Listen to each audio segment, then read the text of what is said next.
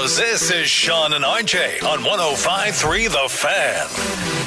Good morning, Metroplex, and we welcome you to Game Day. There's no other place you're going to get the official home of the Dallas Cowboys coverage than right here on 105.3 The Fan, with the pregame, the play-by-play, and the post, and our Cowboys insider there. First, we introduced the program, Sean Sharif, RJ Choppy. We got Peyton and Aiden, as always, live on the Fan Cam, Twitch, and YouTube, and I did see him about Oh, there he is. Oh, jeez. Not again. What's up, guys? Chic, is that a chic look, or what is that, Bobby Bell live in Detroit? No. I was just trying to dry my hair a little bit. I was just trying to enjoy myself. I was wondering why you came on before the show with no hat, and we were seeing the exquisite hairline of one Roberto, but it was only to go ahead and dry the hair. No. Yeah, it was just basically, the hair gets a little wet. I'm trying to let the chest hair breathe a little bit, too, as you can see right here. Yeah. So I've got the robe that they supply in the bathroom, and so I just figured I'd take advantage of some of it. Are you going to take the robe home with you? No, I'm not going to take the robe. I don't think you can take the robe, one. Two, I just wouldn't. In fact, Kristen's going to be horrified to know that I put this on. She's going to be telling me there's all sorts of, disgusting diseases or who knows who's done what onto this thing, or maybe used it to wipe things up. You never know. You are not laying out on a fancy lounge-type couch like you had in Vegas. I'm imagining that Detroit, Michigan may be a little bit of a downgrade. Yeah, look, I mean, you've seen Detroit. You went up to 8 Mile, and so you understand the way this place looks. It looks like you would expect it to, and that is just dilapidated and sad. And so I can't wait to get out of here. I feel like I've caught several different illnesses or diseases or who knows what just from the airborne stuff that floats around here. But Detroit is a major letdown so far. It's the first city I've heard Zero, the old producer that we had, Zach Rowe, it's the first city I've heard him criticize as just not liking it. Is it by far the worst? Is it just the downtown thing? Is it the weather? I saw Ivan. He sent me a video of 15, 20 degrees. Jane Slater was saying, thank goodness this is an indoor game. What is it about the city?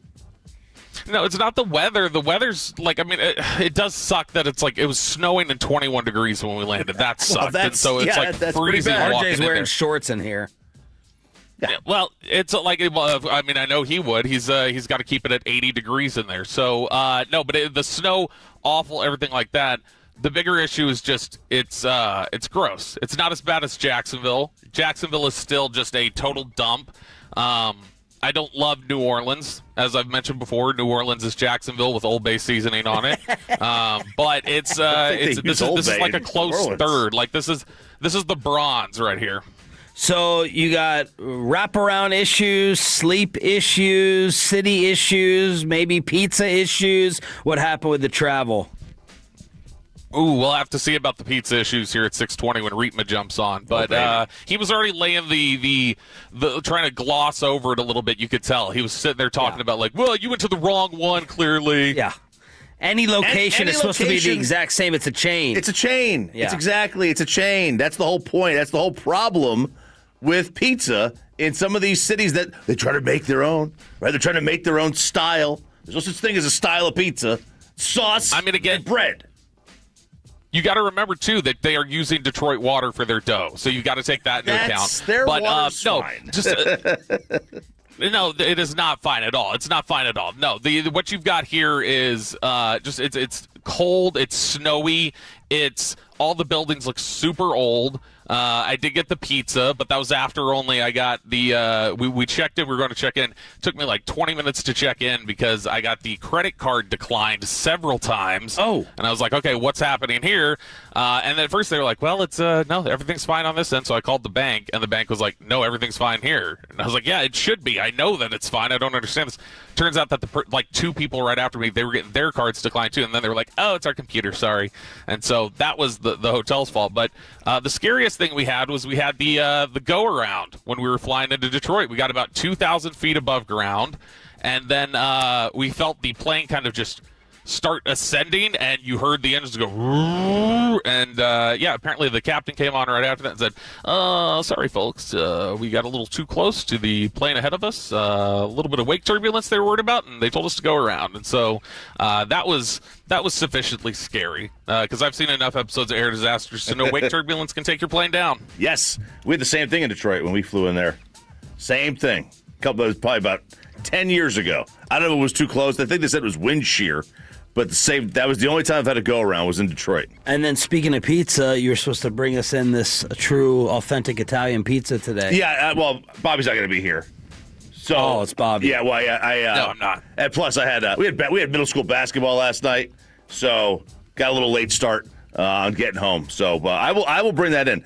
My problem is that how are we gonna heat it up here? There's no oven. We need an oven. Well, the oven's not. That's not going to happen. That's not going to work. No, we're gonna need You to can bring an in air fryer. Yes, that's what I've done it before. We're gonna Hayden need to did bring it for in his an air fryer. hot dog experiment. Yes. That's what we'll do. Air fryer in here. You don't just have to do the air fryer, though. You can do it like if you just do a paper towel over a piece of pizza in the microwave. That's usually a pretty good way to crisp it up. But you just said middle school basketball?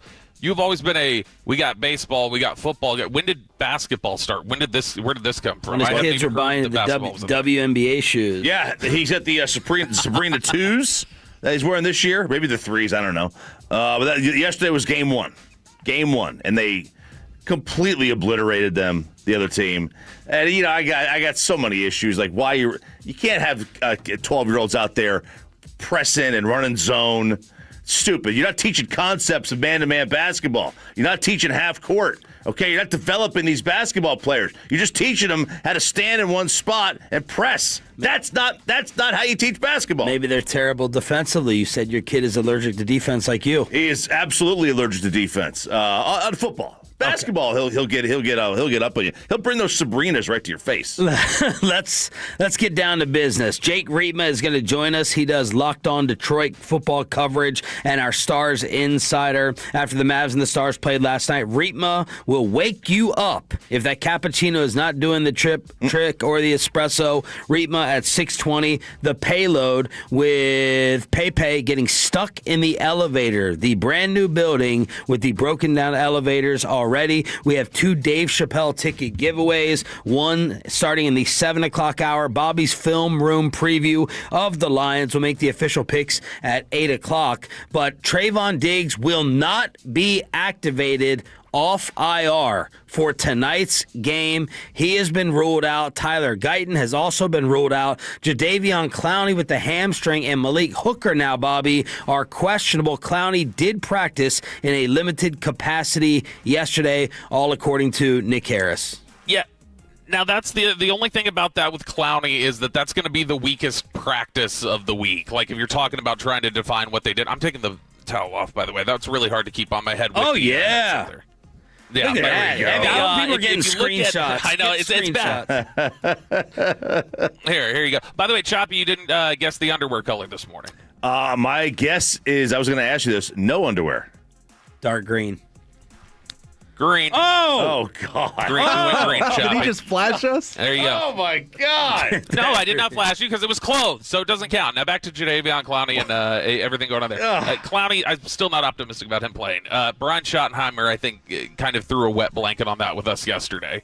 I still would be surprised because, now again, he's right. He is a veteran. Veterans know how to prepare their bodies. Veterans know how to get ready for games. And so because of that, he may have a better understanding of, I think I'm going to be ready to go by game time. And so they're going to give him that leeway to be able to explore that. The Diggs one is interesting because Diggs was limited all week. There wasn't a single day that he was just a flat DNP, and Jerry last week was saying Diggs will be back next week against Detroit, and they were talking as if he was going to be back, and then that started to move a little bit more and more, and it just makes me wonder, okay, was there anything that showed he wasn't ready, or did some of this was it some more culture issues that were just like, you know what, let's just wait a little bit on you? Yeah, I have an optimistic Diggs reaction and a conspiracy Diggs reaction. Which one would you like first, Choppy? Diggs. Reaction. Conspiracy. Give me the conspiracy, please. The topic was Diggs. The question was, do you want my conspiracy on Diggs or my optimism on Diggs? I thought you said the reaction. I thought you said the reaction on Diggs. The conspiracy is... okay, maybe it's not a certainty. He definitely comes back and plays this year. I don't really believe that. I'm just throwing that out there as a conspiracy because they wouldn't have done this amount of build-up towards he's close, he can still play, only for him not to play all the remaining weeks that they have left in the year. And then we talked about his comments that seemed to suggest, hey, this isn't the same old substitute teacher. You can't come in here as a new sub and not let us just watch movies all day and not let us go ahead and take an hour-long bathroom break and go ahead and goof around in the classroom and chew gum if they're not allowed to still do that in classes today. So maybe there's something to that's my conspiracy. My optimistic viewpoint is maybe Trayvon was this banged up. Maybe Diggs' game is not so awful and he's not so completely washed and he doesn't have to get out of here because he was so banged up that not only was the IR stint not long enough, now he needs an extra week. So that's what I'm trying to lean towards in terms of being optimistic about Trayvon not playing this game. But Jerry kind of hinted at it on Tuesday, and right after the interview and our reaction, I said to you, Bobby, that didn't sound totally like Diggs was coming back. I could not have less for a player at this point. I don't care. He could play, he can't play. I don't care. If I never hear a story about him again, a topic about him again, I don't care. I agree. Do what you want to do. Play, don't play, stop making noise. I mean, he's somebody who is so good at reading the ball. He is somebody still who's so good at seeing route concepts and attacking them. And I would be interested in seeing him with the new pass rush. Like, once you've got I don't want to just totally say, put him on the shelf. With the way they rush the passer now, I would like to see him be able to jump some of this. Yeah, I want to see him play because I feel like he can help. It's not like we have this lockdown secondary all of a sudden to where he can be completely discarded for the rest of the season. But maybe he was just so banged up and limited with the knee issues that he needs another week. Now, RJ Choppy with two different reactions towards him on social media yesterday. One we will get to at 7:40 with Denton and the University of North Texas, the Mean Green fans, or the Lean Green as RJ calls them. I have an offer for RJ Choppy, by the way. Nick Harris heard your stuff. He said, tell Choppy I will bet him whatever he wants that UNT covers the spread in their playoff game, and I'll even spot him 2 points on the spread. Whoa! I will do that against anybody but Ole Miss. Okay. All right, we'll let Nick know, but Nick wanted me to communicate that. The other reaction to Choppy was some credit and praise for your Cowboys-Chiefs ratings prediction. Oh, well, look, we said highest rated non-Super Bowl, or most watched non-Super Bowl. Highest regular season game. Yeah, and $50 million. And that, you did say it would beat playoff games. Yeah, I thought it would beat any playoff game. We would get to $50 million. So that's improvement. Well, I was wrong about the $50 million. It got to $57 million. Woo! $57 million. Beat the previous record by 15 million people. Isn't that insane? It's a nuts number. And that previous high was Giants-Cowboys Thanksgiving 2022. Yeah, and now the most watched non-Super Bowl ever was 57.3 million. Bills-Chiefs playoff game. Right? That was the playoff game from a couple of years ago. So it got more than 50. What an absolute monopoly on American culture and existence that this NFL thing is. Yep. Unbelievable. 57 million. Someone get this over to Jim Nantz, who's too smug and important to answer basic NFL general questions on our show. And I'll never forget Nantz sitting there on his little pregame set saying, hey, what about the Cowboys, America's team? What about these Steelers? What about these Bills? What about these Lions? Throwing out all these other teams. These are the group of America's team. Shut up, Jim Nantz, and to anyone else in sports talk. I don't care whether you're on the radio, outside of DFW, because everyone here already knows the truth. If you're in sports talk and you're on the Odyssey app or you're in sports television, shut the topic down. Game over. See you later. Right. Stop. It is the Chiefs. With your yeah, you're right. Stop with your next America's team. Stop it. Yeah, the America's team thing has been such an irritant for me because, again, it's like it's not anything of like, oh, this is a title somebody has. That is literally an NFL Films nickname that was given to this organization. Like that's their nickname. You can't just take that away. It's like saying, well, who's the new Steel Curtain? Is it the Ravens? It's like, well, no, that doesn't work like that. That's not their nickname. But look, I think you're seeing right now that Dallas is a draw. Like, they've always been a draw, but Dallas is starting to become more of a draw again with a lot of their personalities. How many Chiefs fans did you see try to swoop in and take credit? Yeah. I mean, look, they're going to account for a large portion of it because, yeah. And it's not even Chief fans. Let's be fair. It's not Chiefs fans. It's the casual observer who likes Patrick Mahomes. Dude, I was stunned at how many Chiefs fans were there at AT&T on Thanksgiving when they were doing the anthem. And they did, and the home of the, and they did the Chiefs, and it rained down in that stadium. I was like, uh-oh, this is a problem today. Dallas Cowboys lighting it up in the ratings game to record levels. Oh, it's all coming. It's just hot. Dude, your belly button, I've never seen a belly button that bad. I think it needs a lifeguard. Please, please, fan cam, Twitch, YouTube. Aiden, you better be screenshotting some of these, video recording, whatever it takes. Get the memes and the GIFs produced out there, Texas William and everybody else, as Bobby is just letting it all go live on the fan cam. What are the fan cam numbers? Well, what are the Twitch? What are the YouTube numbers? 322. They have gone down because of me. 322. No, that is a higher number by about 40 plus than usual to start the show. Who knows what else Bobby is going to give us or what else he's going to give us. I'm sure it will be small. Jake Reitma in studio to wake you up. A Lions preview and how much trouble the Stars in with Sagan gone for the year. The Human Espresso. Jake Reitman next. After Pepper Lady. Wasn't it Cinnamon Sisters? Basil Babes. Saffron Squad? Nutmeg Maidens? Pre-curb? No. Nutmeg Maidens. I just said that. Was it Spice Girls? Doesn't sound right. Was it Saffron Squad?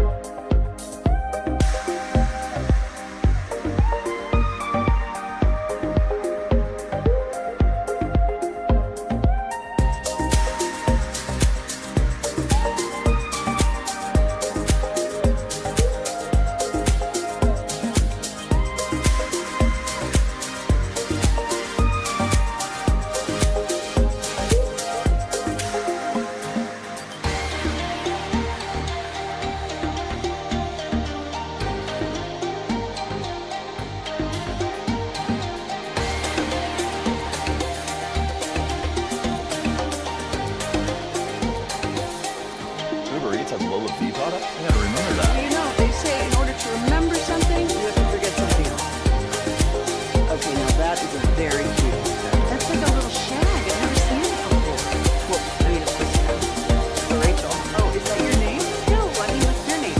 No, I'm Jack. My name's Jack. Right, but I just mean like this is your haircut. But that's hair on your head. I'm not saying this is your hair. Okay, freaking me out a little bit.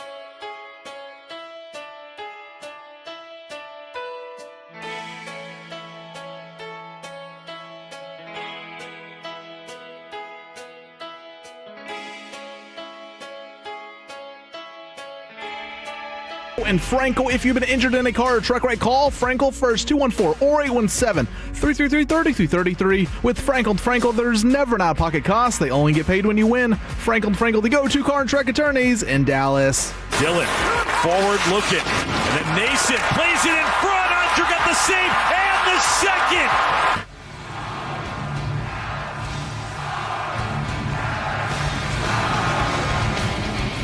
Another win for your Dallas Stars. It was crisp. It was impressive. All the big dogs were doing their thing. Again, it's a 3-0 win against the Devils in Jersey. Good morning, Metroplex. We are action-packed and loaded. Basically every single segment of the show. Do not go anywhere. The payload is 640. A Dave Chappelle ticket giveaway in the 7 o'clock hour. Sean Sharif, RJ Choppy here in Dallas. And we have Bobby Belt in Detroit along with our Stars insider. Now joining us, Jake Riedma also. He does Detroit Locked On podcast. Let's talk hockey. As a Lions insider, let's start with the Stars last night. Boy, you talk about a good spot to be in. Minus the injuries, we'll get to that in a second. But take a 6-game sample size, 12 possible points, 4 different time zones. The Stars picked up 11 of the 12 possible points. A 3-0 win on the second night of a back-to-back. If you guys know me, I hate when pro athletes say, oh, it's the second night of the back-to-back, and that's a talking point.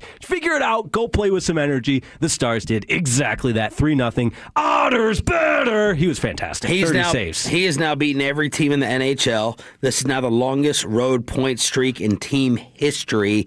8-0-4 in those 12 games. And Miro had a goal and an assist. Robo does it again. Yeah, I was just going to say, Robo, that's a hill I died on. I died on that hill last year and said, that's a max contract player. He's proven it this year. 17 goals. Without question, the hottest scorer in the league. What's different for him? Because there were periods over the past couple of years where, like, he's disappeared. Where is he? Yeah. Is he overrated? Should they keep him? No, I think he has such a distinct personality, and not that he's a roller coaster player, but I think when he gets hot, it's like a shooter in basketball. Sometimes the goal, when you're shooting hoops, you can't miss. It looks this big, and then other times you're trying to throw BBs at the goal. I think there's an element of that, but I also think making the U.S. team means a lot to Robo, and he was kind of on the fringe. If he's not on this Olympic team, it's a total disservice to the United States. How is this team that much different from the one that got eliminated last year? Questions about physicality.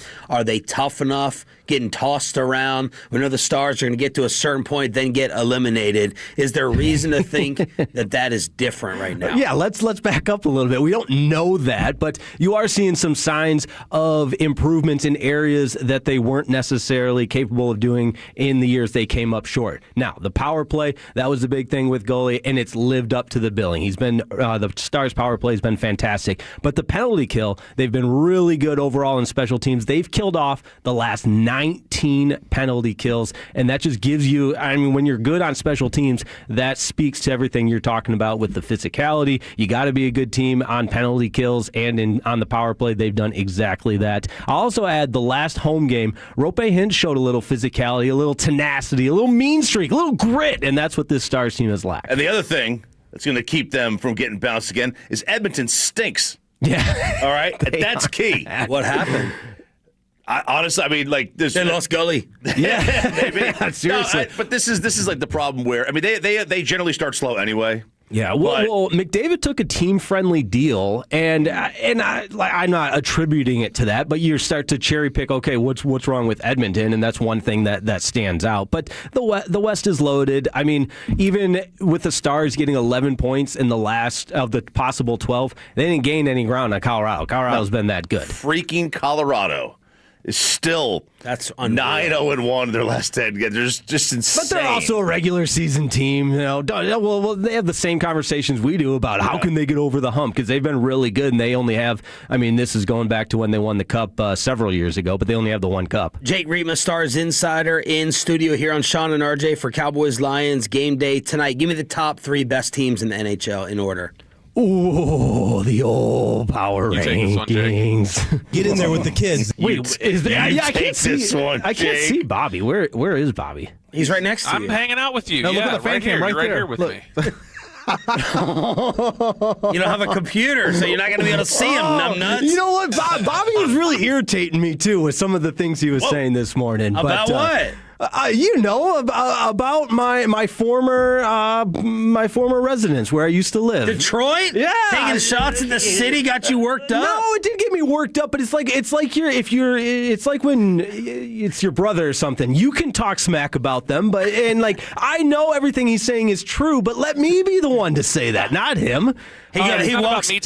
It's not about me taking shots at Detroit. It's about Detroit taking shots at me. Literally, the residents of here firing off their nines. He walks in the commercial break. He's like, he didn't go any of the nice places I told him. I was like, well, he landed at night in 20-degree snow. I don't think he was going to make it down to the Riverwalk. Yeah, that's a great time to go on the leave the Riverwalk. state to go to the nice places. Yeah. Where do you want to go? Canada? No, up north. Come on, you can back me up. Up north is nice. Yes, drive 3 hours north. Top 3 best, Jake. Yeah, Colorado. And look, I got to put the Stars in there. I think that they've easily earned that. And then, I think Washington. I'm sorry. I think Carolina. Yeah, Carolina, based on what they're capable of and the talent that they have. One of those teams, if you're going to look at them on paper, they bring a lot to the table there. All right, Locked On Lions podcast. Jake Rietma here on 105.3 The Fan with Bobby in Detroit. How are you viewing this game, and how are you viewing the Lions season?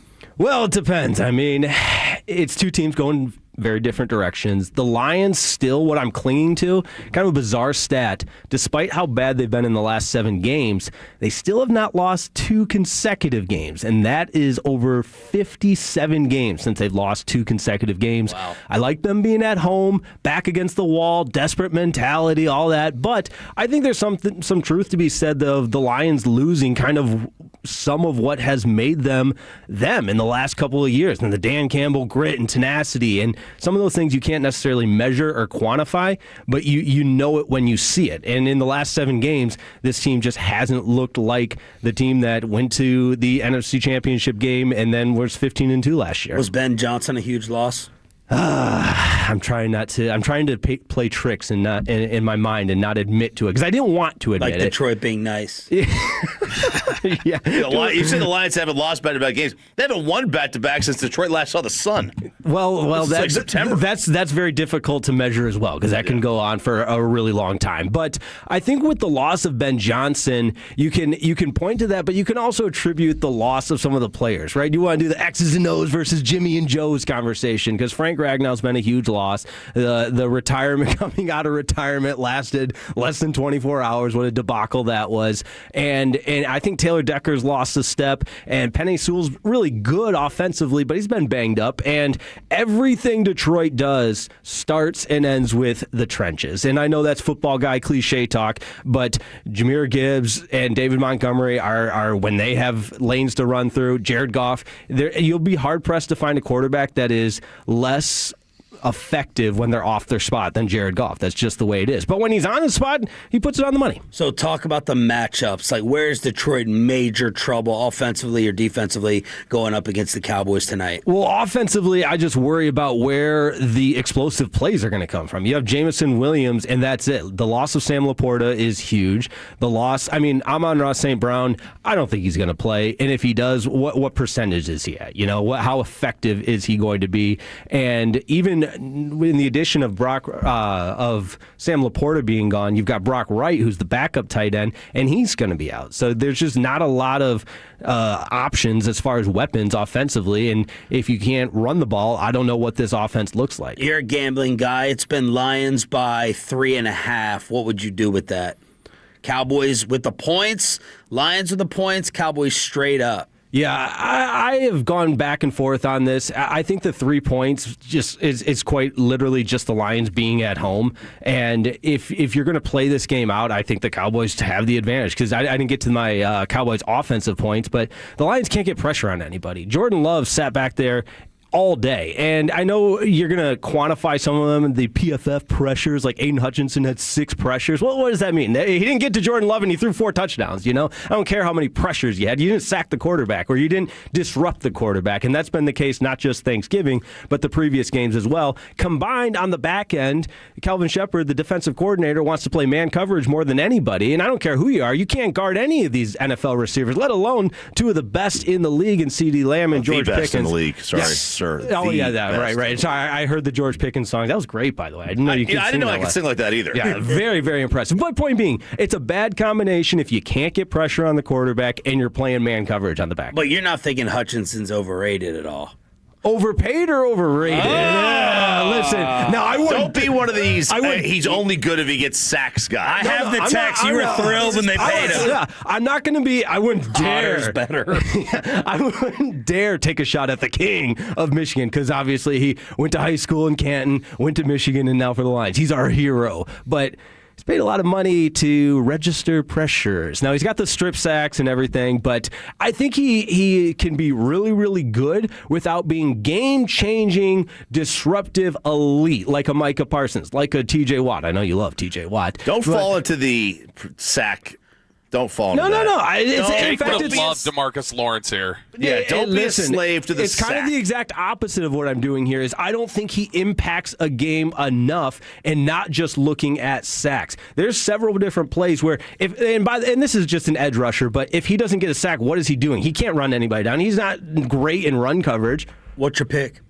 I got the Cowboys to win outright. Bobby Belt and the Dave Portnoy Pizza Review. Oh, this is what I've been waiting for. Off Jake Rietma's suggestion. Jake in studio. So here's Buddy's Pizza. Oh, Jake's obscuring it. All right, here's Buddy's Pizza right here, okay? And I decided the way that I would tell you if the pizza was good or not, we'd have a slow reveal of was there pizza left in the box or did I eat it? Is there 4 slices? It's 4 slices. It's like a little personal one, basically. Yeah. So we got the reveal here, Jake. Oh, it's empty. Wow, it's empty. It's empty. It was very good. It was very, very good. The crust is like he's so happy. The flavor in the crust is really, really great.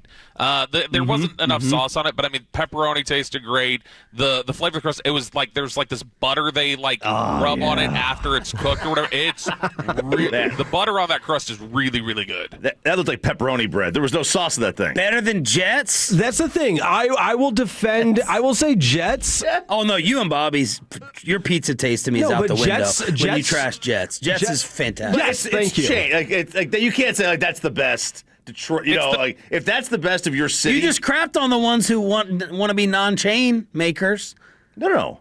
Well, in the opening segment, everyone wants to go and do their own thing. Everyone wants to go and do their own pizza. Oh no! But I was saying like with this one, it's like the chain. The chain is like I don't care if it's a chain. I think it's really good. Yeah, I was surprised with the lack of sauce on top of Bobby's Buddy Pizza. When I saw the picture, Bobby's Buddy's Pizza, yeah. I was surprised because normally it does have more sauce like that because that's a Detroit style thing with the sauce on the top. But Jets, if you want a safety blanket like a Sam Laporta, go to Jets. They'll never disappoint you. Well. You're not going to get it delivered. Hey, no free shout-outs. Yeah, that's a good point. That's a good point. So there it is. Bobby signing off in the Jake Rietma food My guy, review. Bobby, I forgive you. Thank you, Jacob. Give us the Fan University tease as well. Oh, yeah. It's conference championship weekend. Lots of good games. Obviously, you got Texas Tech, BYU, all kinds of good stuff. Tarleton State as well. Don't sleep on the FCS playoffs. Jake Rietma, our Stars Insider, Locked On Lions, previewing tonight right here on 105.3 The Fan. What is on the top of your list when it comes to Spotify Wraps and Pay stuck in our brand new elevator? The Payload on a Thursday after this. And this is Franklin.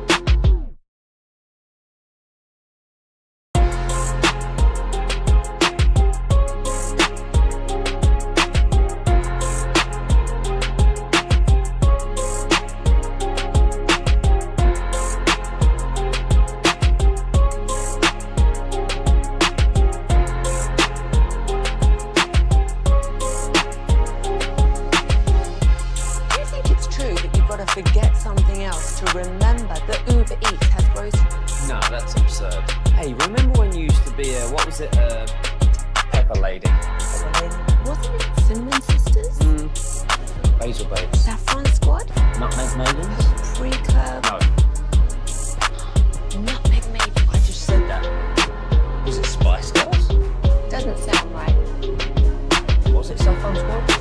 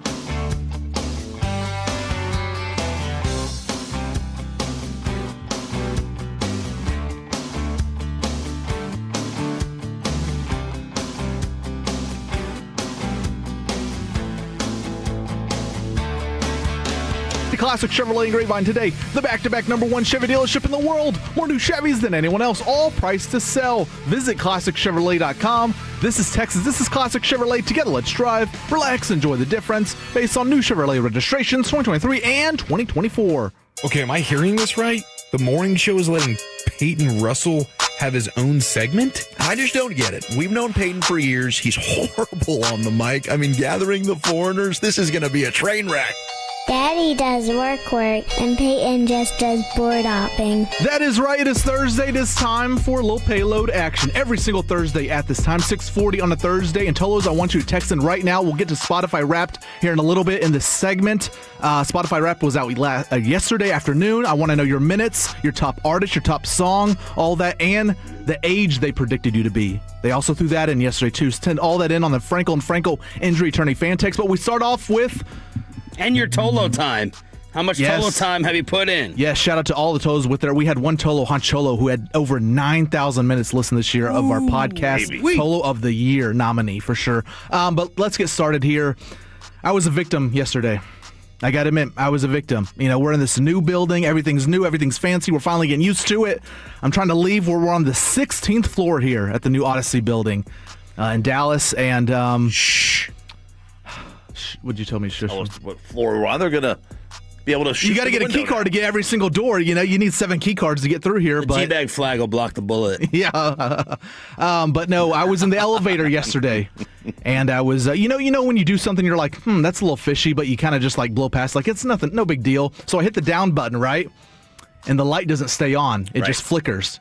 But and then 2 minutes later, the doors opens. I'm thinking, okay, whatever. I'm just trying to get out of here. It's 10:15, 10:30, whatever. I'm trying to leave.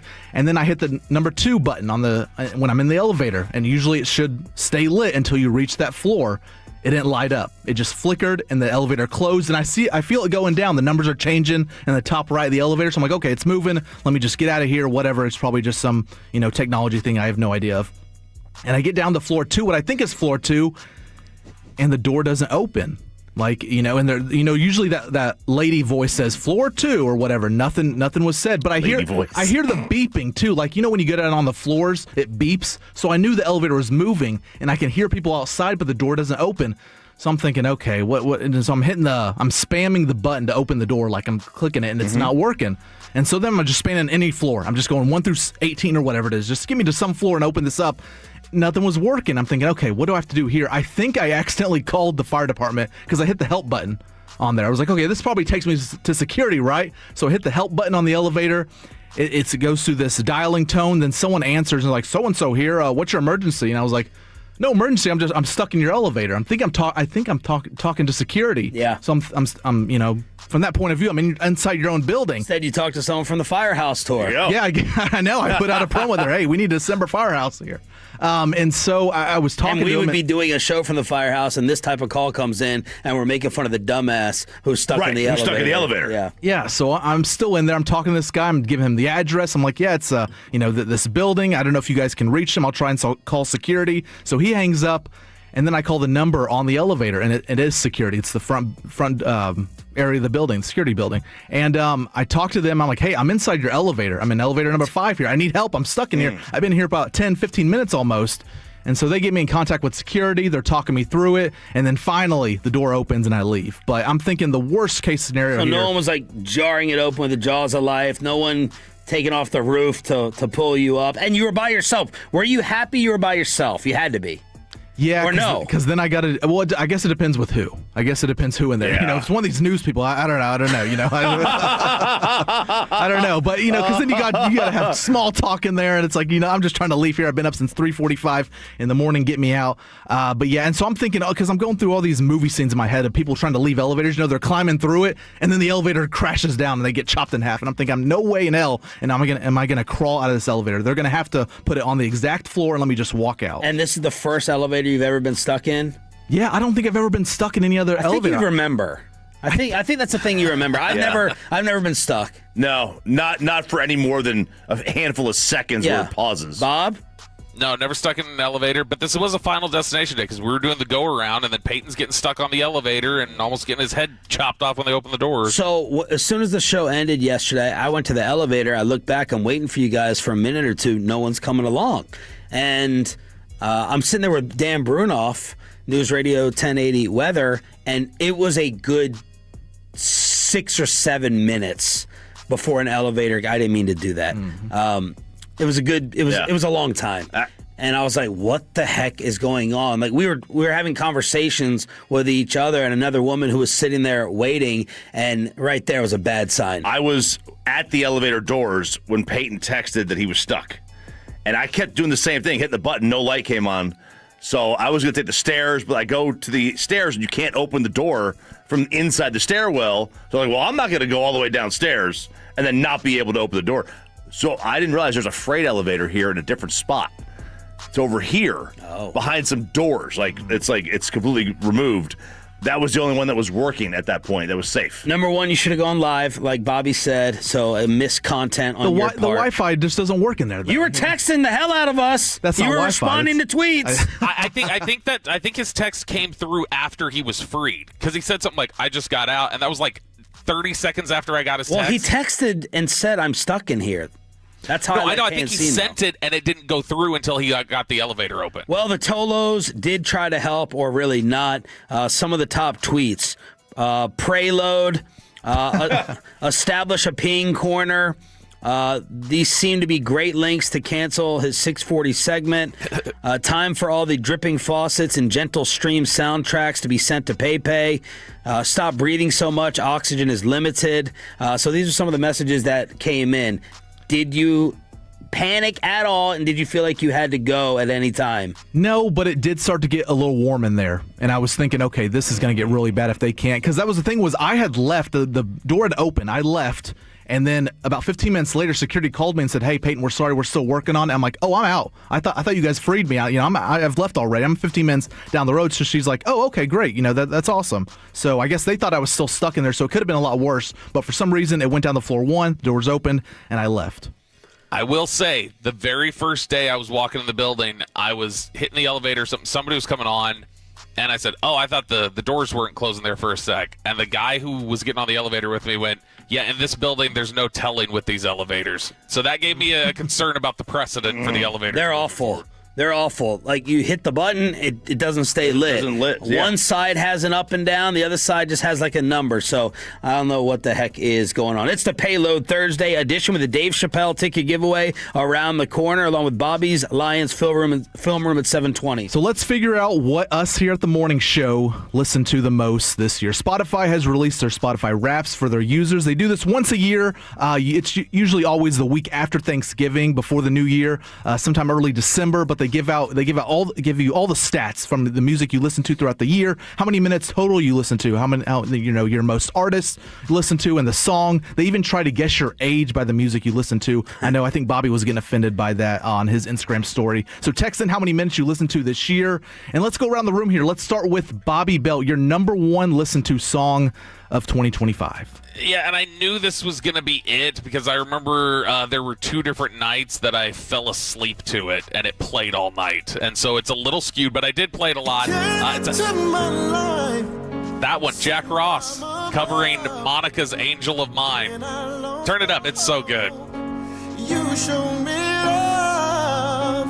I'm checking for you, girl. You're right on time. That's a new song? No, that's what I'm saying. It's a cover. It's within the last 2 years this guy covered it. Yeah. He's an R&B singer, but I found that cover this year and I played the hell out of it. It's a good song. I don't know any of the words as usual, but I know the next part of the song when they start whatever into the chorus. Into the chorus. That's really, really good. Little Boys the Men vibe right there. It appears I'm an old man. Yeah, this exposed a lot of things yesterday. Yeah. Now to be fair, my dad passed away on New Year's Eve, so I was going through a lot of his songs to get ready for the montages. Okay. Which would explain some of my age. Yeah. Because that put me at the age of 69. Dang! Nice. But my top 5 artists were Drake, 21 Savage, Morgan Wallen, Gunna, and Lil Baby. A lot of people had Drake number 1. I think Pepe did as well. Yep. Yeah, I mean, I thought Drake was finished. He's on every collab. That's the thing. He's on every. You can't listen to a single song that he's not collabing on somewhere. But my number 1 song, I guess I'm a little surprised by this because I thought it was gonna be something else. Actually, it was a Bob Dylan song. When your rooster crows at the break of dawn. Love it. Great song. Look out your window and I'll be gone. You're the reason I'm a-traveling on. But don't think twice, it's all Go right. listen to the Chalamet one.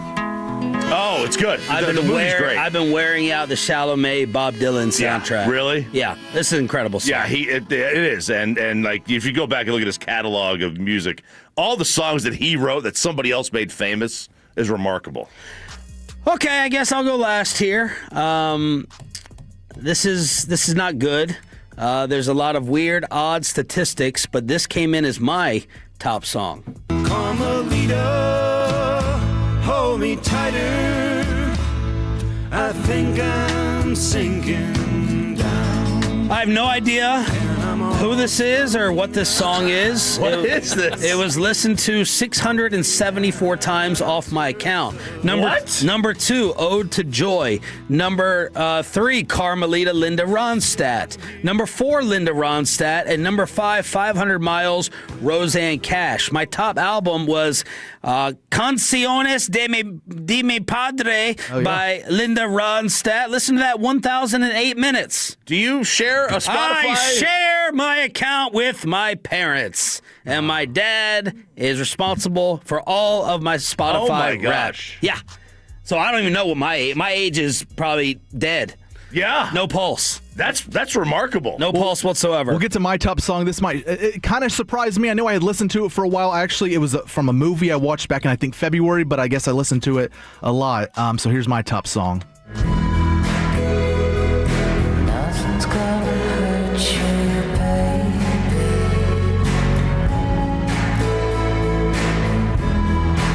I know the song, but it's gotten popular, I think, off of TikTok. But yeah, it's just the morning drive-in. You know, it's dark. It's great vibes for late night drive or early morning drive. I don't know. I don't need rap songs or anything in the morning. You know, my eyes are barely open. But yeah, so this is a Nothing's Gonna Hurt You, Baby by I think Cigarettes After Sex. Don't you need to wake up? Like that's why I play After rap. Sex? Sex. Cigarettes After Sex. Yeah, I think that's the band. By the way, Bad Bunny, President Trump, topped the global artist chart for the 4th time this decade with 19.8 billion streams, followed by Tay Tay as the leading female artist with Lady Gaga and Bruno Mars, Die With a Smile, becoming this year's most played song at 1.7 billion. Mike Tomlin to Penn State? And how did the state of Texas do on signing day? The college football kegger with a Chappelle giveaway and Bobby's Lions film room next.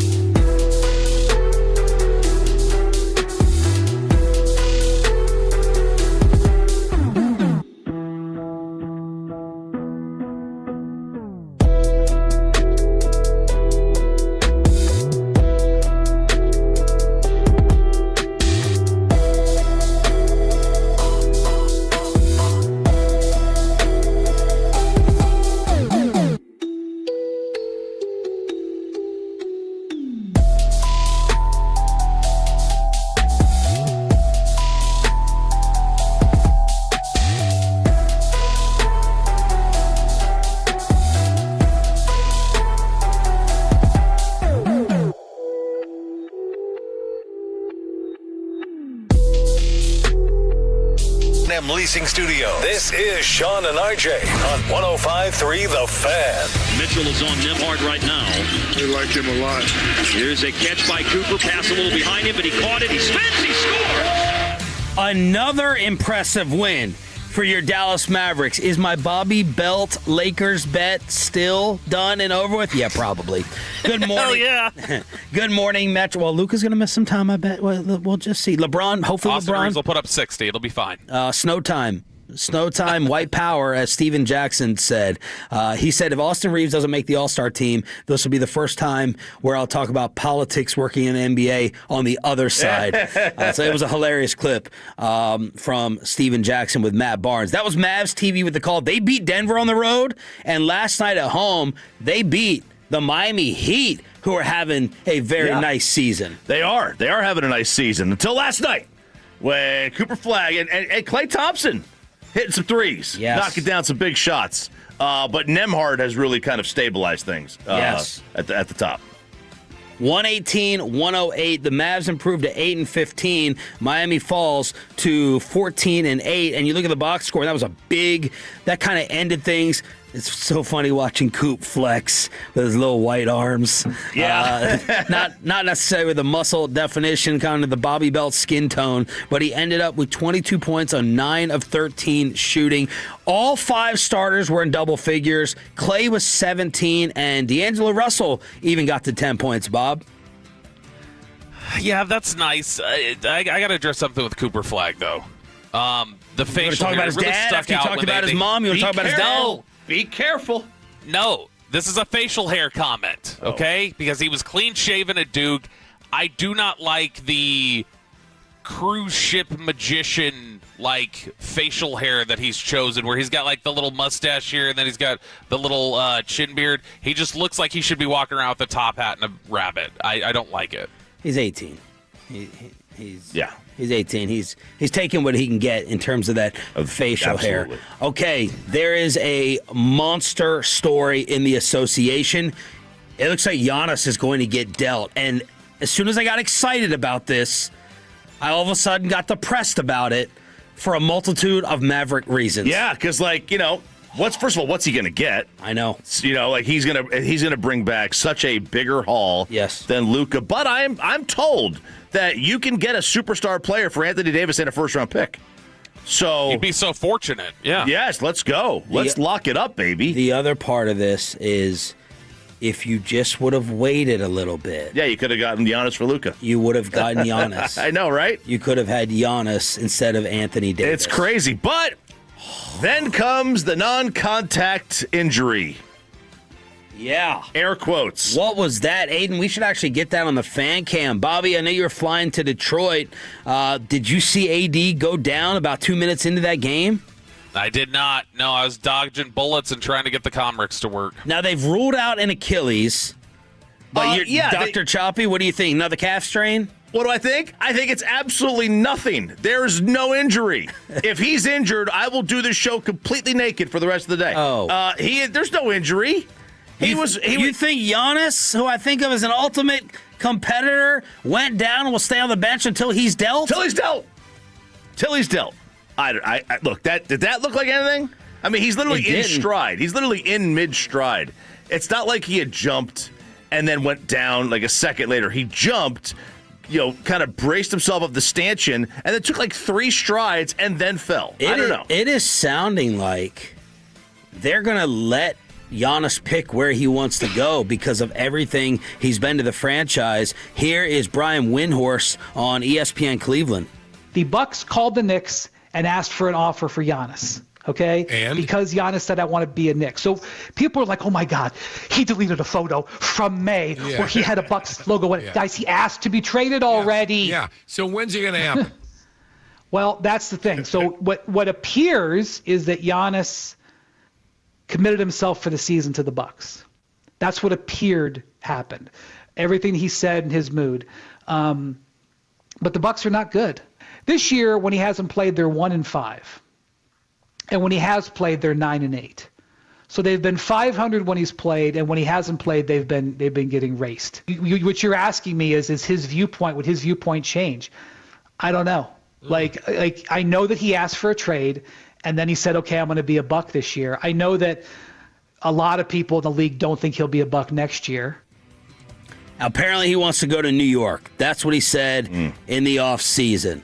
Are they going to take back Karl Anthony Towns or Mikal Bridges? I tried to throw this into the ESPN trade machine, and it was not fun. I thought it was an exact match. We were good to go. Anthony Davis for Giannis. Does it work? Why would they do that? They would not do that. It said the Mavericks use the non-taxpayer mid-level exception for non-taxpayer biannual blah blah blah to sign a free agent. Therefore, their owed tax cannot exceed $6 million at any time during the year. Cut $160 million from the Mavericks' incoming trade value to make this trade successful. This is when they had the exact same $54,126,000 at $450 salary, Bobby. Yeah, the concerning thing that sucks because obviously Anthony Davis is generally deserving of a generational superstar in return. But the bigger thing here is that I'm terrified of the Spurs possibility, especially when I saw one of the reported deals that it might center around wouldn't even involve Dylan Harper.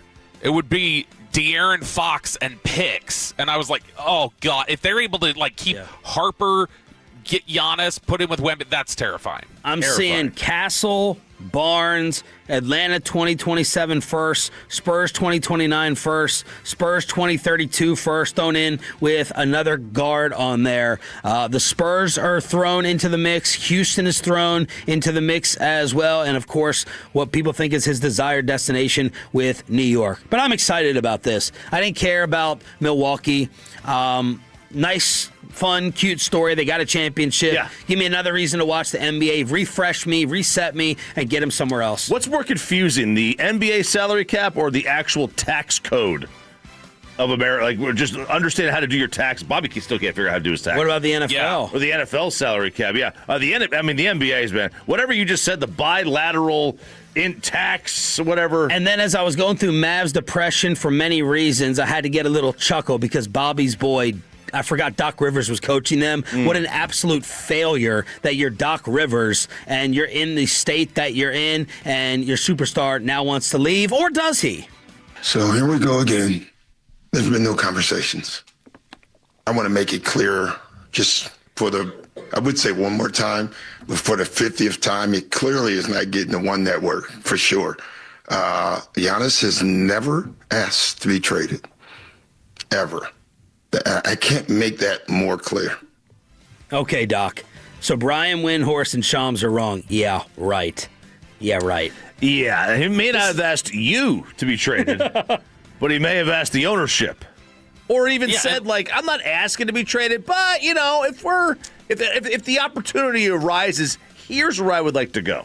Yeah, and Shams reported during the summer that, they had that exclusive negotiating window with the Knicks because Giannis wanted out. Yeah. But this is fully in line with Doc Rivers, which still to this day, it's my favorite quote in basketball other than fortune favors the bold and hopefully you can see the vision and stop eating so many damn carbs, all those Nico quotes. My favorite quote was Doc Rivers when he got hired. They're going gosh, this is basically hell taking over Damian Lillard and Giannis.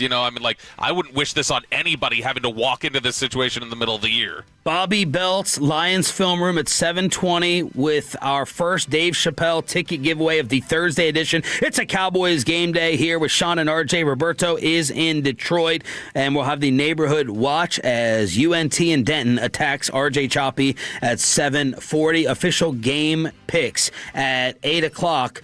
Signing day and an absolute disaster at Penn. Is Penn State crumbling? Crumbling. I like what you did there. Okay, so what is that story? I'll tell you what that story is. Crumble Cookie. The big cookie money is in Provo, Utah. Okay, that's big cookie money. They're obsessed with this coach. Yes, Kalani Sitake. Sure. Is the coach at BYU. Well, he was a hot name for Penn State. Penn State still does not have a coach. Penn State has been rebuffed by everybody, right? Everybody wanted, Penn State's wanted every coach. Well, they've basically been told no by about half a dozen to a dozen coaches at this point. And Crumble Cookie came in and said, oh, hey, We know our coach is basically 50-50 on whether to stay at BYU or go to Penn State. We're going to kind of throw in some big cookie money to the pot, and we're going to keep him here. BYU has done a tremendous job. Of all the schools that have done a great job with NIL, BYU is at like the top of the list. I mean, they got the top prospect in basketball. They've got a really good recruiting class coming in Think football. about this. BYU chosen over Penn State. Over Penn State.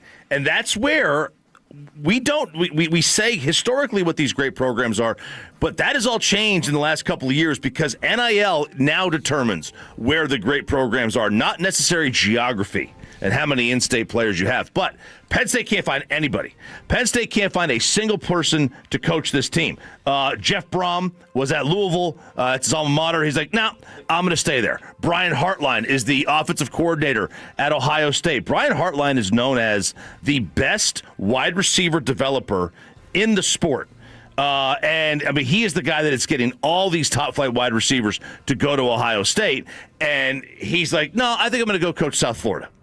So they can't get anybody to coach this team. And then James Franklin, at his signing day at Virginia Tech, crumble cookies for everybody. No. Yes. On the tables? On the table. Crumble cookies for everybody. How bad is it for Penn State? Well, I'm glad you asked. Yesterday was signing day. Most teams that are really good, top-tier teams get 20, 25, 30 commits. They got 2. They are 150th. They are behind South Dakota State, McNeese, and West Georgia. Georgia is a north-south state. There isn't even a west in Georgia. How do you have a west in a north-south state? You can't have that. There's not even a western part of Georgia. It's either north or south. It's like having a North Tennessee. Anything locally happening, signing day headlines? Yeah, so Texas was started the day at number 2. They kind of dropped a little bit. They dropped down to 8th, according to 24/7's composite rankings. USC won, Oregon, Notre Dame, Alabama, Georgia, Ohio State, Tennessee, Texas, Texas A&M, and then Miami. Oklahoma comes in at number 15. Maybe we killed off Bill Belichick too quick. Oh. 17th. Not bad. The reports out of Carolina are they are behind him for at least one more year. They had a good day. That was why Texas dropped in part. Belichick flipped the 4-star defensive lineman Vodney Cleveland yesterday. Yep. Texas Tech at 19. BYU, like I said, they're at 20. SMU had one of their best recruiting days they've ever had. 24th. Good job on them. Your Vandy, 31st. They got the number 1 quarterback. Woo! I got some going to eat. They flipped him from Georgia. Let's see, Houston 37, TCU 38. Trying to see where Baylor is, but that's Baylor's at 80. 80 for Baylor. What about North Texas? Well, let's see. Bobby, 141. Oh. Ahead of Penn State. Ahead of Penn State. Ahead of Army. Bobby, your take on Penn State and anything else in the kegger?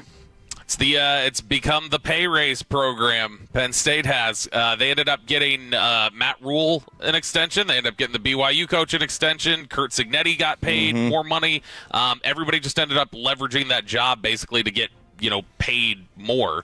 I will say that it's bad. It's 150th. You get 2 commits. That's really bad. I do think that this is the reality of the portal.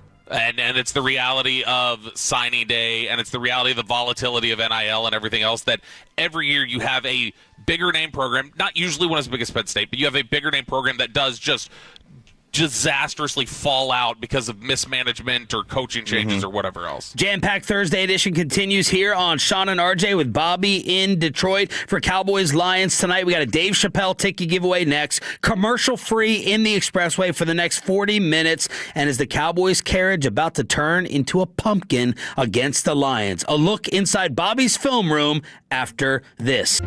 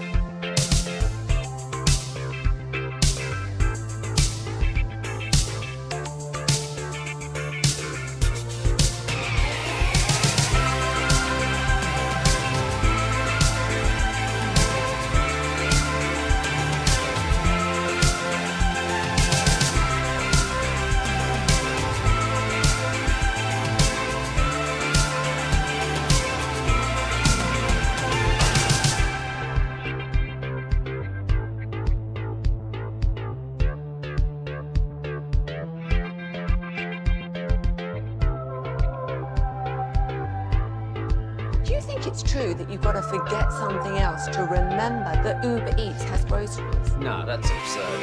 Hey, remember when you used to be what was it, Pepper Lady? Pepper Lady? Was it Cinnamon Sisters? Basil Brothers. Saffron Squad? Nutmeg Maidens? Pre-curd? No. Nutmeg Maidens? I just said that. Was it Spice Girls? Doesn't sound right. Was it Saffron Squad?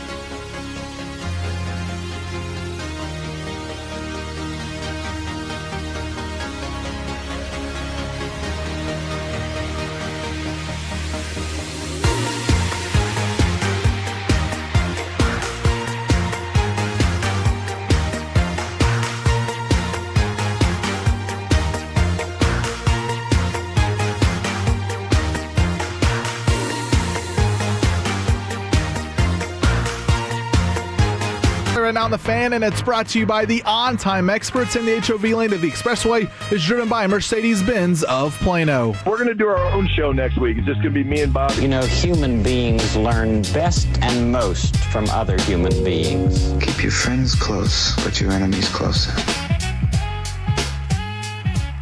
Well, I know you guys were concerned. I did make it back onto the plane. So Shoddy, as you just heard there, we're going to do our own show. Nothing to worry about. I did make it onto the plane. He wasn't. He didn't hold a grudge against me. He understood what I was trying to do. Make sure that the guys didn't feel themselves a little bit too much, because this is a good football team that they're going to go against. It is not a great football team. It is not the same team that we've seen the last few years from the Lions. It's one that has been disappointing. But just in a vacuum, if you take away expectations and you just look at who the Detroit Lions are, they're still a good football team, and they are still a team that you absolutely have to concern yourself with, and they're a team that you absolutely will need to come ready to play tonight at Ford Field. So would you like to start this one here with the offensive or defensive side of the ball? I want to know about the Lions defense. Okay, let's go to the Lions' defensive side. They play more base package than just about anybody in the NFL, and the reason why they do that is because how good their linebackers are and how good Brian Branch is. So Brian Branch has so much flexibility when he's not getting thrown out of football games. Brian Branch has so much flexibility to be able to play safety, be able to play the nickel. He is so good. If you were going to tell me there's one guy I can take off of that defense and put on the Cowboys, it'd probably be Brian Branch. I absolutely love him as a player. And he's somebody who, when we've talked about before the Darren Woodson line or the Nate Newton line about Darren Woodson, about he was our packages. Like, we didn't have packages. We had Darren Woodson. The Lions, in a lot of respects, the reason why they're able to stay in base is because they have really talented linebackers, and because Brian Branch can kind of be the everyman card. He can do just about anything that they want him to do.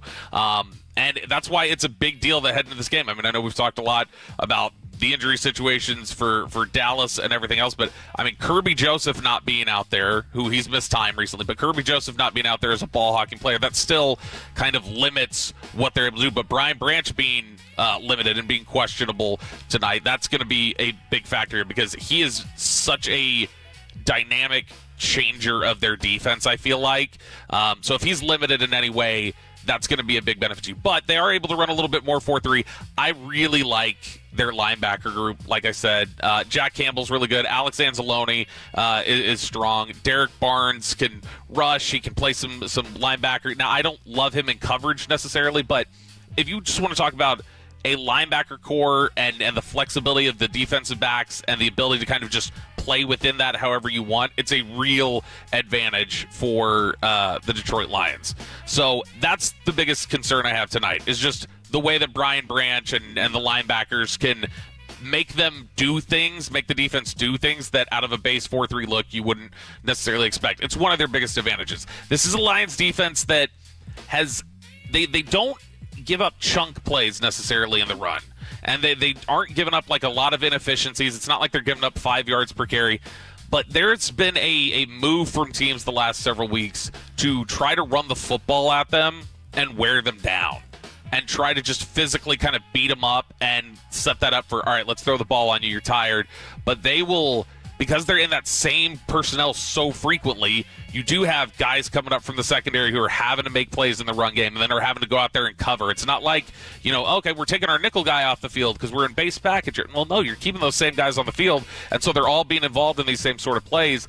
And because of that, they have a tendency to get worn down when teams get really physical with them. And defensively, that's where they've had trouble holding up at times, is when they get worn out and just worked over. Now, we heard about it yesterday from Dave Burkett from the Detroit Free Press about their corner core, because obviously Branch being a safety, he's kind of flexible, can do whatever, but they are a small corner room, a very small corner room. So you've got DJ Reed, who's 5'9", 188. And then you've got Amik Robertson, who I think generously, because I was around Amik Robertson when he was training here in Dallas, coming out in the draft 5 years ago, whatever it was. He is generously listed at 5'8", generously. And so you're talking about a limited Brian Branch potentially, and then 2 5'8" and 5'9" corners having to go against 6'2" and 6'3" George Pickens and CeeDee Lamb. They like to press. They will play, as it's been referenced a bunch. They play more man coverage than anybody else in the NFL. I don't want fans to hear that and get confused, though, and think like, we're going to be looking at man coverage all night. The most man coverage in the NFL is still a team that plays more zone than they play man. Detroit plays man coverage about 44% of the time. So they're still in zone 56% of the time, even as the team in the NFL that plays man the most. And as Tommy Arsh mentioned yesterday. So is that, how much of that is teams afraid of their individual man talent versus this whole too high, you got to drive, the fact that more zone is being played versus man?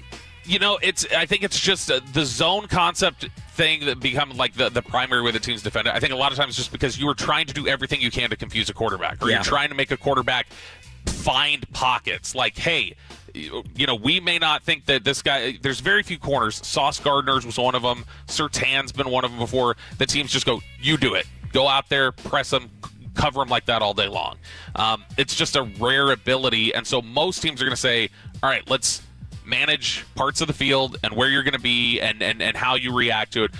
Generally, I think, a lot of these corners who maybe are more physical but don't have the long speed, they'll play a lot of press man, and then you've got safety help over the top to kind of cover you up with that. But, just a true, cover zero, no safety help, man coverage corner, that is such a rarity. But again, some of these concepts also blend because you do get man match, which we've talked about before with Vic Fangio, and it's become more common throughout the NFL of just, all right, it's zone, all right, now it's shifting to man because of this alignment or because this changed or what we're going to do. That's how all the confusion occurred in Dallas's secondary early in the year, was those sort of rules. But it is a defense that I think they're disciplined. I think they're talented. I do not think the sum is as good as its parts. They got a really talented group of players that it just does not add up to a defense that is as good as it should be. Reetma was in here expressing a little Aiden Hutchinson regret over that payment. Is Hutchinson still, Choppy's been a humongous fan, is he a top 5 DN pass rusher? I don't know that I ever had him top 5. He's top 10. He is there. There's very much a DeMarcus Lawrence. I know I made a joke in reference to it when he was in there. There's very much a DeMarcus Lawrence factor to him. Oh, of just he's somebody who isn't he superior as a pass rusher? Yeah, he is. But you got to remember, we had 2 years there with DeMarcus Lawrence where it was 15 sacks and 12 or something. And so DeMarcus Lawrence around the same stage of his career was really disrupting things in the backfield. But Aiden Hutchinson, that's the thing, is that even if he's not getting a sack, he's usually affecting the game in a big way. He's also one of the dirtiest players in the NFL and somebody who I don't have a ton of respect for in that sense in terms of the way that he plays. Who's he going to go up against with Guyton out? Man, so I would, if I was them, if I wanted to just really try to maximize things, I know that Nate Thomas played really well in the last game in pass protection. The run blocking wasn't as good, but he played really well in pass protection for the most part, which is not something that has occurred when he's been asked to step in previously. He really struggled when he had to step in for Terrence Steele a few weeks back. He really struggled when he played the Jets game for Tyler Guyton. So, but I would look to just say, all right, play him on that side, make him go after Nathan Thomas all day, make Nathan Thomas try to block him up, take away some of Javonte Williams, delay him leaking out of the backfield because he's got a chip or do whatever else. I wouldn't be surprised, though, if some of the stuff they did to Max Crosby, if you saw them try to do some similar things, which they threw everything they could at chipping and doing different things like that. The difference here is Max Crosby was the only guy who could rush the passer for the Raiders.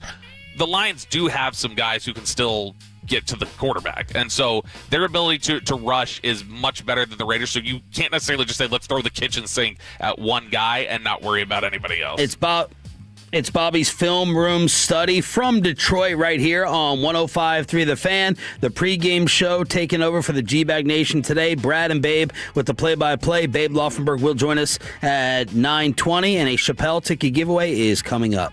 I know this may surprise you. Jahmyr Gibbs is terrifying, and Jahmyr Gibbs is going to be what this game probably comes down to. If Gibbs is able to go out there and have a Gibbs type of performance, particularly if they are needing to use him a little bit more in the passing game, and he is able to hurt you there like he's shown the ability to do throughout his NFL career, if he's out there going for 200 scrimmage yards, Dallas loses because it's just he's so dynamic and such an explosive threat. It could be a situation where you feel like you've really had him under control, and then boom, he pops for a 75-yard. Is he going to run outside the tackles? Is he going to catch balls? Is he going to attack the perimeter versus going right up against Quinnen? Yeah, I wouldn't. Look, they are really vulnerable right now between the tackles. They are not very good. Now, this has been one of the best offensive lines in football, but there's a reason why they generally like to run behind Penei Sewell, who is, as a tackle, I don't want to go too over the top, but I'm like, he's way up there as one of the absolute best run blocking tackles I've ever seen. Like, he is so physically domineering and impressive. That was the guy. If you're telling me everybody's on the board back in 2021 when Micah Parsons came out and they took Micah Parsons, if those three guys that got picked right ahead of them, J.C. Horn, Patrick Surtain, Penei Sewell, if they all three would have been on the board, I think Sewell's a Cowboy. They were so in love with him. I remember somebody with the team telling me, Penei Sewell, we could play him at any of the 5 positions. We could train him at any of the 5 positions, and he would become an all-pro at every single position. Wow. He could be left tackle, right guard, center, whatever you want him to do, he would be an all-pro player at it.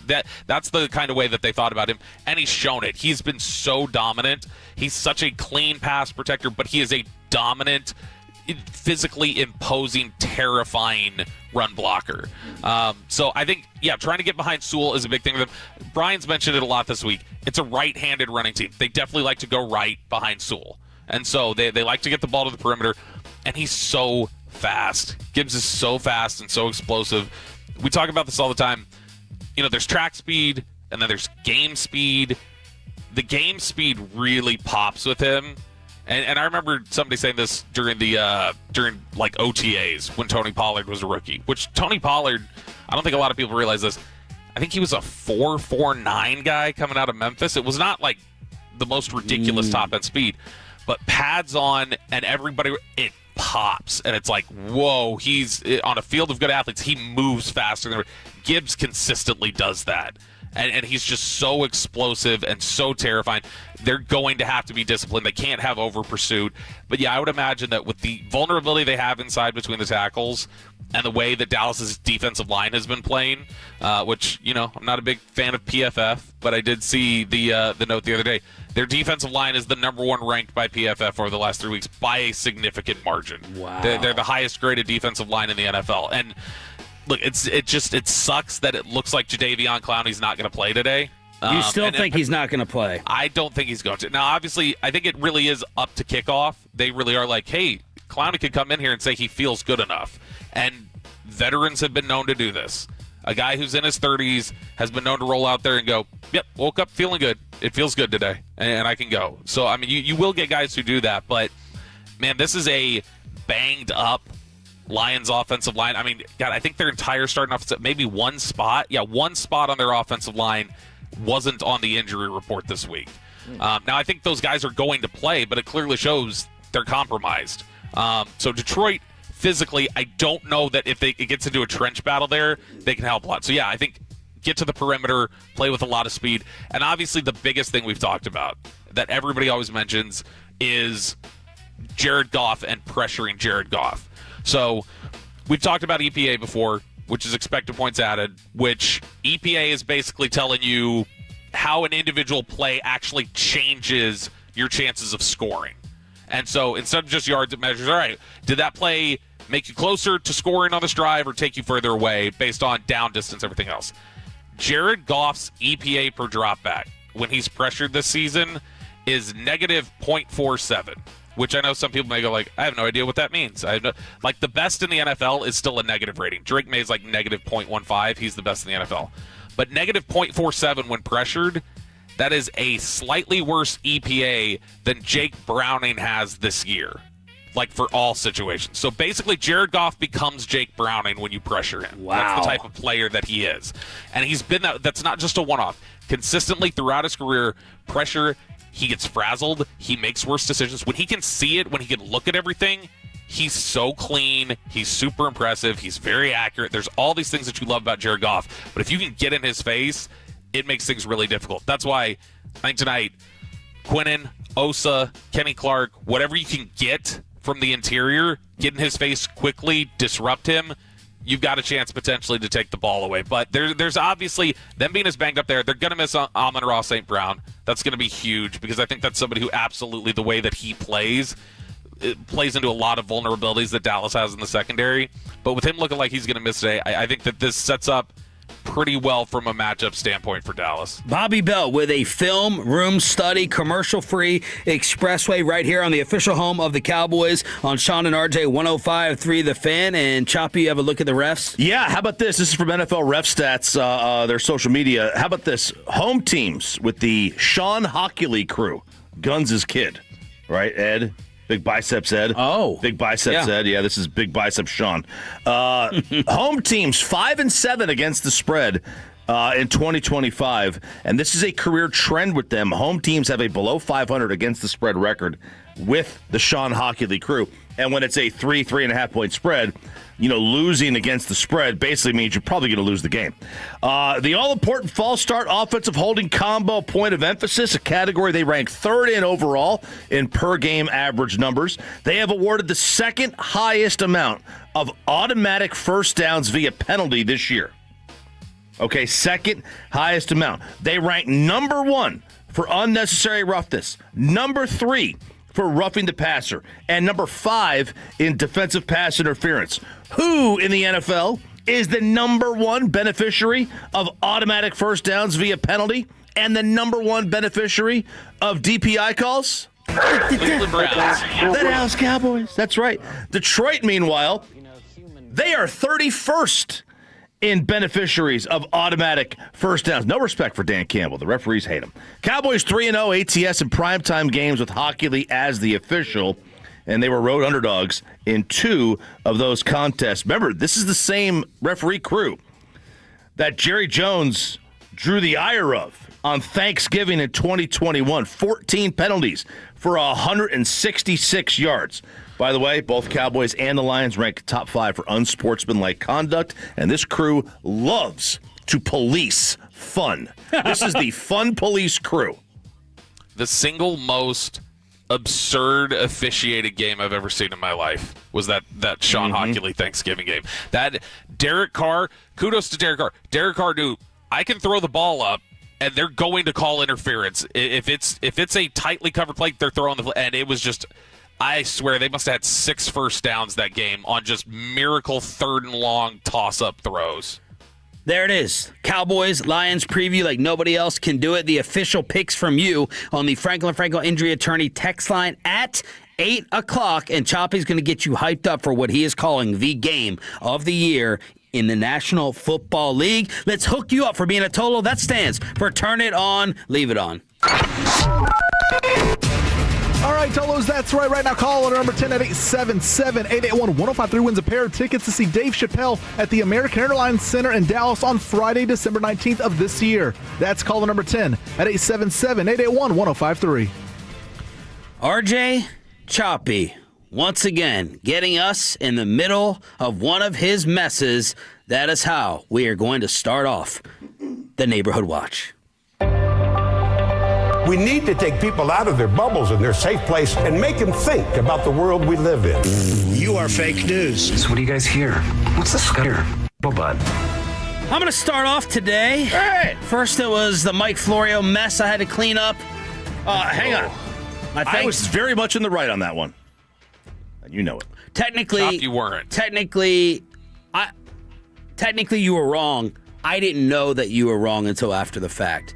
Because Mike starts blowing me up. Reset real quick what happened.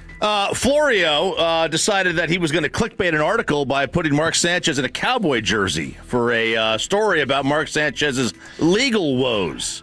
Well, you're making this better already. I don't know how I'm making it better, but by the way, I didn't actually read the article. Okay, I don't care. I didn't care to read the article. I just saw Mark Sanchez in a Cowboy jersey. I was like, oh, well, that's weird. Let's just see how long it takes me on a simple search to find Mark Sanchez in a Cowboy jersey. And it took me like 3.5 minutes. Yeah.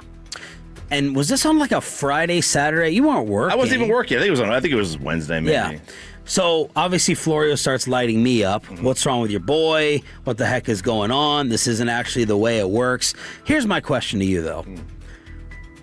Was the juice worth the squeeze on this one? I just wanted to ruin Florio's day. And ruin the show guest list. No, he's got another book to hawk. Was it? He'll be on. Was that worth it to detonate possibly a show relationship. When we're at the Super Bowl, we need 30 minutes. Or he comes on for free. Or we have a random guest if he has a rumor or a story. Was that worth it? Yeah. It was. Yeah. Okay. I don't think it's going to cost us anything. You wouldn't know because I have the text. That's true. But I also know that Florio, Paisan, I can say these things to him. Okay. I can say these things to him. Yeah. And he's going to write another book. Yeah. So that's one mess. And then yesterday, this audio clip caused another mess locally. I'm okay. Look, I'll say this. BYU is not better than Texas. They're not. No, but I mean, that's going to take care of itself. It is. In all likelihood. Miami is not better than Texas. Notre Dame is not better than Texas. Are they better than Vandy? What about UNT as you're fighting with people? Okay, yeah, we'll just do it. I'm sorry. We just have to stop giving playoff spots to James Madison and Tulane and UNT and BYU and Virginia. So none, and I know the 11 band nerds at UNT are going to get ready to take some heat from me because I gave the heat to the Horned Frogs a couple of years ago. And I gave the heat to the SM Who Mustangs. All right? And now I'm giving heat to you, North Texas Lean Green. All right? That's what I'm going to do. Y'all don't deserve to be in the playoff. You will get run. It is bad for the sport. You are going to go to Texas A&M. You are going to go to Georgia in the first game, and you're going to lose by 40. That's the reality. It's bad for the sport. I mean, it's about the lie. Like, they're gonna lose. That's the That's not the point. That can be a point. That's the point. Yeah. Well, anyway, Bobby, just recap what happened before we get into this deeper. Yeah, the entire Metroplex was trying to hurt Choppy's feelings on Twitter yesterday, it felt like. I didn't feel like the entire Metroplex. Because you don't check your notifications. I was in it. I was in the weeds. I was in the weeds with this. Okay? I couldn't get away from it. Yeah. The number of texts I was getting yesterday, I swear, the number of people on the charter before we took off who said something to me about this. Yeah, because they all what's went to Choppy's problem with UNT? What's Choppy's problem with UNT? I think Bront from Cowboys PR, I think he's going to punch you out next time he sees you. He's going to be like, come on, let's square up right now. Because, man, they were coming after you in full force. The whole UNT crowd was coming for you. But no, there was just it felt like and he assassinated all the schools. He went after he got all the local schools in one clip. He got SM Who, he got the Horned Frogs, he got all of them. Yeah, look, I mean, which I did go back last year, by the way. You were not against SMU getting in. I went back. Look, SMU had a tremendous year. They should have been in. The committee got burned, but they put SMU's problem last year was not getting in. SMU's problem last year was the stupid format where Boise and Arizona State got byes, and they were put at Penn State when Penn State probably should have gotten a bye. So they probably should have been at Indiana, right? They probably should have been at Texas, just a different spot. Unfortunately, what happened here is our web guy, and I usually sing his praises, and I got my out-of-pocket bonus check ready for him at the end of the year, or I did. He decided, not you, Aiden, Josh Clark. Oh, it was you? Okay, well, screw you then. Yeah, screw you, Aiden. There goes your check. Josh Clark, who went to UNT, wanted to have the Mean Green fan base go after Choppy, so he put that clip out. No one cared that Bobby disagreed in the clip. Your all show sucks, and the fans still blah, blah, blah, blah. You check the ratings, check the numbers, dip S. No one cared about the later discussion, where, as we usually have to do with Chop, we bring him back down to reality after the comedy bit, and you didn't hear me and Bobby argue that this is the way it should be in the CFP. But no one cares. It's not the internet or Twitter age that we live in. So caught some shrapnel. It is what it is. But Choppy, how did you and your timeline do after that? It was, it could have been worse. If I went after Bama fans after they got done with their parole hearings, they'd have come at me and ruined my day. Okay. Right? If I went after Georgia fans after they got done with the traffic violations that they're so always getting into, they would have ruined my day. But After the UNT fans were done with their acoustic sets at the coffee shop, it did ruin my day in the afternoon a little bit. It's a joke, Bobby. Learn to take it, UNT fans. I live in Denton. I could say these I live in Denton County. I could say these things. Okay, I could say these things to you. The rest of the guys here can't. Well, Bobby lives in Denton County, so he can say these things too. But the rest of them can't. The point is the point I was trying to make is maybe one day UNICEF is going to get into the college football world. Until then, we should be putting this thing based on who are the 12 best teams. That's my point. I didn't like last year when you had 4 blowouts in the games, and I don't want this year to have 4 more blowouts in the games. Why don't you argue for the 64 best teams in the NCAA tournament? And hold on. One of the points that UNT kept hitting you with yesterday that's dead on is if UNT is such a pathetic, nothing program, why is their coach getting poached by Oklahoma State and big programs keep coming through trying to rip their players out of the portal? Because that's how it works. What happens is that these big programs allow the little programs to build up the players, and then that sounds like that's a little program that can compete with them then. And you're saying that they can't. You cannot compete with them because the difference is that while a team like Tulane, which, by the way, lost 45-10 to Ole Miss this year in the guy's first ever college start, Chambliss' first ever college start, they lose 45-10. So they lost 4. So the point is that a team like that has maybe 20 players that would get poached by an FBS, where the FBS team has 80 players like that. You know what I mean? That's what I'm saying. If UNT makes the playoff, now you're making me go Nick Harris. If UNT makes the playoff, $500 on UNT covering the spread. The UNT SID texted Reetma and said RJ is really risking you guys getting more UNT guests for Fan University moving forward. So that is the choppy, mean green fallout. This is the Neighborhood Watch on 105.3 The Fan. From mean green to brown. Sean, I apologize in advance for this. Brown? Because I know you're going to hate my this. skin tone? I did. Nope. This is something you're going to hate even more. I did not include it in the Neighborhood Watch prep because I just wanted your unprepared reaction to the most viral content to hit DFW in quite some time. Do you know what GRWM stands for? Yes. Get ready with me. I don't. These very popular TikTok videos, get ready with me while I do this. Get ready with it. Like they're these silly influencer videos. How about CTAMSWM? No. CT That stands for AM.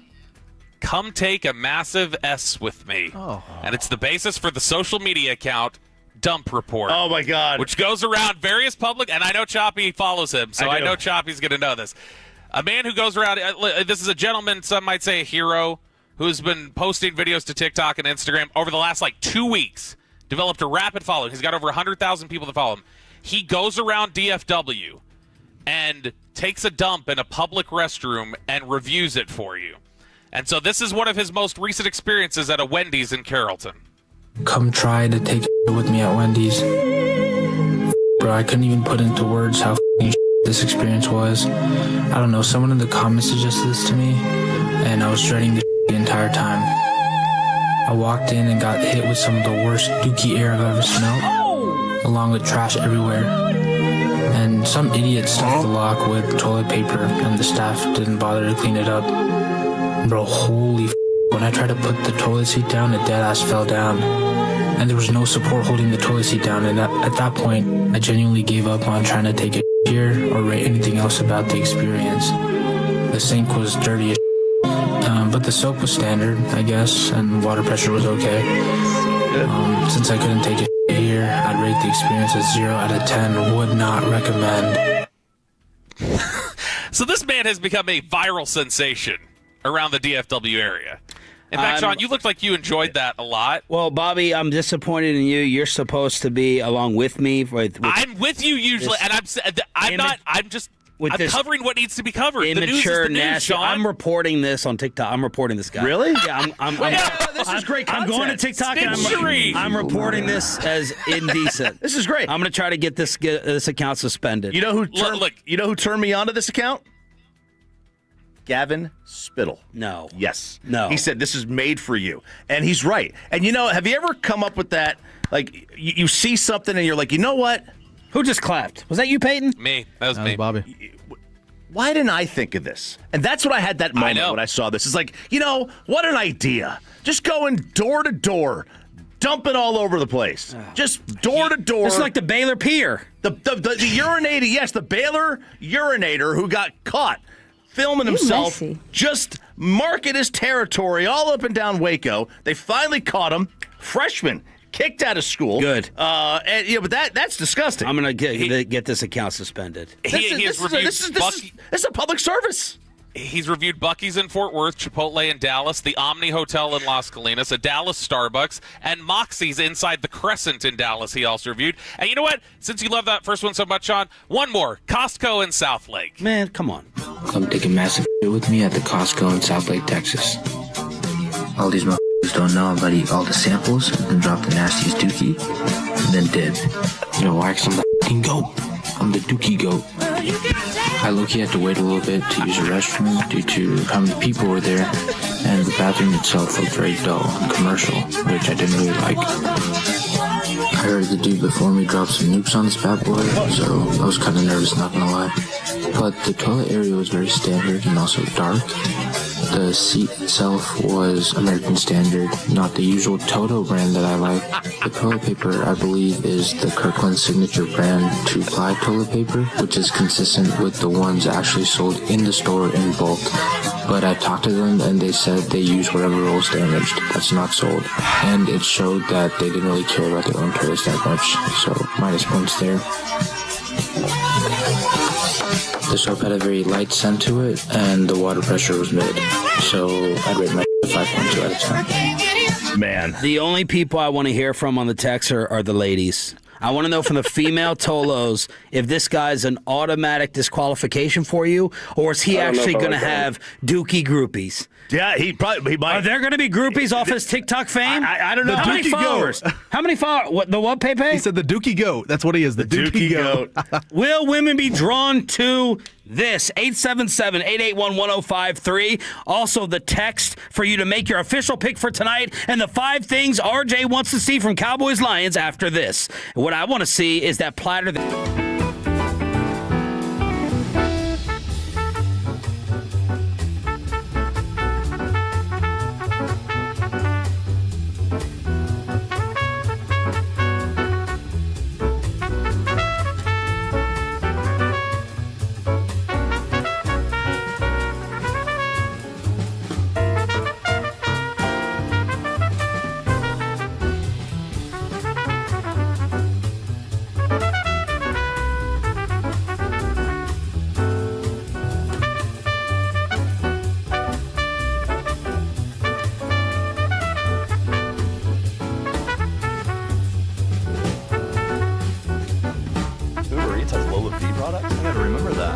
say in order to remember something, you have to forget something else.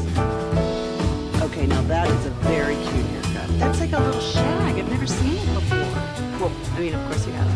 It's the Rachel. Oh, is that your name? No, I mean like your name. No, I'm Jen. My name's Jen. Right, but I just mean like this is your haircut. But that's hair on your head. I'm not saying this is your hair. Okay.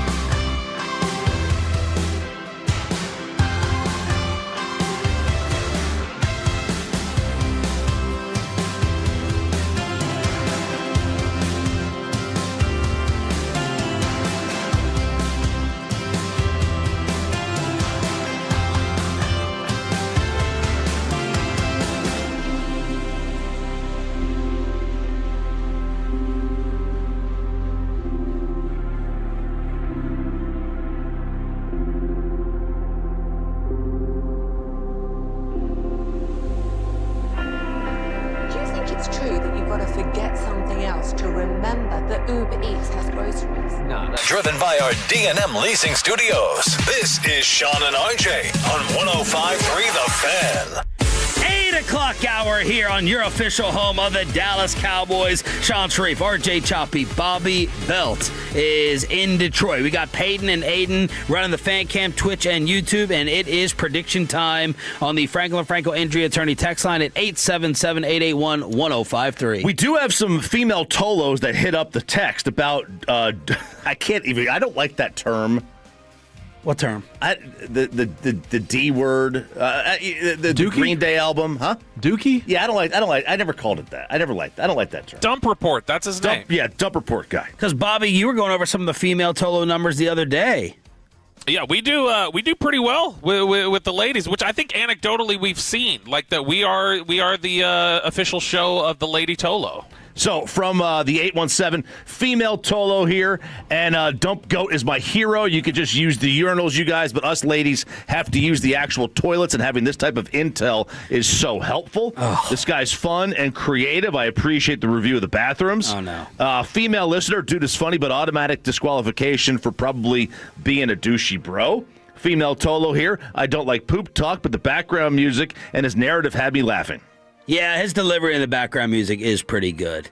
So that was the Neighborhood Watch. If you missed it, let's find out if this guy is single and available. RJ Choppy got me really, really hype for tonight's game on this radio station.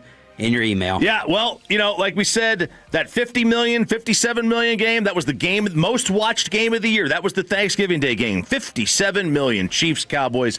That was the most watched game. This is the best calendar game of the year. It will be the highest scoring game of the year. We have a realistic chance of recreating Mahomes, Goff, Chief, Rams 2018. Whoa! 51-48. Without Amon-Ra. Without a possession receiver, yeah, they'll be fine. Okay, it'll be that kind of game. This is without question the game of the year in the regular season. It's got as much riding on it as you can have for a game being outside the final 4 weeks of the season. The loser is basically out of the postseason. The Cowboys lose, they got an 8% chance. If the Lions lose, they have like a 20% chance. They already don't have tiebreakers with Green Bay. They still have to play Chicago. They still have to play the Rams. San Fran has too good of a conference record. If the Lions lose this, they're out. The Cowboys lose.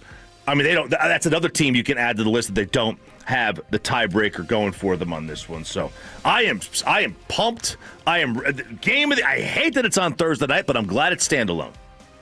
This game deserves standalone. Give us the 5 things you want to see. All right, so 5 things. Number 1, do not let them control the tempo. The more possessions for the Cowboys, I think, in this one, the better. If they control the clock, make this an 8-9 possession game, 8-possession game, advantage Detroit, because that means they're running the football really well, and Bobby talked about that with their ability to run. 2, get them into 4th downs, 4th and shorts, because Dan Campbell can't help himself. And I love it. But he has backed himself into a corner here, and the analytics do say 4th and 3, it's a must-go. Basically anywhere on the field, it's a must-go. It's not easy to pick up, and all their success over the last couple of years, what do we always talk about, Bobby? It always comes back to the mean, right? It always regresses to the mean. Oh, yes. It's kind of regressing to the mean this year. They're not picking up the 4th downs the way they used to. Number 3, take the football and get an early lead. Detroit's like the Cowboys of old. They don't play well from behind. Make them play catch-up from the start. Number 4, this is a George Choppy Pickens game. Oh. Okay? Bobby mentioned it. Big body, short DBs. If he doesn't have 140 yards receiving, Bobby told me he's going to take next week off. That's what he said. And then number 5, pressure Goff up the middle when he is out there and he is left to throw. And we are talking about, when he is given time, we are talking about the last true surgical quarterback in the NFL. Surgical? When he's given time. When he's not given time, we're talking about a poor man's Cooper Rush. Absolutely get the pressure up the middle. Bobby Belt, who are you picking and why? So this is one where, like, every week we talk about things, and there's a few different ways you can break it down, where you go, okay, this is a game the Cowboys definitely win. This is a game I picked the Cowboys to win, but they could easily lose it. This is a game I picked the Cowboys to lose, but they could, there are all these different ways to talk about it.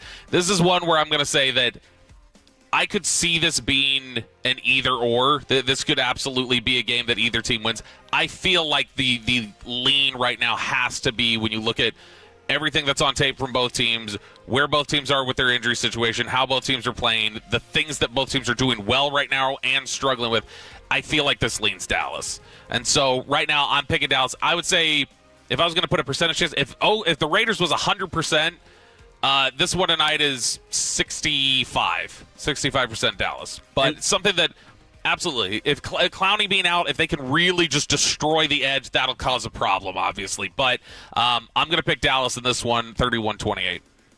31-28. That's 59 points. All right, so that would definitely go over the over. Trayvon Diggs and Guyton are out. Clowney and Hooker are questionable. Right. For me, this is tough. I cannot figure out either team. The computer numbers say Detroit by 5. Every computer model has Detroit by like 5. But the overwhelming public and sharp bettors, the sharps, are all on the Cowboys. So I am flummoxed here. I'm taking the over. I'm taking the Cowboys and the points. I'm also going to tease that I've said that. But make no mistake, I am going against the data. Detroit under Dan Campbell covers is 70% against the spread. 70%.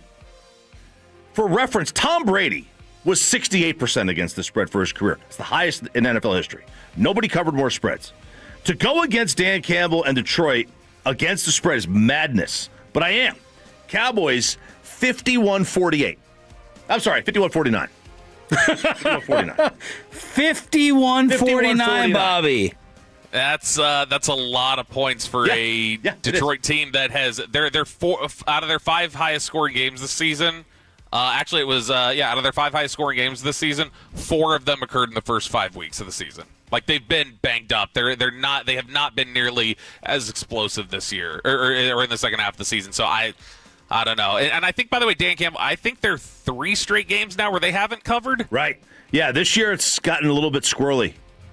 Pepe, your pick, and what are the Tolos saying? So real quick, Sean, the fan text has spoken. The Tolos have spoken 8-1-7, and it's all one-sided, too, in favor of the Cowboys. 8-1-7 Cowboys win 40-24. 9-7-2 Cowboys win by 12.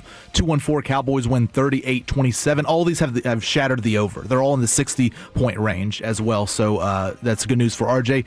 And I have the Cowboys winning 30-23, so of course I'm going to take the under there. But, Cowboys win by 7. It's a good game, good win. The offense is rolling. It's a road game, but it's indoors. And I don't think the Cowboys have played an outdoor game in over a month. Was it Denver the last time they played? Because they played in Vegas. Mm-hmm. They've played home games, and now Detroit. Yep. So it's been a while since they've been outdoors. The Lions are moving in the wrong direction. I fear Jahmyr Gibbs, but I think I trust the Cowboys defense to contain him a little bit. So I have the Cowboys winning by 7. I'm going to pick the Cowboys as well. My initial gut instinct was 30-27. I think the Cowboys could win also a little bit more comfortably, like Peyton's score, like 30-24, something like that. I said I was going to pick this game based upon Amon-Ra, and I don't think that he's going to play. And if he does play, I think Dan Campbell's just trying to play checkers a little bit. He already spilled it that we'd be lucky if he missed 1 to 2 weeks. Look, if they have 4 plays, this game comes down to me of the over-under of 35-yard plays. If Jamison Williams has a catch or 2 over 35 yards, 35 plus or more, and Jahmyr Gibbs has 3 runs of 25, which he's definitely capable of. Sure. 25 yards or more. If the explosives are limited to like 4 or less, I think the Cowboys comfortably, not in terms of a blowout, but I'm feeling really, really good about that. This game's going to come down to, does Jameson bust 1 for 60? Does Jahmyr bust 1 for 60? That's the only way I see Detroit winning this thing, Bob. Yeah, and I mean, like, when we think back in the first half of the season, when the Cowboys would lose games, it was where they were getting just abused by explosives. Explosives are the way that you don't just methodically beat the Cowboys. That's not the way that it goes, because Dallas's offense is so explosive generally. But yeah, if Gibbs is able to pop off and do what he does, and you that's start the thing that's hard to predict with him. Like, he could just go for 80. Like, he could go for 45. Versus Javonte is gonna churn you down, carry by carry. Yeah, I think that this is the game that I'm picking Dallas to win. Obviously, I think there is a path where Detroit beats them. But if they come out of this and they do win this game, I think they're running the tables the rest of the way. I think if you get through this Detroit game, you're winning the last 4, and then they'll get to 11. Well, good news is that they expect Justin Herbert to play Monday night against Philadelphia, so we need that desperately. Man, gosh, it's been a great high of Cowboys football over the past month. If you can get this tonight, and then my enjoyment level of Monday night, just sitting back and hopefully watching Philadelphia struggle and lose again. But the early indication is that Herbert is going to try to get out there. We have to, if Philly loses, we have to remember to go check the podcast Angelo's on every week. Because you know what the morning show in Philly? I was going through podcasts yesterday to listen on the plane. I didn't listen to it, but do you know what the first hour morning show topic in Philly was yesterday? No. winter meetings? Are we being too hard on these Eagles? Are we being too hard on them? Oh, that's where Philly's no longer the Angelo Cataldi days. Instead, now it's like, guys, let's have some empathy. Man, for these Eagles. See, this is what I hate. You're a team, a franchise, a city of losers, and then you win a couple of titles in a 8-year span, and you soften up, and nobody wants to see that. Mm-hmm. We don't want to see Philly with perspective. We don't want. That's not good. Cheesesteaks aren't made out of perspective. They're made because you don't know what to do with prime rib. All right? That's how cheesesteaks are made. Ribeye, yeah. Ribeye, whatever. No, prime rib, whatever it is. Look, I mean, I do think that we've all talked about it. We all think that that's the path to get them into the postseason. Mm-hmm. Would be you basically run the tables and you count on a Philly collapse. But, I mean, you're at a point now, even if you get 2 out of the last 5 that Philly loses, you can't lose a game. Like you would have to go undefeated in order to take the division. Well, it's this in the Charger game. They're not losing to Minnesota. No. Not with the way that quarterback situation is. I'm knock on wood, anything can happen. And then, watch Dan Quinn try to screw us by having Jaden Daniels come back. Yeah, and that's it. Oh, boy. Yeah. Look, we see how scared Dan Campbell is of Kenny Clark. He talked about how Kenny Clark was basically Micah Parsons early in the season. They'll get to Detroit tonight. They'll take care of Harbaugh and his pleated pants or whatever. Dan Quinn, we're good. All right, there it is, inside the Star in your official home of the Cowboys. Our insider Bobby Belt is in Detroit for the pregame, the play-by-play, and the post. Back in studio tomorrow, Babe Laufenberg at 9:20 this morning with another Dave Chappelle ticket giveaway. The Stars bounce back, but they lose someone for the season. And RJ with some Diamond Cavs. Yeah! And it's not sounding very exciting based upon what he's thinking the Rangers are going to do or not do. That's next on the home of the Rangers as well, right here on The Fan. After we get you over to QC Kinetics, get you. What was it? Pepper lady. Those are raisins. Nutmeg maybes? No. I just said that. Was it Spice Girls? Doesn't sound right. Was it Saffron School?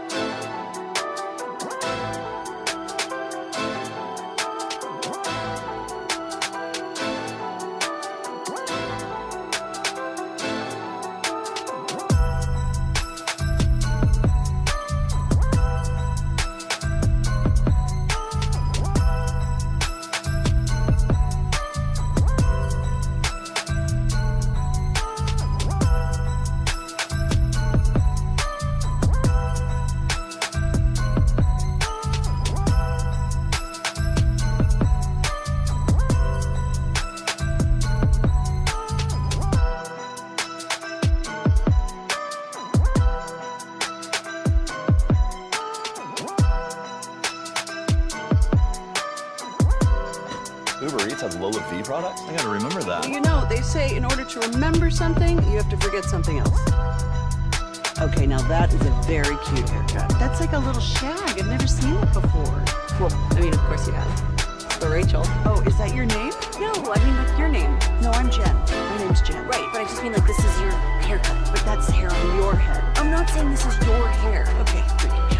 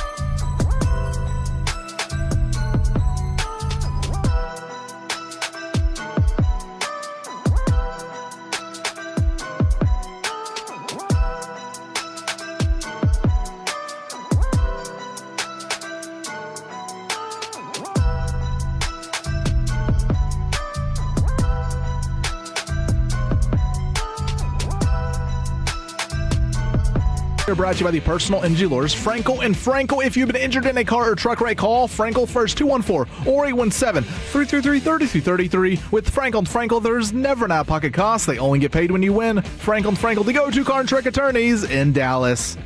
Over for Lindell, wrist shot, and Lou scored! Mikko Rantanen on the doorstep. Dallas punches through for the third straight time. And they've got a sizable lead here in Newark.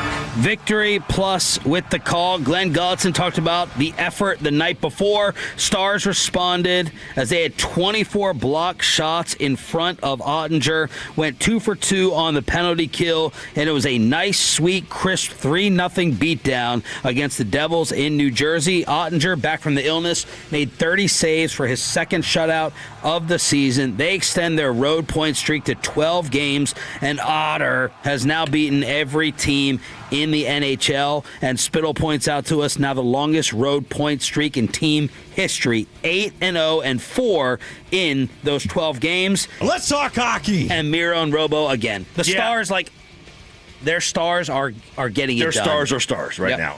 Otter had a really nice save on basically kind of a quasi break, and just point blank right there, a nice save early on.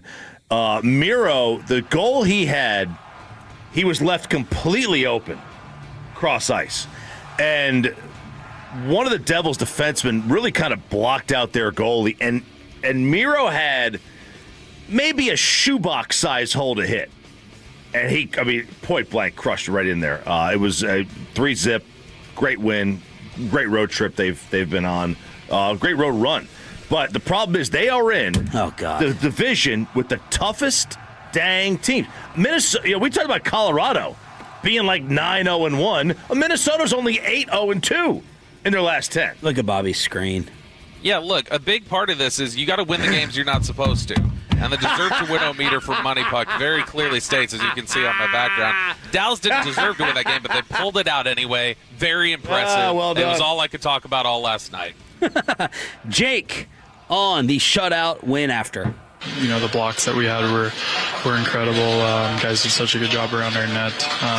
Couple blocks in the slot. That's what you need to get a shutout. And in this league with how good the players are, it takes a full team effort to get a shutout. So it's not just the goalie; it's the whole group. And I think just our PK as well. Last night was incredible at MSG, and then tonight kept that momentum. And I feel like we're finally getting back to the PK that we know what we're capable of and kind of what we did last year, so that's a great sign.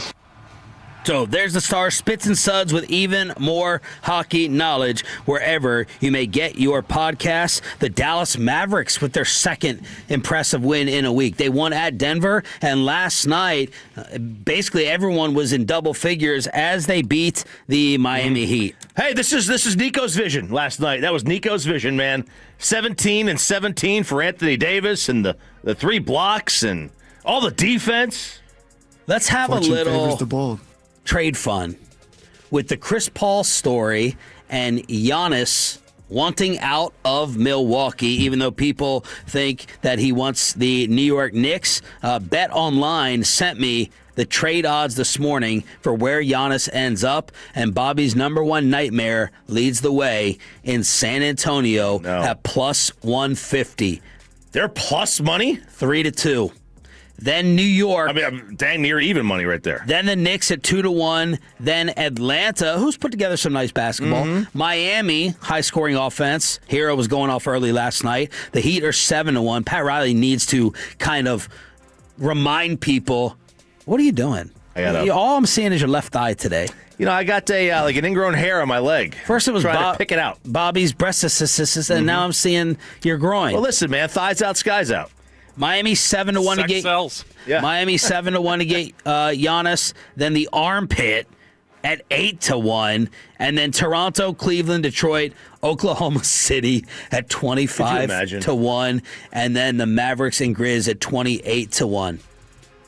And so are we going to go ahead and, since we're trying to bring back all the legends and we're trying to pay respect to Dirk and Mark Cuban's back in the fold, can we just get Donnie back just for the sake of trying to negotiate this trade since he's always been like the number one Giannis supporter?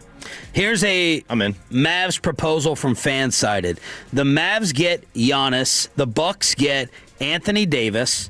The Mavs 26 first round. Look at Bobby's screen now. Anthony Davis should be enough. Don't we just end the offer there? Anthony Davis, the 2026 first round pick, the 2029 first, the Lakers 2029 first, the Dallas 2031 first. So you're throwing all that out there. If you just would have held on to Luka, you could add the option of trading Luka for Giannis. And you probably would have gotten, I mean, if a smart GM would have gotten Giannis and a first. Although maybe Giannis messes up the Flagg pick. Correct. Yeah, he would have messed up the Flagg. You wouldn't have gotten Flagg. And I think I'd rather have Flagg than a 30-year-old Giannis. Yeah. And Giannis and Kyrie. Was Giannis hurt? Yeah. Last year? I was right? like, he got hurt last night. Yeah, he was hurt. I think he was hurt last year, too. No, maybe not. Just use the computer. I'm just trying to think whether it was still gotten the Flagg pick or not. But yeah, I agree. I'd rather have potentially, as he's 18 years old, potentially 20 years of Cooper Flagg than just a handful of prime years left of Giannis. Yeah, but I mean, like, Giannis does strike me as one of those guys who, now the biggest threat to this, the idea of his longevity. He takes care of his body. I know he's gotten hurt, but he takes care of his body generally. He's one of the more like physically impressive athletes, obviously.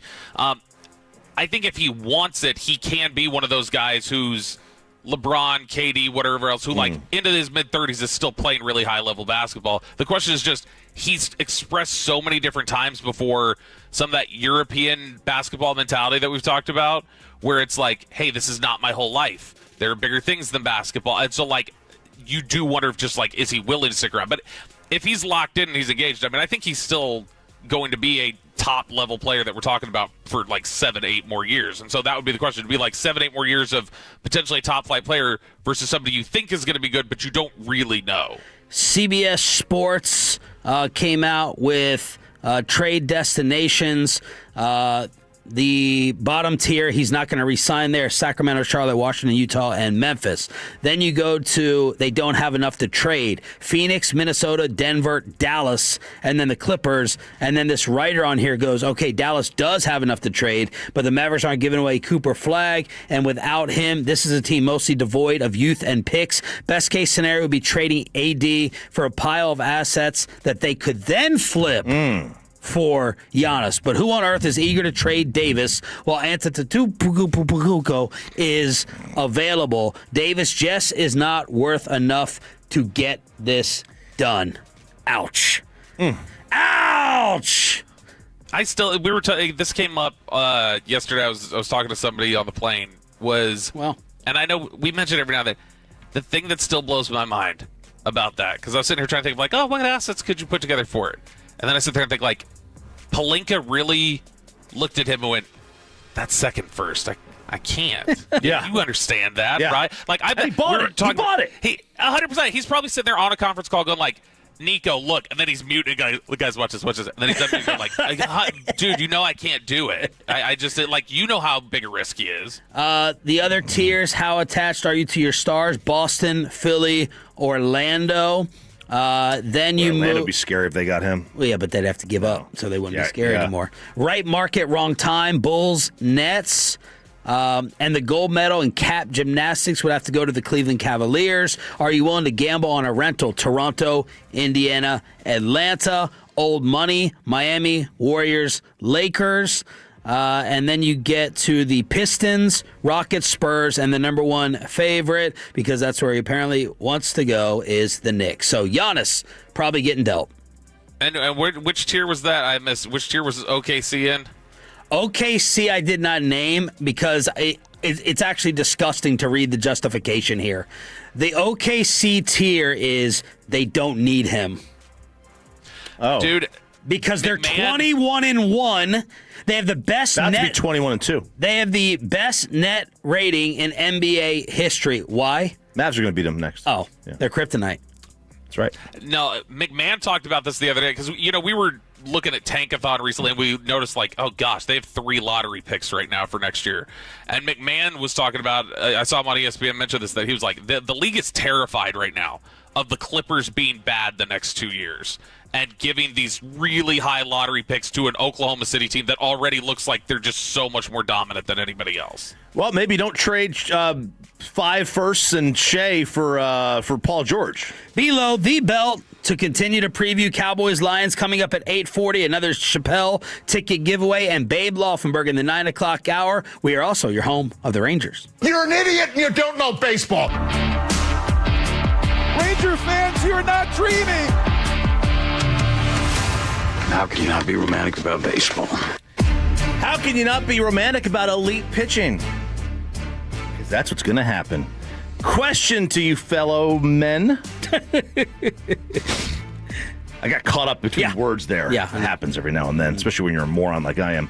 Can you handle another Ranger season of no runs but elite pitching? Nope.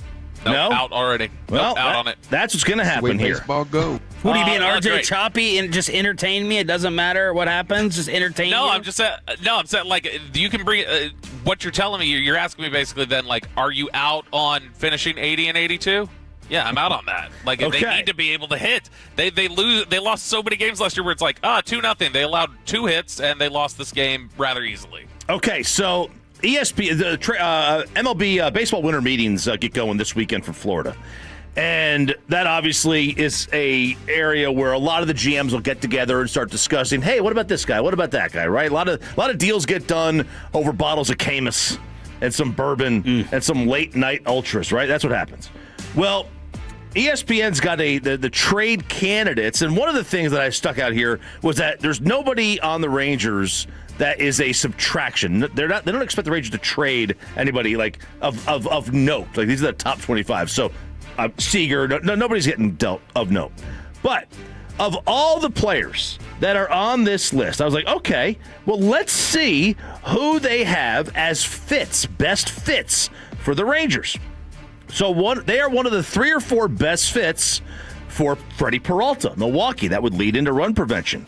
They're one of the 3 or 4 best fits for Joe Ryan of Minnesota, another pitcher. For Mackenzie Gore from Washington, another pitcher. For Chris Bubich from the Royals, another pitcher. For Mitch Keller from the Pirates, another pitcher. From Sandy Alcantara for the Marlins, another pitcher. For Brady Singer, another pitcher.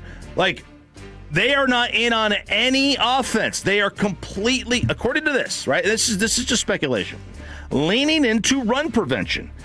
If they let's just say they were to add Freddie Peralta or Mitch Keller or Joe Ryan, they are at best, the number 3 starter on this team next year, which would give them the best 1, 2, 3 in baseball, probably by the Grand Canyon of gaps. We did add Nimmo. You have to factor that into offense, obviously. And not only did you add Nimmo, you added a hacked-off Nimmo. Because Nimmo was he was Mr. Met. He's I'm going to retire here. I'm going to get my name in the rafters here. You added a hacked-off Nimmo, and he is going to be just nails. all year. I can already see. This guy's going to have, if he was allowed, he would have 2 giant chaws in his mouth. They don't allow that in the sport anymore. But he would have had 2 red man right in his mouth. But they are going to have the best rotation if they get some of these guys in the sport again, and you're going to have a bunch of 1 and 2 nothing games. Yeah, And that's great. They gave up the fewest runs in baseball last year by 16 runs, and they finished 81 and 81. So you might as well just call them the Texas Paul Skeens. In fact, trade Paul Skeens here, let him go 9 and 18 and have a 1.12 ERA. Home of the Rangers, home of the Cowboys with Sean and RJ. Bobby Belt, our Cowboys insider, is in Detroit for tonight. Why rival executives love the marriage between Dak Prescott and Brian Schottenheimer. Next in Below, the Belt, right here on the Fan. Fast breaks, buzzer beaters, block parties are back, and however you'd like to get in on the.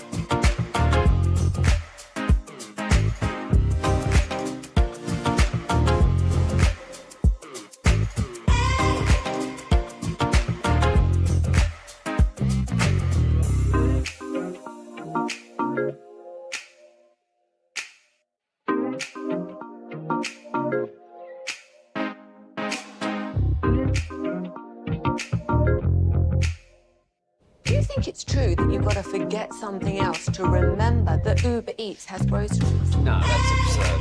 Hey, remember when you used to be a, what was it, pepper lady? What? Cinnamon Sisters? Basil babies. Saffron Squad? Nutmeg maidens? Pre-curd? No. Nutmeg Maidens? I just said that. Was it Spice Girls? Doesn't sound right. Was it Saffron Squad?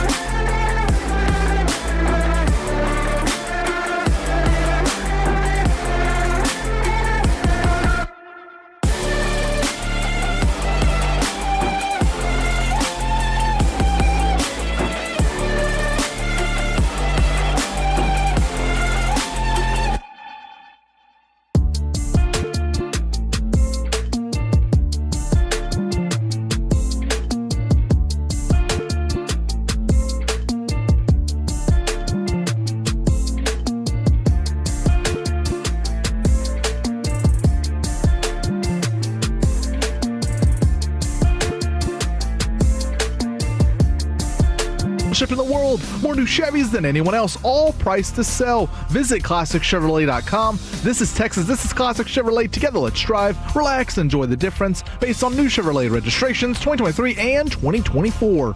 The great Bobby Belt. Bobby Belt is an idiot. Don't make me take off my belt. Don't make me take off my belt. We're not. Over to you, Bobby.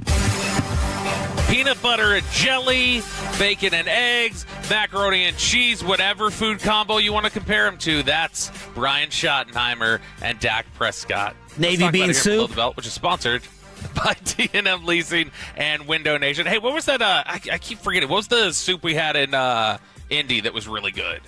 I'm glad you brought that up.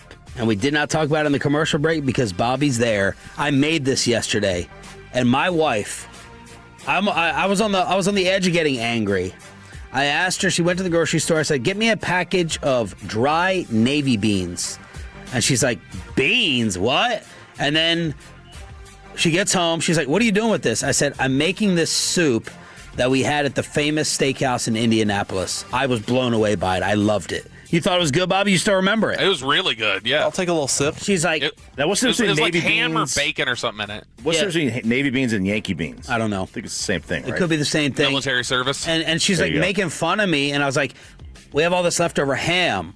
I'm trying to come up with a new recipe to use the ham. And she goes, ham doesn't go in soup. And I said, yes, it does. Oh, it absolutely does. And I was naming split pea soup and all these other soups. And she's like, what she does, that's some white people ass. That's what she dropped on me. So I cooked this soup for about 4 hours. And because my new thing now, if it comes to sauces and stuff like this, I don't eat it the day of. There needs to be a restaurant called Day Before. Because all these sauces are so much better the day after. So I haven't even Like, tried it. I know so. Like Italian sauce, like a marinara? Yeah, all of it. It's curries, sauces. The next day, Well, nobody thinks. I don't know. nobody thinks what. I can't think about the marinara the next day. I don't think anybody I've ever heard say it's better the next day. Okay, well then you're talking to morons. All sauces are normally better because it's more time to melt and gel and all come together. Coagulates a little bit. Coagulate. So navy bean soup for lunch and maybe dinner today. That's what I made. And my wife made fun of me. She's not going to eat any of it. Okay, so I'm not a big soup guy. Okay. I like vegetable soup, right, stuff like that. No one eats soup, I don't think, as much as they should, but every time I'm always like, when I'm sick, I love it. I wish I had a ton of soup. Yeah. I don't get broccoli cheddar, Sure. tomato basil. Do you cream of crab? So when you go, do you consider, or you go like a barbecue joint, the charro beans they have in the stew? Do you consider that a soup? No, and I don't like those beans anyway. You don't? No, I like sugary, syrupy, old school baked beans. Oh man, that's the only thing from Kansas City. That's the only thing I'll take from Kansas City over Texas barbecue. I love baked sugary beans, Bob. See, the baked sugary beans are good. Rudy's has really good, but they're not like sweet beans. Rudy's Old Country Barbecue, they have really good beans. That's honestly the thing I like best over there. But whatever those food definitions you want to compare them to, that's apparently Dak Prescott and Brian Schottenheimer, if you listen to opposing executives. Now, before we do that, before we talk about the relationship that they have, this is one clip that I wanted to play that I'd seen this on Sounds from the Sideline that the Cowboys had. And shout out to Alex Lilly from the Cowboys, who does Sounds from the Sideline every week. He's so good at finding these right moments throughout the game and the editing process and everything else and going through and creating a full story. He just does such a good job, and I was reminded of that yesterday. But I was watching that back, and they have this really cool moment, I thought, with Dak when he was mic'd up at the end of the game against Kansas City, and this was it. We talked about being here. Hey, expect this feeling. Do everything throughout the week, win the days, and I promise you we'll be in this for the rest of the year, man. Victory, victory, victory. We're not going anywhere yet. It's hard. Make the Landry Chef's throne, man. Be proud of it, right? It's history on a historic ass day. You guys took care of business. Be proud. Some little kids that want to be like you. Be proud, man. There's a Landry shift up and down. Prescott takes the ball, takes the knee. I thought that was such a cool clip from Dak, just for the perspective on a few different levels. One, the respect he has for the history here, that he's reminding guys like, hey guys, remember this is a historic thing we're doing here. Like essentially treat it with respect. This is a big deal. But then even like to turn around and go like, guys, it's pretty cool. There are kids up there right now like wishing they could be you. Like think about the weight of that and what you're doing. Just knowing that kind of presence that he commands with them, I think it's easy to see why we kind of joke about it at times, but like why people so frequently jump to that first thing of like, well, the leadership and the intangibles, because it does stand out as just so different to most players from anything they've experienced. Yeah, you're reminded again this year, and I'm not attaching any corniness to it. He is 10 out of 10 what you want as the face of your franchise. From a work, from a lead, from a quote, it is all there. And this year, and it's happened in the past with him, you throw in the play as well. I think I gotta find the clip. We all thought. Let me remind real quick, and I was part of this. Many of us thought this is make or break. He's not going to stay healthy. Knock on wood here. He's not going to stay healthy, and let's start looking at that quarterback to draft and replace him with. And now, instead of that worry and concern, I'm like, okay, I hope he's here for 2 more years. I hope he's healthy enough for 2 more years because of his play, because of the way he's actually balling out on the field, along with Brian Schottenheimer and his system. Yeah, and, it was something that, just on that intangible point, one more thing, because we were out. We didn't get a chance to talk about it after it happened, but when we had Antoine Woods for Cowboys Crosstalk a couple weeks ago, he was just raving about Dak's leadership at one point. And I was asking, what impact does that really make? Because people always ask that, what impact does that make? And he said, I got to tell you the truth. He's like, I love that you asked this question because this is something that I try to tell people all the time whenever they talk to me about Dak Prescott. He goes, when they beat Philadelphia, when they're down 21-0, they beat Philly because Dak keeps guys engaged. He's like, he has something called, he's like, I always call it the look. He's like, when you're down 21-0, there aren't many quarterbacks, no matter how confident they are or whatever, that can present to their troops that we can still do this and get guys to buy into it. He's like, it's so easy with the wrong guy in place there to kill everybody else's spirit when you're down 21-0. And he's like, Dak holds everybody up, and we're able to keep that same level of intensity, and that's a difference right there. Okay, so this is over at The Athletic. Jeff Howe does his weekly quarterback stock report. So it's like just basically like here's the stock up, stock down for the entire season of who's playing well, and it just kind of fluctuates throughout the week. And then he's usually got a write-up within it about one of the guys. And this week, Dak Prescott has reached his season high on the stock report, which still I was surprised it was not higher than this at any point this season. Where do you think he's at in the stock report? So basically ranking the quarterbacks in the league right now? Yeah, like how they're playing this year. And it takes a lot of analytics stuff into account. Let's just try to rip through the names that we know are above him. Stafford's going to be above him. Yep, he's number one. Drake May. Drake May is above him. No, not a Mecca. Baker would have been until the recent play. I'm going to say Allen is not. Nobody. Allen is. Allen is. Mm-hmm. Mahomes is not, I hope. Mahomes is. Wow. And that's all of them. You got all of them. He's fifth. This is his season high of fifth. See, I named him. Yeah, see, it nailed him. But they do the write-up, and they always like to focus on one guy. And so since it was Dak's peak, and Dak was getting a lot of props specifically from the analytics community for how he played against Kansas City and the way that he bounced back after the interception. I had heard the stat yesterday. I didn't realize it was even the I think it was 10 for 12 on third downs after that interception. And like completions, and one of those was a drop from Pickens on third down. So, I mean, he was basically perfect on third down. But they were trying to get quotes about Dak Prescott and reached out to different anonymous front office executives, and it naturally kind of turned, because we've talked about this, Shoddy and Dak are going to be kind of tied together because Dak pushed for him to have the job. Dak's success and being able to maintain his career here at the back end of it is largely going to be how, I guess, Shoddy would be determined, like by the front office of the kind of job that he's doing.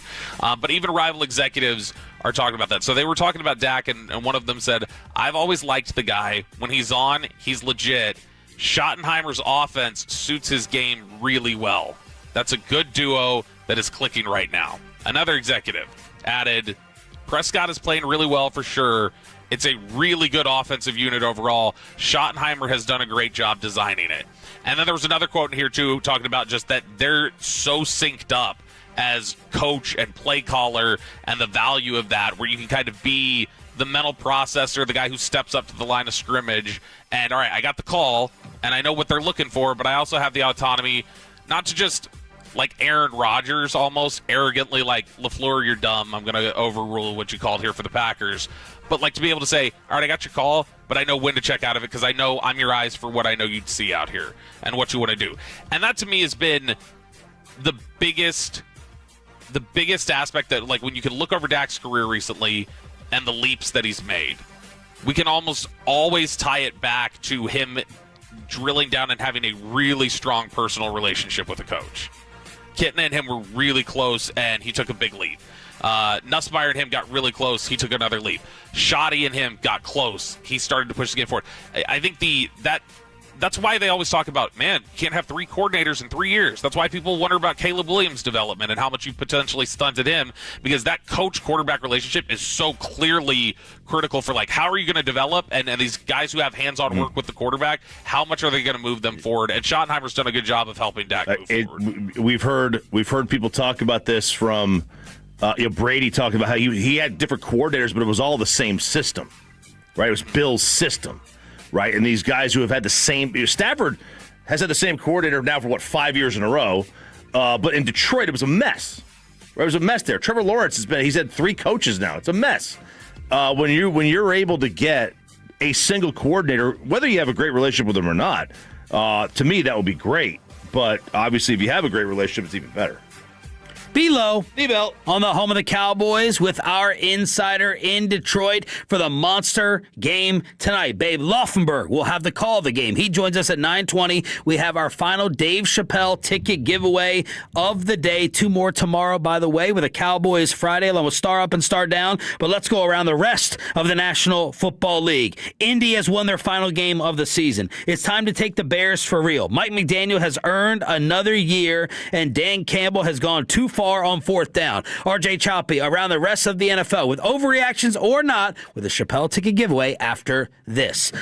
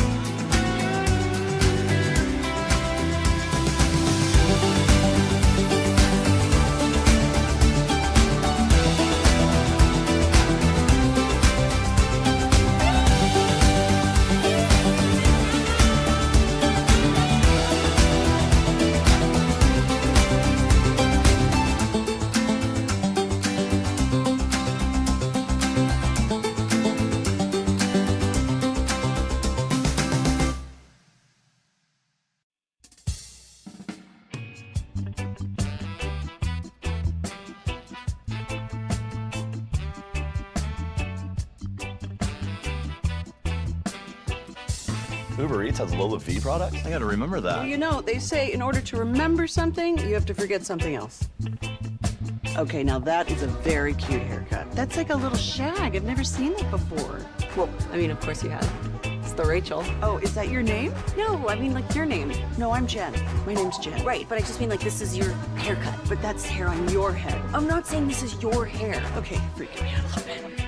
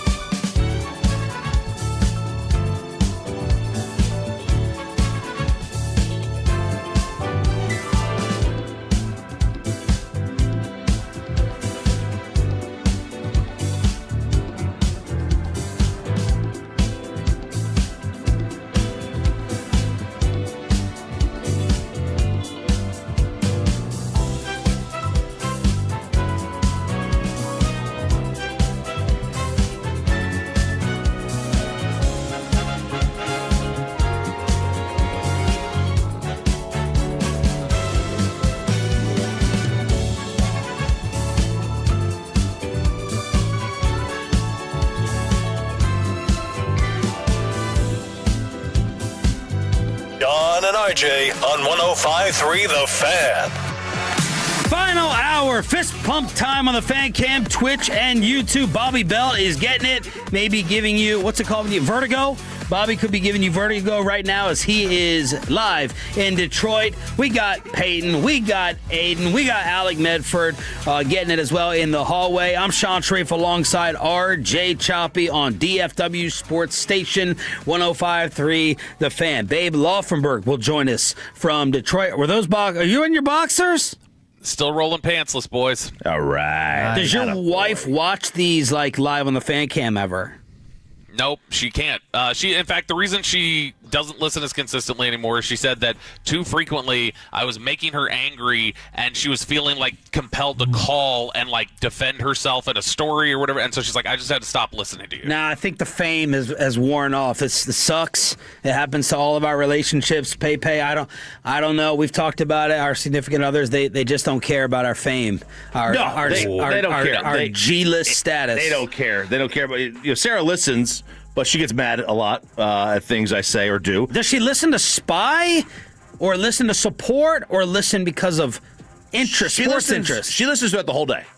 Oh, the whole day. So it's not just our show. She is a Tolo. But why? I don't know. I think it's just on. It's on her. It's on her support on the sports station. My mother listens. Turns it on now. and leaves it on. My mother is listening now. Really? How'd you? You're welcome. Get that? I have no idea. But she's starting to listen again, and she listens. Maybe your dad was the problem. He was the one who's saying, keep it on. I want to stream Carton back on FAN. So when she takes my son to school in the morning because he goes in later. It's on, and that's how he listens. So my son listens for 10 minutes a day. Wow. 10 whole he's minutes. not going to call during the segments anymore. Oh, he'll still call. He thinks I can answer during the segments. Oh, okay. Because he's used to podcasts where guys answer phones during segments. My G-list celebrity was still carrying with Kristen yesterday, but it got me in trouble. So I had the opportunity last night to get drinks with a group of people that included a musician that is one of Kristen's favorites. Whoa! And I was so exhausted. I told her, I was like, I gotta go to bed. And she's like, you're seriously stupid. What do you can't go to bed? I was like, I gotta go. I'm gonna die if I don't go to bed. And then, of course, I could have stayed up because it turns out that I took an hour of sleep away from myself. Why can't you name the musician? Was it Louis Capaldi? The problem. No, it's not a problem naming the musician. I just don't want to potentially tattle on someone's connection by naming who the musician was. Was it Casey Donahue? No. Okay. First, he won't tell us whose wedding he's going to in Italy. I'll text you. I'll text you. Again, it's not even about them. It's about it's about just trying to respect other people's connections. That was all. Okay. Welcome to the morning show, Bobby. We don't respect other people here. That's right. We care about ourselves. We're selfish up here. Yeah, you tell them, Peyton. Right. We're toxic. K and C. Yeah, no, it's all one, all for one, one for all. No, it's not. No, it's not. I have no idea what Peyton said because I'm plugged into the Zoom right now. So the KNC Masterpiece will be broadcasting from the Choctaw Casino as we crosstalk at 9:40. Really? Yeah. They are there. All right, we got Cowboys, Lions tonight. All of us are picking Dallas, Laufenberg at 9:20. RJ Choppy around the rest of the NFL, where Deshaun Watson was activated to practice for Cleveland. Yes, he was. How about that? Deshaun Watson is back. I thought he had played maybe his last game there. Yeah. I would have lost this bet. But they're taking we're paying him, but we're playing him kind of stance as they're going to practicing him. Practicing at least. I think they're nuts. I think they're smart. You think so? Yeah. Because you think he's going to lose games and you want to get a higher pick? No, well, first off, there's nothing saying they're going to play him and start him. But the fact of the matter is they still don't have a quarterback. No, they don't. Okay, so Shador's not going to be really good. I know Dylan Gabriel's girlfriend says that everyone in the building wants him to go ahead and play.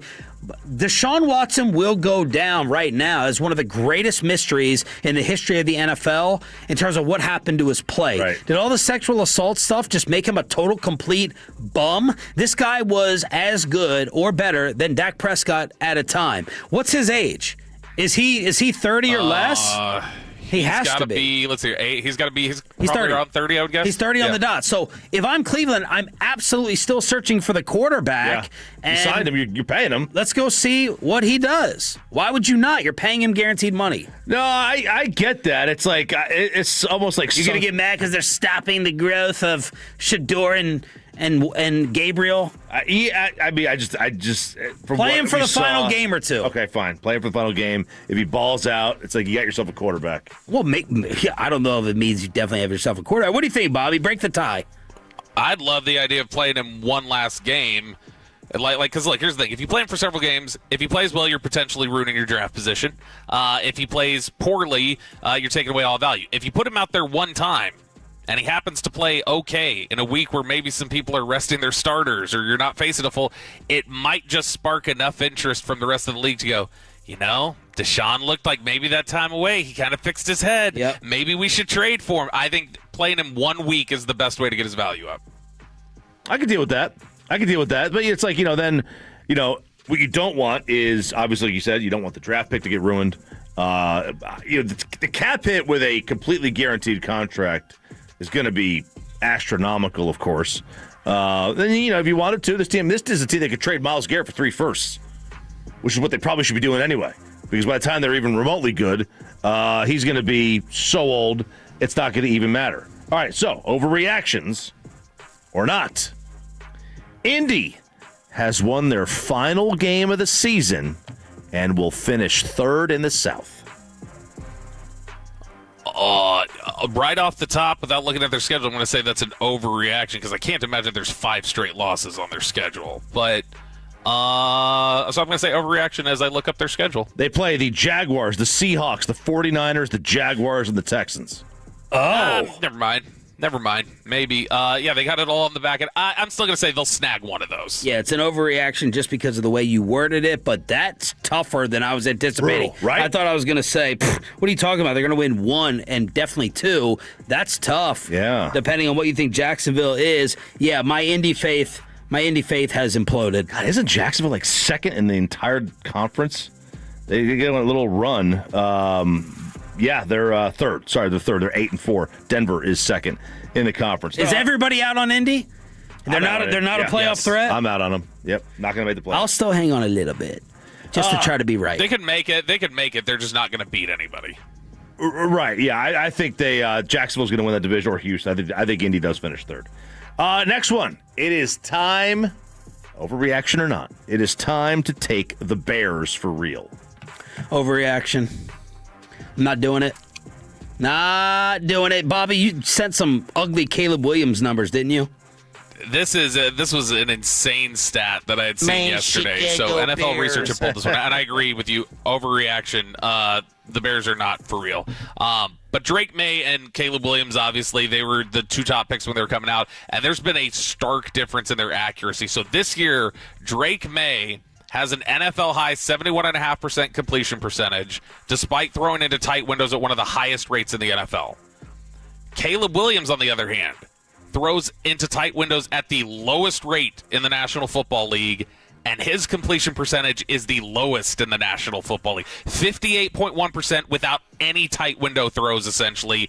That's an awful sign. So Chicago Lean came in here, as he does every day. Why aren't you talking Bears? Why aren't you talking Bears? Chicago Lean, I just got that. And I said, rank for me, for all you Bears fans, and I know we got a Chicago invasion in the Metroplex, text in the strength of their team 1, 2, 3 between Caleb, rushing attack, and their defense.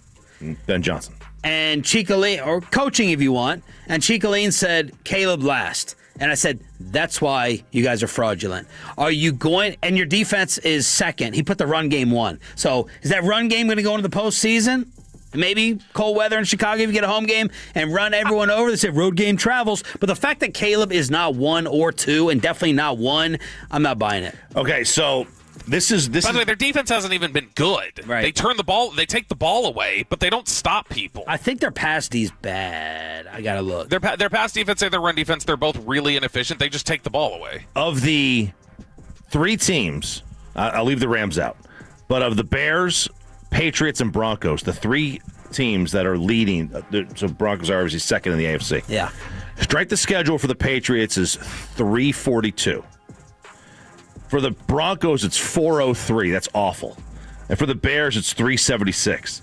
That is, like, there's very little difference between the 3 teams, right? I mean, I like Drake May better than Bo Nix, and I like him better than Caleb. Hot take. All right, not a hot take at all. But the NFL is just manufacturing parity with these 3 teams.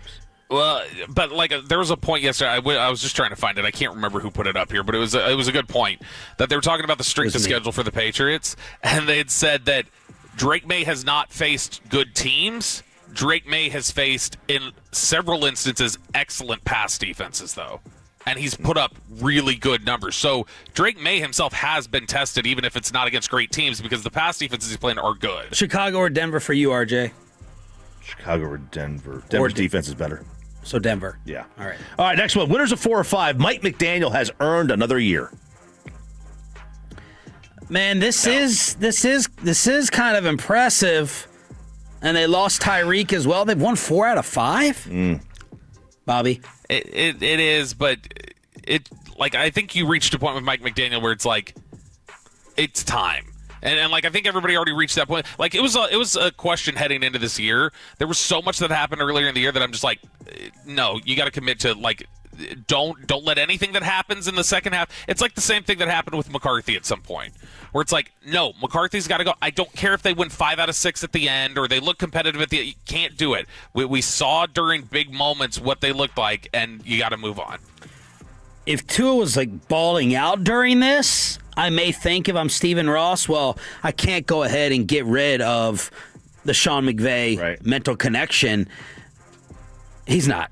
He has not thrown for over 173 yards in this 3-game win streak. He hasn't thrown for over 173. So overreaction, Mike McDaniel will be gone. Agree. Especially since they have a new GM coming in. Right, and I like what they're doing. They're not firing McDaniel now. They're going to let the GM decide. I like that. Dan Campbell has gone too far with the 4th downs. I mean, overreaction after what we were hearing from Dave Burkett, where he was like, no, their 4th down conversion rate is the same it was out of every year except like last year. Last year they were ridiculously high, but otherwise, I mean, they're basically performed at the same rate. So if you think it's too much now, then you thought it was too much 2 years ago. Yeah, I agree. I like the 4. I'm fine with the 4th downs. I mean, he has kind of backed himself into a corner, and I think that sometimes, like, there's times where he does it where it's like, all right, I wouldn't do it, and I may disagree with some of them, but in general, I'm very aggressive on 4th down. What is the conversion rate just off the top of the head for you guys? What's the conversion rate on 4th down that you have to feel comfortable to just do it consistently?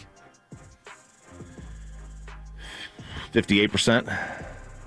About the same as 2-point conversion. They're 52%, which is actually like middle of the pack in the NFL. But this is what's interesting here, too. They've gone for it 25 times on 4th down. Their opponents have gone for it on 4th down against them 23 times. So their opponents are calling the game the same way against them. Interesting. All right. Overreaction or not on the fan. Let's see. You want parity? You want the Patriots? You want Kyler Murray? Parity.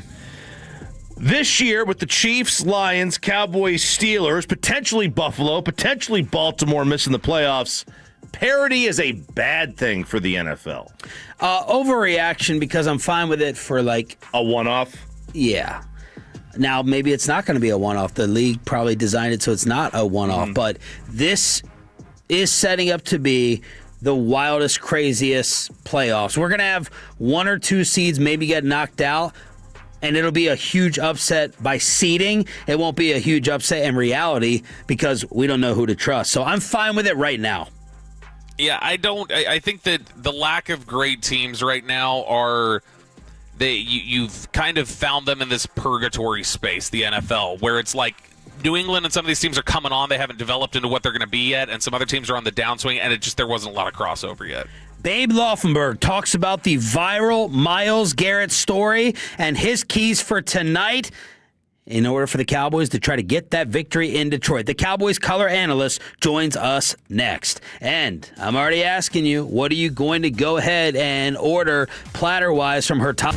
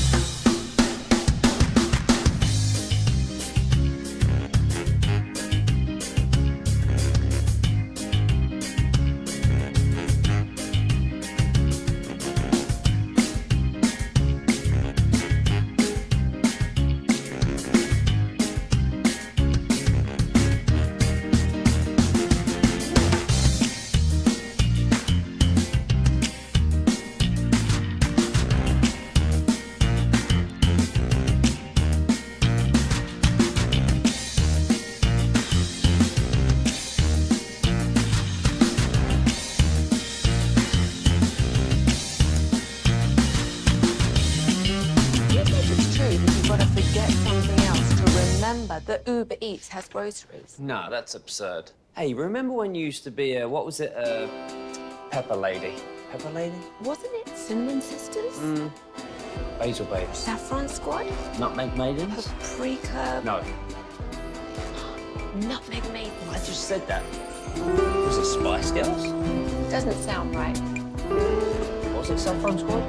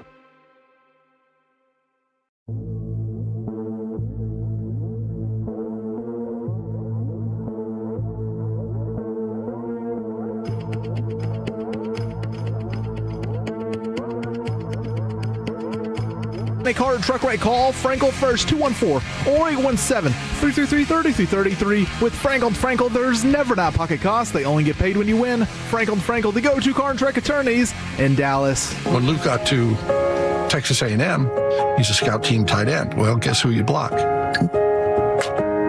One day I said, hey, Luke, what's it like blocking Miles? And he said, well, Daddy, he said, if I get my hands on him, I can keep him out for about a half a second. The two developing a friendship on and off the field. I got a chance to meet with Jason Garrett, and we took a picture and sent it to Babe, and kind of brought that motion back of, that time when we were in college and we were spending, time on the field, time after school, and after practice together, just bringing back those memories. Bobby, I need you to find me that music too.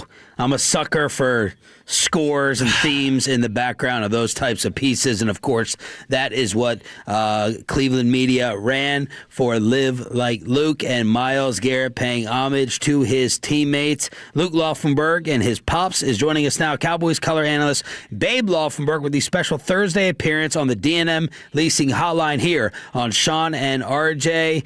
Just react to all the reaction. Myles Garrett doing that, you on the field to hug it out with him on Sunday as well. Yeah, I didn't know you guys were going to play that, number one, so I'm crying. I cry a lot, and it's okay. Yeah. But it was unbelievable what Myles Garrett did. And for those that don't know, so the My Cause, My Cleats that the NFL initiative does, they have about 5 or 6 players or whatever that do it. Usually more high-profile players. But anyway, Myles didn't know if I would want him to do that. And I got contacted. He's unsure of how you feel about it. And I said, oh, my God, I'd be honored. Are you kidding? So fortunately, Cowboys played Thursday. Cleveland played Sunday. Against San Francisco, so I was able to go to the game, and down on the field beforehand, and talk to Myles after, and honestly, it just restores your faith in humanity, restores your faith in athletes. That Myles did this for Luke, and just as a quick aside here, Luke was a preferred walk-on freshman at Texas A&M. Myles was literally the big man on campus. It was his last year there. So they just had 1 year, and they weren't in the same class. And usually, I've been there, those guys get dumped on, right, by the studs and the stars of the team and all that. And they somehow developed this relationship. And the word gets overused, but it's really humbling that here is this kid, my Luke, who made this impact, on Myles Garrett, the guy who's going to be Defensive Player of the Year, and all those other things. So it just, again, he is great. I mean, not as a player. We know that. But Myles Garrett as a human being is fantastic. And I sat in a suite with his parents. We sat outside. Well, his dad and I sat outside. His mom was inside for most of it. But they're great people. And there's a reason when you look at Myles, all you have to do is look at the parents to know how he turned out the way he did. But, it was, as you can tell, it was emotional. It was all those things. And I can't thank Myles enough for doing that. And trust me, totally unsolicited. Somebody said, hey, did you call Myles and see if he would do that? I said, are you kidding me? I would never call someone and say, hey, I want you to do that. I want you to wear the cleats. But it's fantastic what he did. And, again, overwhelming. Just can't thank him enough. We had a great conversation up there. Unfortunately, he's on a really bad football team, and I feel sorry for him. And he's been on a bad football team, and as you guys were talking about Deshaun Watson and everything else going on up there, it appears it's going to be a bad football team. Well said. Babe Laufenberg here on 105.3 The Fan. Do you have a trivia question? Oh, yes, I do. Yes, thank you. Babe. And I apologize. I've been fighting a cold for 10 days. And 10 days? Unlike like Kevin Hagelin. Well, and unlike those guys, I still come to work. Yeah. Babe, how many games have you ever missed a game? You know what? I've never missed a game for sickness. When Luke had passed, I missed 2 preseason games, but No, never missed other than, I think that's understandable. No, never missed a game because of sickness. But trust me, I've taken steroid packs and everything else to get through games. But nope, never missed a game. Okay. Okay, so you guys ready for a little trivia? Yep. Okay, Amon-Ra St. Brown and Jahmyr Gibbs, they've had touchdowns in the same game 20 times. Okay? That is 7th all time. So which two players have the NFL record for each scoring a touchdown in the same game? Now I'll tell you who's tied for second, Jerry Rice and John Taylor. They had 28. So it doesn't have to be running back, receiver, just any two players scoring a touchdown in the same game. I mean, you think Jerry is a Emmett Irvin? Oh, look at Sean. Sean, you have restored is that my right? faith in Well humanity. done. Yes. Okay. Don't compare me to Myles Garrett, okay? We had a 3-game winning streak. Bobby last 2 weeks ago, me, and then you? I'm going to have to toughen these up a little bit. Yeah. And I will tell you, this one came straight out of the Detroit Lions press release this week. Well, Usually that's I get them why. other places. But. I read that this morning during breakfast. That's why I cheated. I don't think you did, but however you did it, you did it. Babe. So go ahead. No, go ahead, finish up, then we'll get to the game keys. No, sorry, just quickly, Antonio Gates and LaDainian Tomlinson are tied at 28 with Jerry Rice and John Taylor, who had 28. But, again, Michael and Emmett, 32. Babe Laufenberg, Cowboys color analyst. We all picked the Cowboys. We're not being arrogant about it and saying it's a definite lock. You know, we're kind of keeping it within 3 to 6 points. Are we being overconfident based upon what happened last year, 47-9?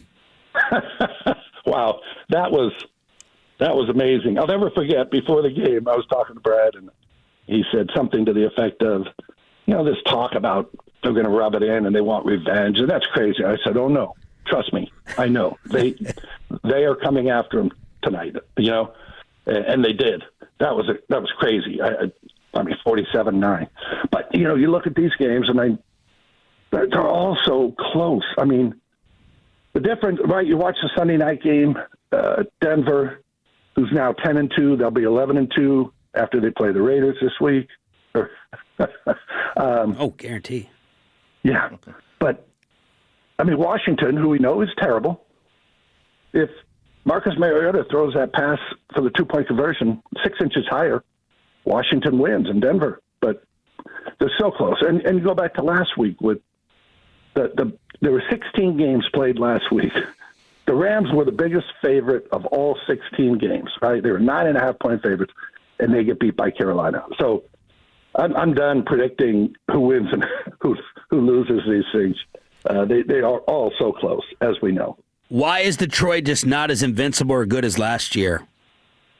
Yeah, injuries are a big part of it. And the other thing, people don't usually – you don't look at coordinators the way you should. I mean, they lost both their coordinators, right? They lost – John Morton was their coordinator this year, and as we know, Dan Campbell has taken over play calling for the last 4 games. And that's difficult. And Philadelphia went through that, right, with Shane Steichen and Gannon after they won – I think they went to the Super Bowl that year.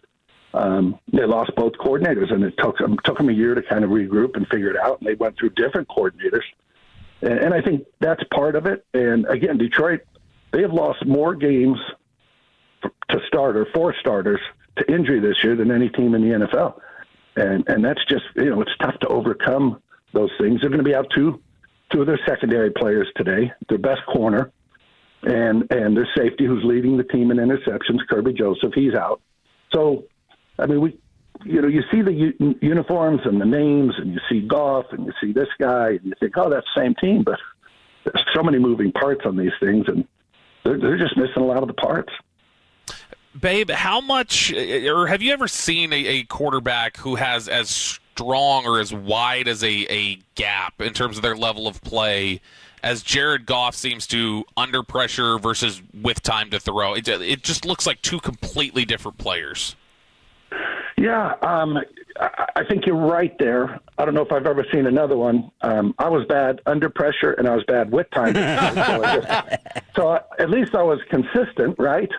But, it's funny. You always hear, hey, if you pressure this guy, he's not as effective. If you get pressure up the middle on Brady, you can – and that's just true of any quarterback. If you're under pressure, it just makes the game more difficult. We saw Dak with the only interception last week, right, on the first drive or second drive, I can't remember. But, he gets hit, the ball flutters up in the air, and it's an interception.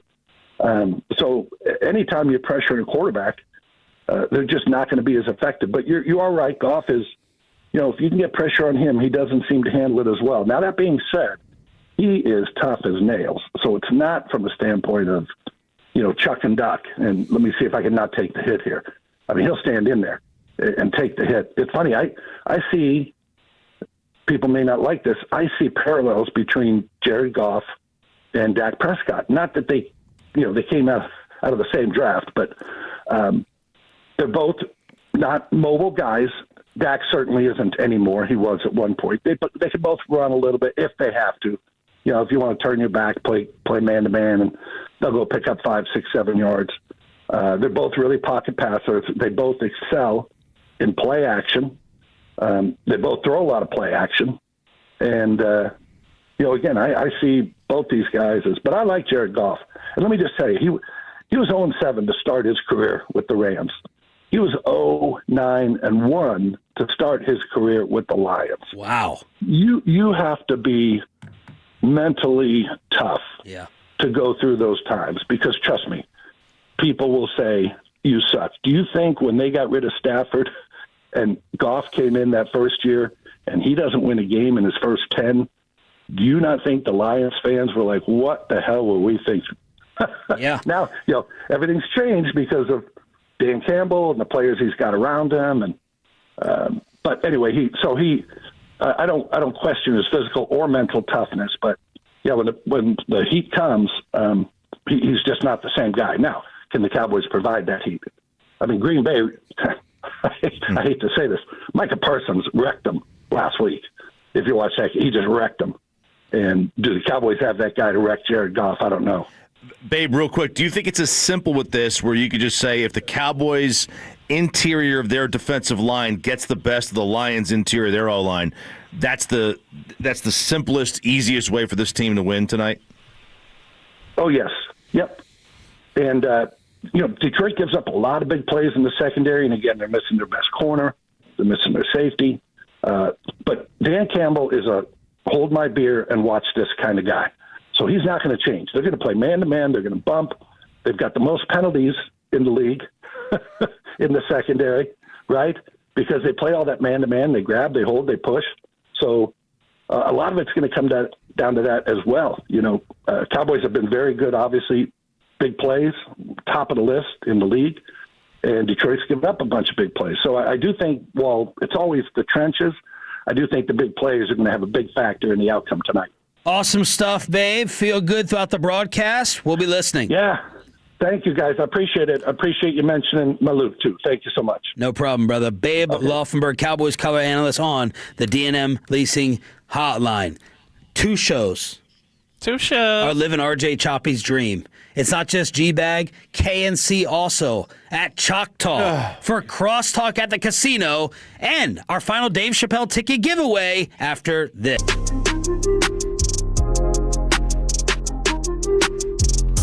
Uber Eats has lower fee products? I gotta remember that. Well, they say in order to remember something, you have to forget something else. Okay, now that is a very cute haircut. That's like a little shag. I've never seen it before. I mean, of course you have. It's the Rachel. Oh, is that your name? No, I mean like your name. No, I'm Jen. My name's Jen. Right, but I just mean like this is your haircut. But that's hair on your head. I'm not saying this is your hair. Okay.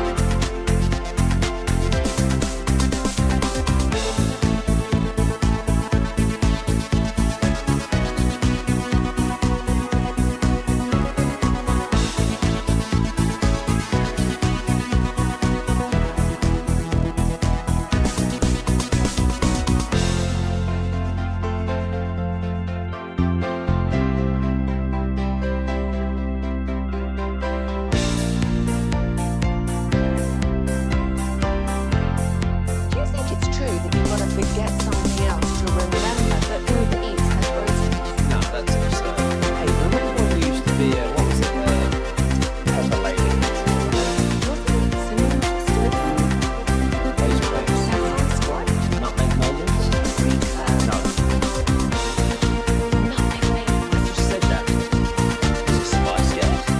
Doesn't sound right. What's it sound like?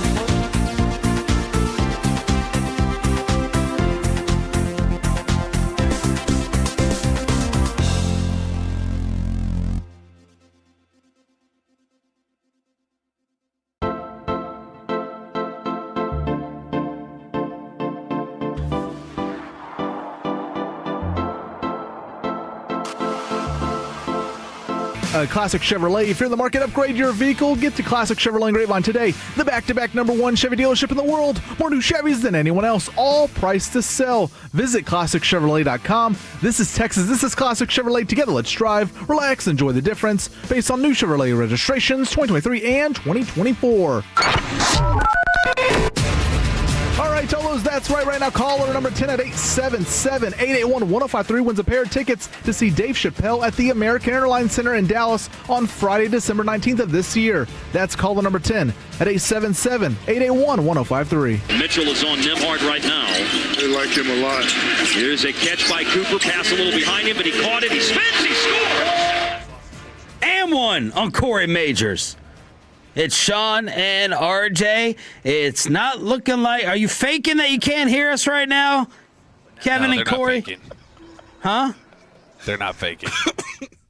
Yes, they are. Corey just gave it away with his cough. He just gave it away with the cough. They're at the...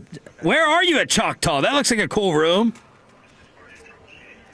They can't... We can hear them. They can't hear us, Sean. I can hear you. Now they're back. Oh, wow. Guys? All right. Hey. Sean, can I just tell you that I think it's a great strategy that you ran the giveaway again in Crosstalk. I really appreciate that. I know you're pushing the numbers, pushing the people, and I love it. It's a heck of a giveaway you guys got going on this week. It's an awesome giveaway. I love it. But you're welcome for buying you time to get your stuff in order. No, but hey, I don't know how to do any of this thing. No, but I appreciate it. I know yesterday you threatened to take it away from us, but I'm glad that it stayed. Yeah. where are you set up? That looks like a pretty badass room, and G-Bag will be there as well.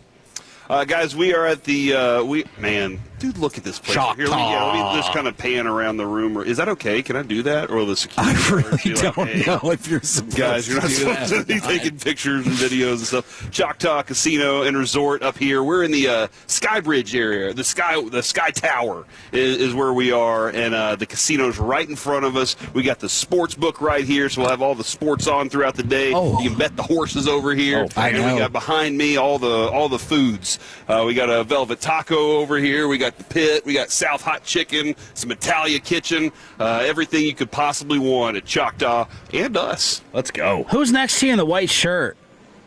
That's Ross. Ross? I'm going to go with Ross. Okay. Yeah. Is that Ross? That guy? I thought it was Tim for a second. That guy right there? Yeah, that's Ross. Okay. Yeah, he's doing work right now. Look at that. Have you played anything? Are you going to play anything? I have not played anything yet. I don't see how I can stare at this for 4 hours and then not go play after. Oh. Yeah, are you with slots? What are you going to do? Stare what? Yeah. So I am a big proponent of the slots because I think it's not foolproof, but I think you can bend the math in your favor. And I've been able to succeed off of that numerous times. Ooh, so, yeah. Wow. So would this math be the way you press the button? No. And see, I was prepared for naysaying. Here's the thing. I think that if you really monitor the games specifically that have like a wheel involved with it, you can turn the math into your favor. So there's a couple of different ways to do this that I would advise for people. Once again, not foolproof, but it's worked for me. Take a look at what the last cash out is on the machines. So if you see a cash out that's like a couple of bucks or 40 cents or whatever, that means that person probably crapped out and they just cashed out because they kept losing.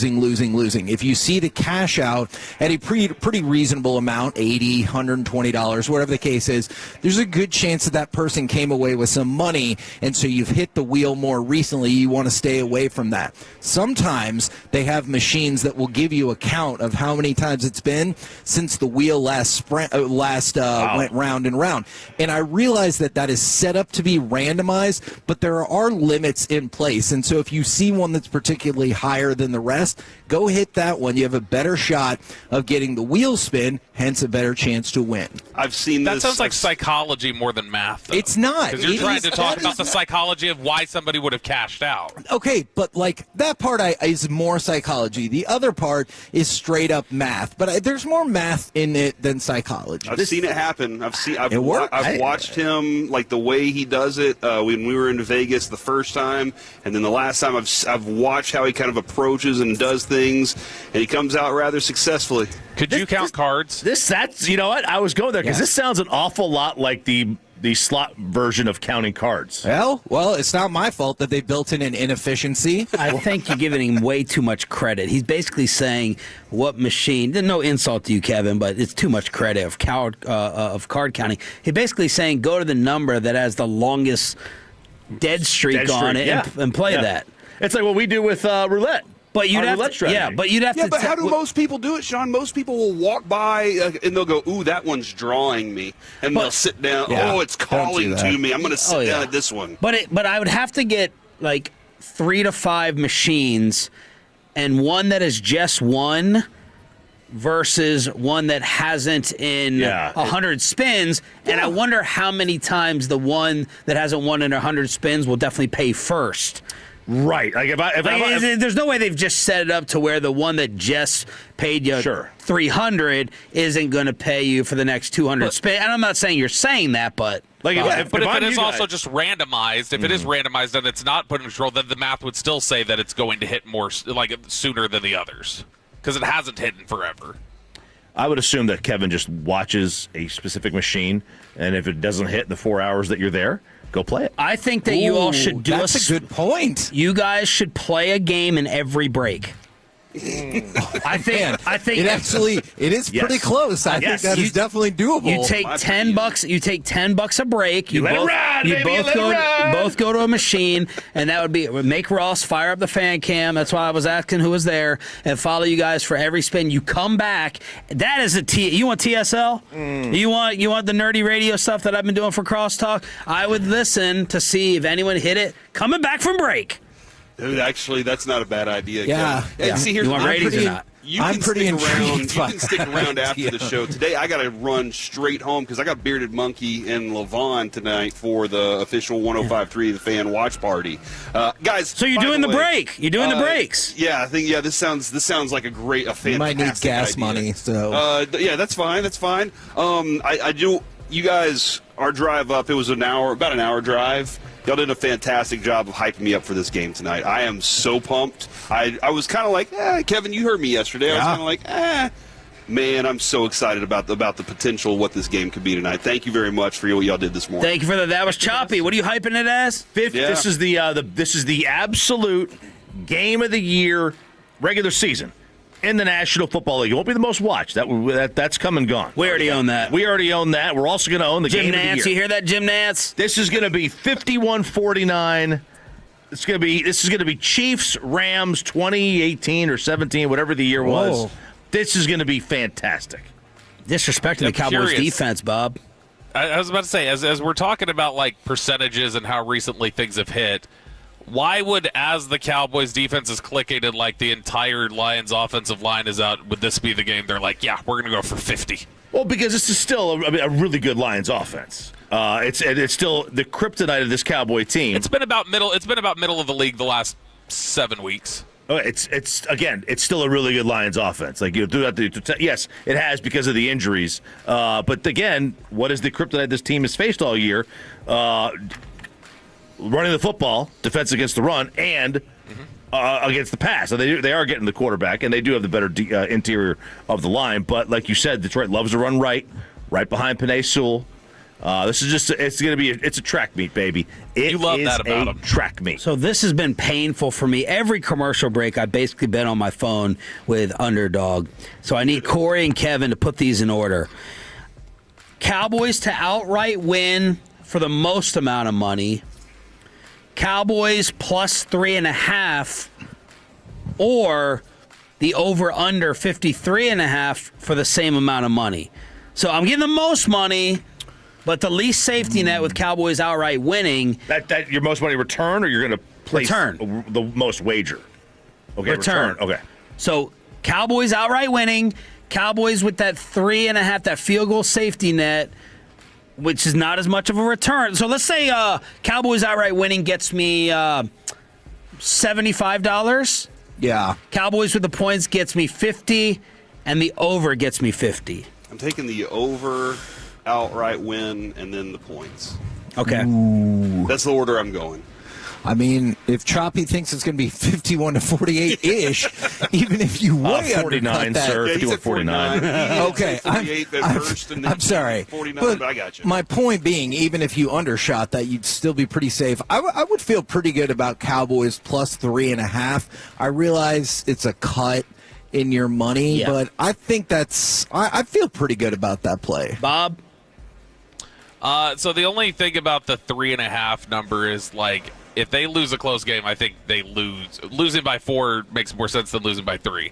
Because Detroit's more likely to try and go for it. They're less likely to try and kick field goals. Dallas is more likely to settle for field goals, which opens you up to scores more like 28-24 than 27-24 or something like that. So I would just go outright if it's that close. Yeah, my biggest concern is not like it's. I think the overs is hitting. My biggest concern with the over hitting would be that historically, and I know Detroit's defense stinks, Dak has not played great against non-NFC East teams on the road in terms of like putting up a ton of points. One of Dak's greatest career games was on the road in Detroit, though. In fact, I think it's like his all-time like highest passer rating on the road. I don't remember which game that was. But 2019. I mean, look, Detroit was bad, like really bad back then. I'm going That was outright. before McCarthy. That was I think McCarthy had a problem going up against uncommon opponents. That was always there. my You take go. on that. Anything to tease, Corey? Guys, we're here today. We're at Chalk Talk. Come up and see us. And we might be gambling every single break. Let it ride, baby, you gotta let it ride. The only thing I'm listening to, I'm better here. 10:22. Y'all coming back and talking about the results from your wheel spins. So go I get gotta cash look for over the. there. I gotta look for the fastest Where's path. Is there a card? How do we? All right, I'm on this, guys. On it just because y'all talked me into it. Every break, $10 a break. It's the KNC Masterpiece and the G-Bag Nation from Choctaw. Tomorrow we are back with 2 more Dave Chappelle ticket giveaways. Bobby and Nick Eatman back from Detroit. Star up, star down on a Football Friday. Enjoy KNC next.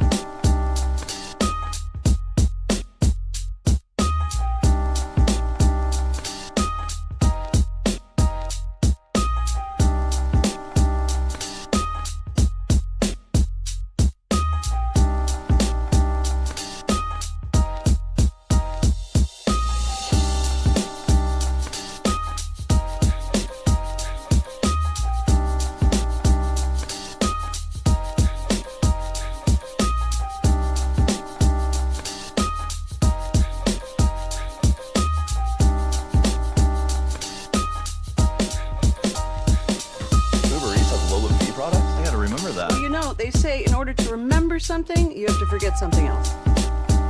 Okay, now that is a very cute haircut. That's like a little shag. I've never seen it before. Well, I mean, of course you have. It's the Rachel. Oh, is that your name? No, I mean like your name. No, I'm Jen. My name's Jen. Right, but I just mean like this is your haircut. But that's hair on your head. I'm not saying this is your hair. Okay, look at me a little bit.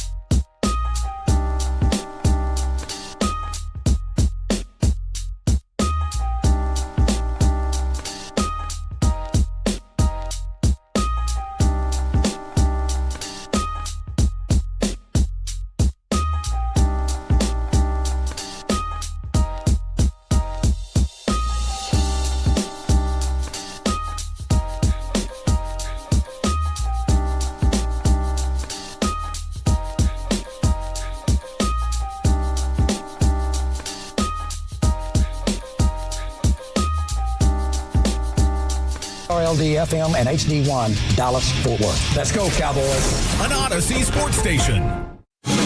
Driven by our D&M Leasing Studios, it's the KNC Masterpiece on 105.3 The Fan.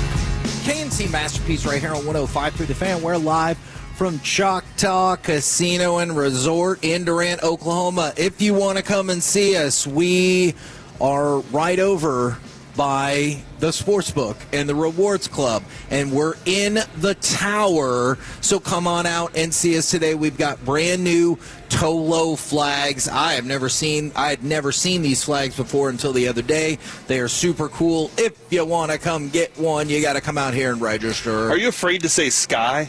This is the Sky Tower, Kevin. Yeah. It's in the sky. I'm pretty sure when we got on the elevator, we went up into the sky, even though we went down to the first floor. This is awesome to be on casino level, first floor, get to see all the action happening here at Choctaw, man. And we got some excited folks around here, and I'm really looking forward to having a big day and maybe just possibly walking out of here with a pocket full of cash. I like that. I like Sean's idea. There are lots of Dude, hold on. I can't decide if you like that idea for the Tolos to hear whether or not you won, or just because you want to play the slots. I mean, probably both. Okay, my that's only fair. concern is I don't give as much time to scout out and gather information. Yeah, because the breaks are 5 minutes long. I was telling Sean and RJ and Bobby that earlier, right? I was trying to explain. I've seen this happen. I went and sat at the tables at the Hard Rock in Vegas, and sat there, played a few games, and you watched. We walked around, went a couple other places, and the whole time I was like, this dude must be so bored. He hasn't played anything yet. And I was like, Kevin, what do you want to do? And you were like, no, I'm watching. And I was like, okay, man. You got to gather information. And then after time, you said, all right, I'm ready. And you sat down and started playing. I was just like, it was like watching a Russell Crowe in A Beautiful Mind, just sit there and all the stuff happening. And then you just did it, dude. It was pretty special for me. And I'm just telling people, that's the system that works for me. Yep. And I think it's fun. And everybody should find one. Yeah. Yes, something that's fun for you. Yeah. We'll find something that's fun for you. And I also like making money. All right. You said the RJ and Choppy show got you fired up for the Cowboys game tonight right here on 105.3 The Fan, although it is also an extravaganza all day at Choctaw because Gavin Dawson and Lucius will be doing the show from here from 2 to 4. I wanted to... Busy day at the station. It is. Turn it on, leave it on. Nothing else you need for the Cowboys today right here. Fact. Besides right here on 105.3 The Fan. I wanted to start with this. What is slowing the Lions' run game look like to you? Ooh, man, I'm glad you asked this. Okay. Do you want me to set it up anymore, or do you want to go? Go ahead and set it up to get your parameters out there. Okay. So here are my parameters. I'll do a parameter check. Okay. I think that is close enough. So the last 3 games, the Cowboys are giving up 68 yards rushing per game. It feels safe to assume that everyone would agree 68 yards. Almost nice. Yeah, that's true. Mm-hmm. But if you give that up to the Lions tonight, it feels like everyone would be ecstatic about that. Yeah. Before the last 3 games, Cowboys were giving up 124 yards rushing per game. The Lions average 138 rushing yards per game. And here's the scarier part about that, at an average of 5 yards per carry. See, so that's, 56 less yards per game right there, according to my math. If I'm always have a problem. No, that is correct. 14 and 8. But that's basically a kickoff. That is like that's way, an interesting way to put it. They've shortened the field with the new kickoff rules. They've shortened it so like if you go look at stats, things are going to look different in the future too. Maybe that balances out the extra game they're adding. I never thought about that. It's basically half a field. That you're shorting that to in one kickoff, in one possession. If you can keep a team from being able to drive that, you're good. And the Cowboys have done it. They've taken a possession away from a team, basically. So, that's significant for what their defense has added to this. And so goes Jahmyr Gibbs, so goes the game. In Detroit's 7 wins, he's averaging 7.4 yards per carry and 10 touchdowns. How many in those? Do you have how many big time carries he has in those wins specifically? I do not. Okay, I'm betting he probably has at least a 15-yarder in every single one. If he's averaging 7.4 yards, I have no doubt about that. In the losses, though, 3.2 yards per carry and no rushing touchdowns, which is kind of crazy. Yeah, and so if you're Eberflus and Schottenheimer this week, you were like, go find all the tape on what they did there.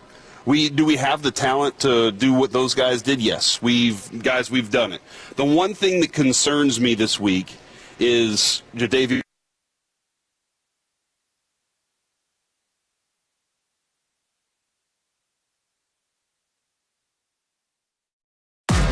Sean and RJ, the KNC Masterpiece, G-Bag Nation, and Fan After Dark. Live and local.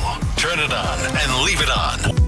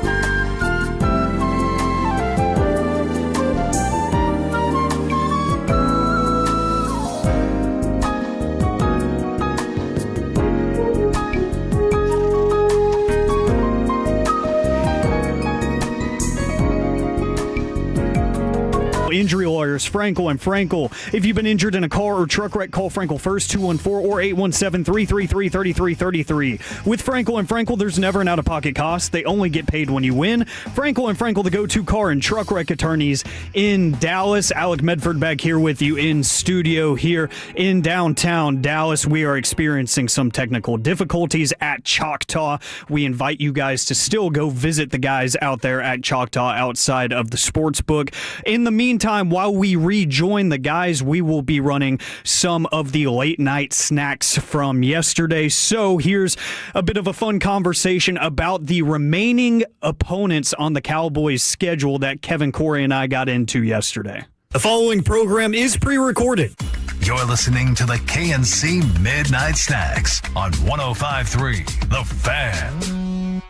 KNC Masterpiece right here on 105.3 The Fan. It didn't make it onto the Good. I was about to say, asking the question doesn't matter. Like, why did Corey just pull down his shirt? Carter leaned back and looked in through the window and was like, what are you doing over there? And I was just telling Kevin, my tattoo says listen to Corey. You should. I often do. Thank you. But not always. What in the world happened to the teams on the rest of the Cowboys schedule?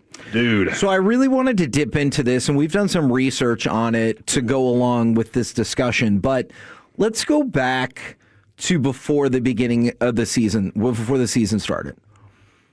This was the run that was going to kill your season, right? This was going to be the 6-game run that was going to kill your season. Host Philly, unstoppable. Host Kansas City, maybe even more unstoppable. At Detroit, they could end up being the best team in the NFC. Host Minnesota, they went 14-3 last year. Host the Chargers, another year for the Herbert and Harbaugh experiment to go wild. And then at Washington. Well, they were just in the NFC Championship game, so they're obviously going to be awesome. This was the chunk on the schedule. And I will admit, even I was like, I think you got to get out to like at least a 4-2 start because I was also worried. But this was the chunk that was going to end the Cowboys season. Yes? Yeah, no, and I mentioned many times, and I always do this, Kevin, anything can happen in a year. Right. And, sure. And we see it every year where things happen. Now, the Cowboys, they are in this vein. They're in a weird vein where you can almost predict losses because of the win that you predict the week before. Right. So that's kind of how that is. But it was a daunting stretch. But again, any of those teams could be already out of contention. For sure. Too far into contention where they don't care. The middle of the season is also a very weird time where you feel like you've accomplished so much 6 games in, 8 games in, and now you're like, what else do we have to accomplish? Right. Or, man, this hill is starting to become more to climb. Injuries happen, all sorts of things. So, yes, when we looked at this part of the schedule in the offseason, it was the most terrifying part where it would collapse your season. Is it fair to assume, and I want y'all's thoughts on this as well, is it fair to assume that the Cowboys have already won back-to-back games that most folks thought they wouldn't have won? Yes. Like, pretty definitively, right? Yeah, I think I had the Cowboys. I'm going to have to go back and look at my chart. I know I had them beating the Chiefs. Okay. But you'd be hard-pressed. Most people would say to win these 2 already, and to have a 3-game win streak at this point, nobody would have seen it coming. So look at the schedule going forward. Lions, Vikings, Chargers, Commanders, and Giants. Now, I realize the last 2 start to kind of like stilt this record just a little bit, but you know the record of your remaining opponents is 24-36. 24-36. And even if you take out those last 2 games, it's what, 2 games above 500? Mm-hmm. I wanted to go run through this real quick. I looked it up. The Eagles, I had the Cowboys losing to the Eagles. Okay. I had them beating the Chiefs and the Lions. And even that, I think, is a pretty fringe opinion going into the season. Okay. And then I had them losing, only winning against the Giants for the rest of the season. So you're right. Like in this stretch, I still have the Cowboys. Sure. I felt like you had to win 3. Right. Now at this point, they're wanting to win more. And we'll talk about more of that in the C block. But yeah, no, absolutely. You would have looked at this part and go, no. And I want to just point out, The point of this segment is not to be Driven like, by our D&M Leasing Studios, it's the KNC Masterpiece on 105.3 The Fan. See what I said about reruns, Kevin? They're not successful. All right, nobody really. They're like, I heard this already. Like, what? Give me some new stuff to listen to right now. And that's exactly where I am. Alec, did the Twitch and the YouTube get that segment? No, nobody got it. It was Kevin. That was a Marconi award-winning segment that we just did. Very much like our Brandon Whedon commercial interview that we did that never got heard. But you know what? It's good stuff. You know, I think. Did we say we're going to swing around and get back to the next segment here? Or are we doing 5 minutes here? Okay, Alec, you tell us what to do here. Alec, I want you to vote. But, man, now that I know the Twitch and the YouTube didn't get it, that's sad. I would like to hear everybody's vote on this. Kevin was on the slots. Here's essentially, man, now that I knew, I would have taken this cough drop while we were doing all of that. So, all right, essentially, we talked about what's a reasonable expectation for slowing down the Detroit Lions running game and then the bad attitude that is Tyler Booker, all right? Or we were going to do here the Mavs and Stars super segment. I would like everyone to vote on the Twitch, on the YouTube, 877-881-1053. Go ahead and let us know, and we will figure it out. Corey, do you want to vote as well? Let's. You know what? We'll do it on the other side. We already took our break. No, he just said take a break. Yeah, let's go ahead and take a break right now. Got all some right. lives to do. Well, we're going to get it all together and get this figured out, and we'll be UNC, back baby. with one of those segments, maybe both of those segments next on The Fan.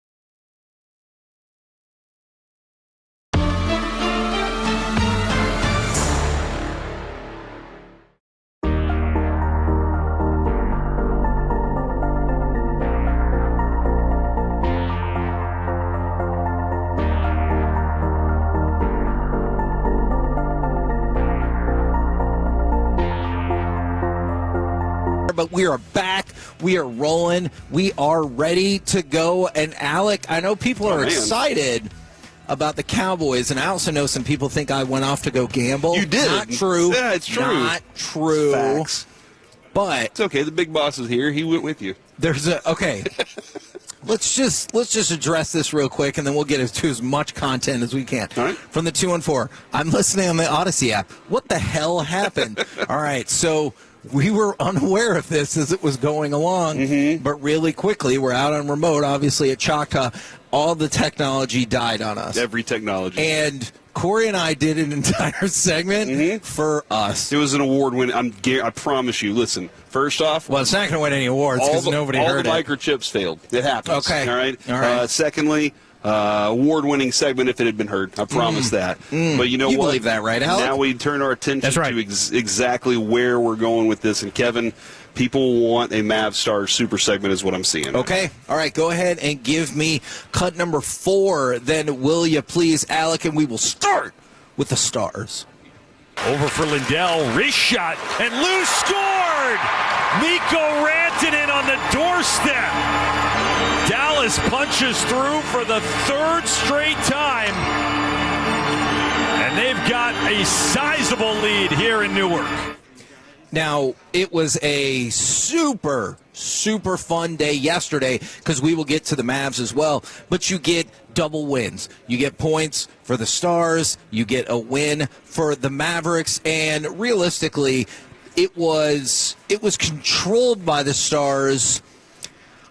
I want to say all throughout the game. I don't necessarily think that is fair to say, but I'll say once you started scoring in the second, I know the Devils were putting things up on net, but I didn't really feel like they were challenging to get back into the game, partially because of another shutout and really strong effort from Jake Ottinger, who we hadn't seen him for a couple of games. Yeah, and Otter said afterwards, they did their PK, got back on track. He feels really good, confident with the blocking that's going on in front of him there, so that's a positive thing. Can I just say, he got on track with the PK. Yeah. Penalty kill's been doing pretty okay with DeSmith. Well, and I wonder if it's a newer system and he's just trying to figure out the lanes. Yeah. And maybe DeSmith had a little bit of a quicker pickup than he did. Maybe that's the situation, and it just took a little bit more time. Either way, it looked good last night, and that's a positive thing. Kevin, you knew once though they were up to in the second period. Once they were up, you were done.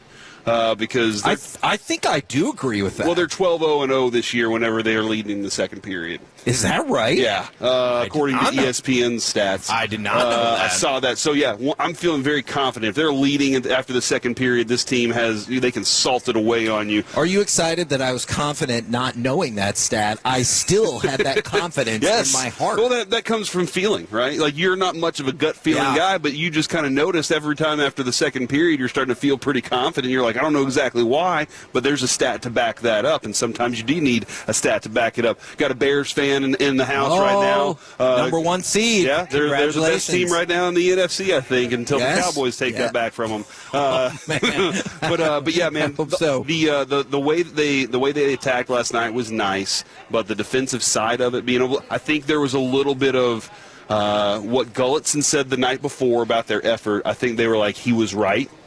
And we got to wake back up. It was nice to see Jamie Benn put a couple of assists on the board. Yeah, it was really nice to see Robertson continue saying, "Hey, I just do what I do, boys." Okay, I just want to ask a question for everybody out there. 877-881-1053. The Franklin Injury Attorney text line, or you can hit us up on the Twitch or the YouTube. Do you find yourself also following kind of the heater that Jason Robertson has been on? Because I know for a lot of people, they'll talk about Rantanen, and I hear you, but I think the expectation when you made the trade was he was going to become, especially with the full off season, at least your best offensive player. I have been really excited. Yeah, I thought Robertson was a casualty of the Rantanen addition. You know what's... I don't know if people will view this exactly the same way, especially since it's a more offensive versus defensive in nature. But I kind of feel the same way about, like, Kenny Clark and Quinnen Williams. Because the thought was Quinnen Williams comes over and you're essentially going to make Kenny Clark dispensable after the season. But what you're seeing is, man, that cooperation they can have together is really good. I wonder if the Stars will find a way, salary cap-wise, and depending on what Robertson does in the playoffs, to do the exact same thing when they're like, no, not replacement. It's a supplemental thing. I don't know. We got a while. Curious. I saw a line last night that made me go, "Oh, is that what's happening?" And it was Robertson, and he's doing everything he can to make this Olympic team. And I started going, oh, is that why he's playing at this level? Right. Or is there something else involved? And maybe Gulletson was like, hey, I'm going to get you on that team. We're setting you up for success during the season to have that take over. And maybe that rise of confidence is all he needed, was somebody to say, we're going to set you up for success, and he's getting all those opportunities. Whatever it is, man, keep it up. And we'll talk a little more in the C block about keeping your momentum going and how you do that. That's my plan today. But whatever it is, you keep that thing rolling right now. And now that you got Otter kind of feeling like he's a little more confident too, you pick that right back up. From the 682, I don't answer questions. All right, well, we won't take that answer right there. Now, there are two super positive things happening for the Stars right now. First of all, and you just made allusion to it, the penalty kill. The penalty kill has been unbelievable. Last 19 times. Stop. I'm not going to say stop 19 times. But in the last 41 penalty kill attempts, they have shut down 38 of them. That's nice. That is unbelievable. But, and you saw this again, I shouldn't say but, also, and you saw this again last night, more points on the road. Now, also, you got 2 points, which is great. Do you know the Stars have played 15 road games this year? They have 1 regulation loss. Are you serious? On the road. 1. They are 10-1-4, which means they have gotten 14. They've gotten points in 14 of their 15 road games, and that is something that you feel like is going to make a huge difference come the playoffs. And I know you might be like, we just started December, but like I'll be stunned beyond belief if this team is not in the playoffs. So I think those are two super positive things. Penalty kill always rolls in the playoffs, and if you can have road success, that is always vital in the playoffs. I wanted to confirm a couple things, too. I had Reetma reach out to me yesterday. Also, we talked with Robert Tiffin. Brought his ass late in the show. Yep. I wanted to give some answers to what I got collecting from our guys. Because I think, dude, I'm dead serious.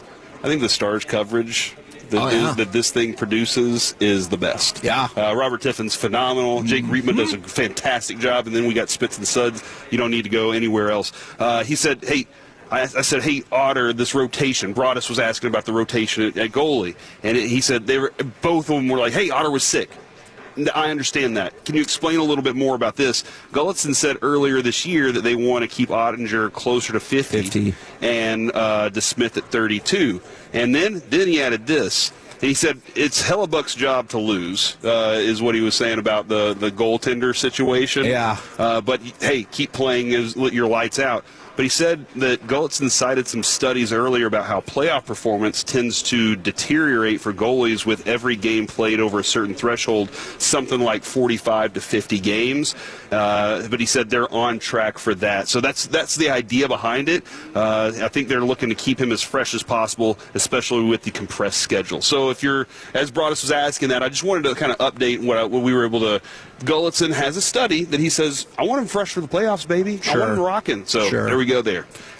Now, super segment. Okay, super segment. So go ahead and hit some Mavs. Give me cut number, give me cut number 6, and let's get a little Max Christie action going right there.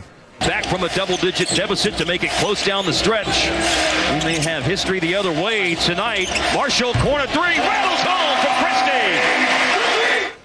Now, the Mavericks pick up a win that I did not necessarily think they were going to get whatsoever going into that. This is now back-to-back wins against really quality opponents in the Nuggets and the Heat, because there's been some other wins, and sure, they've been kind of against the dregs of the NBA, and that's all fine and well, but you've gotten 2 straight wins against 2 really good teams, and whether it was that Max Christie 3 right there, whether it was freaking Ryan Nembhard, man.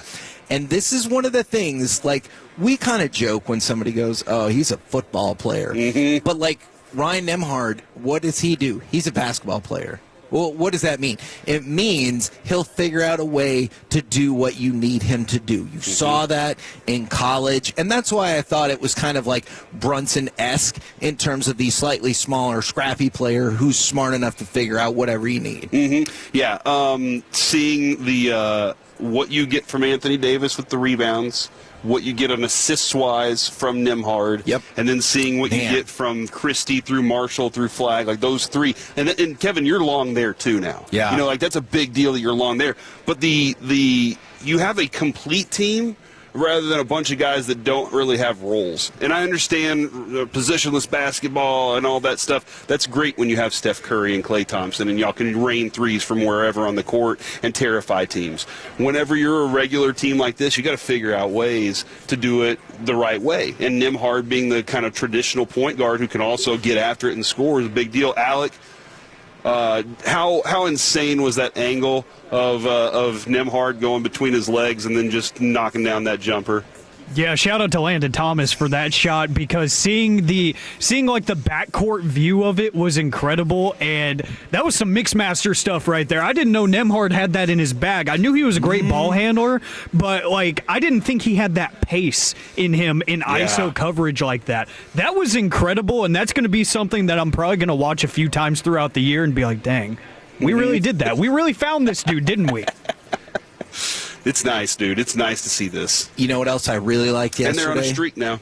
Okay, so now Kevin, we got 3 straight. Yeah. So you beat a not so good Clippers team, but then back to back. You know what else I liked yesterday? I like seeing Cooper Flagg get to the basket, or at least take closer than mid-range shots and stay away from 3-pointers. Look, I think the 3-point shot will get there. You saw this kind of replicate last year at Duke, but he hasn't shot the 3 well so far this season. But he has been shooting the ball well otherwise, and I think that's super encouraging. Yet again, another 20-point game, and you look at this 3-game winning streak. Cooper Flagg is accelerating quickly, man. And if this is the level he stays at, or if this is just phase 1 of him leveling up this season, holy freaking crap. Well, I don't know, Kevin. It was like, 35, 8, and 4, and then 24. To be fair, he only had 2 assists on the 35 and it was 22. So he's declined ever since the 35-point game. And I just don't know if he can keep up that 35-point pace. Well, then he cannot. But I will focus in, on these other 2 things. In these 2 games, 23 points per game, but probably more importantly, I think he's shooting 60%, while also still snagging 7 rebounds per game. And so that's going to be unbelievable. And I'm just really excited to see contributions from some of the players that we were hoping for. Like, I hear you about Anthony Davis for sure, but Christie, people like Nembhard, Flagg leveling up. It feels like you're in the middle of a Cooper Flagg level up. Klay had 17 last night. I know it was 5 of 12. But that's just not but off great. The bench? Yeah. Off the bench for Klay? That's comfort for me. And I like that, and I appreciate that. And I think this Mavericks team can probably give everybody a little bit of something different depending on what they're looking for. But, like, those 3 players in particular I love because you're like, they could be here for a really long time. Mm-hmm. Oh, yeah, so, for sure. Yeah. Big-time night for Dallas sports in terms of getting the win for the Mavs, 469. Getting the win for the Stars. Nico's vision will come through, guys, is what he's basically saying there. I don't think he will ever get credit for that. Fine. We're the KNC Masterpiece right here on 105.3 The Fan. Coming up next, we'll talk to the NFL Executive Vice President of Media Distribution. Plus, might try to cram in some baseball nuggets live from Choctaw right here on The Fan. Coming up in the next G-Bag.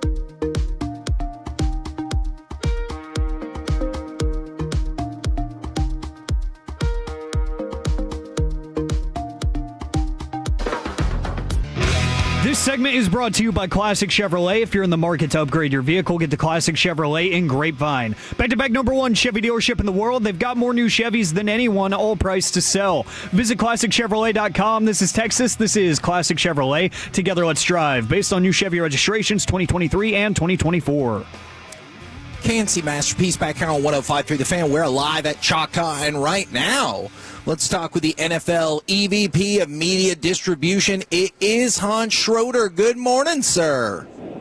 Hey, guys. How are you? Get ready for a big one tonight? Yes, indeed. Yeah. We are. Now, I don't know if the Cowboys can promise $57 million again, but this does feel like another huge game for the NFL, with both teams seemingly needing to win to continue their playoff march. Yeah, look, I mean, we'll certainly talk about Thanksgiving, and the season overall has been tremendous, but it just continues to roll along. Tonight is a great one. Have a great couple games in the Sunday afternoon, the big windows in Chicago and Green Bay, and Cincy Buffalo early, and then Sunday night with Houston and KC, and then Philly Chargers, like another great week in Week 14. So, it's great to see. I think I saw something this morning.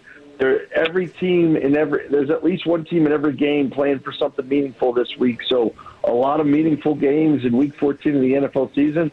That's great. That's what we want to be doing for our fans. Kudos to the schedule makers there as well. Absolutely. Yes. Now, we're going to get into the nitty-gritty of those numbers, but what I've really always wanted to know is, do y'all have like a tracking mechanism for certain games to give you a decent idea ahead of time, maybe what that kind of viewership number might look like?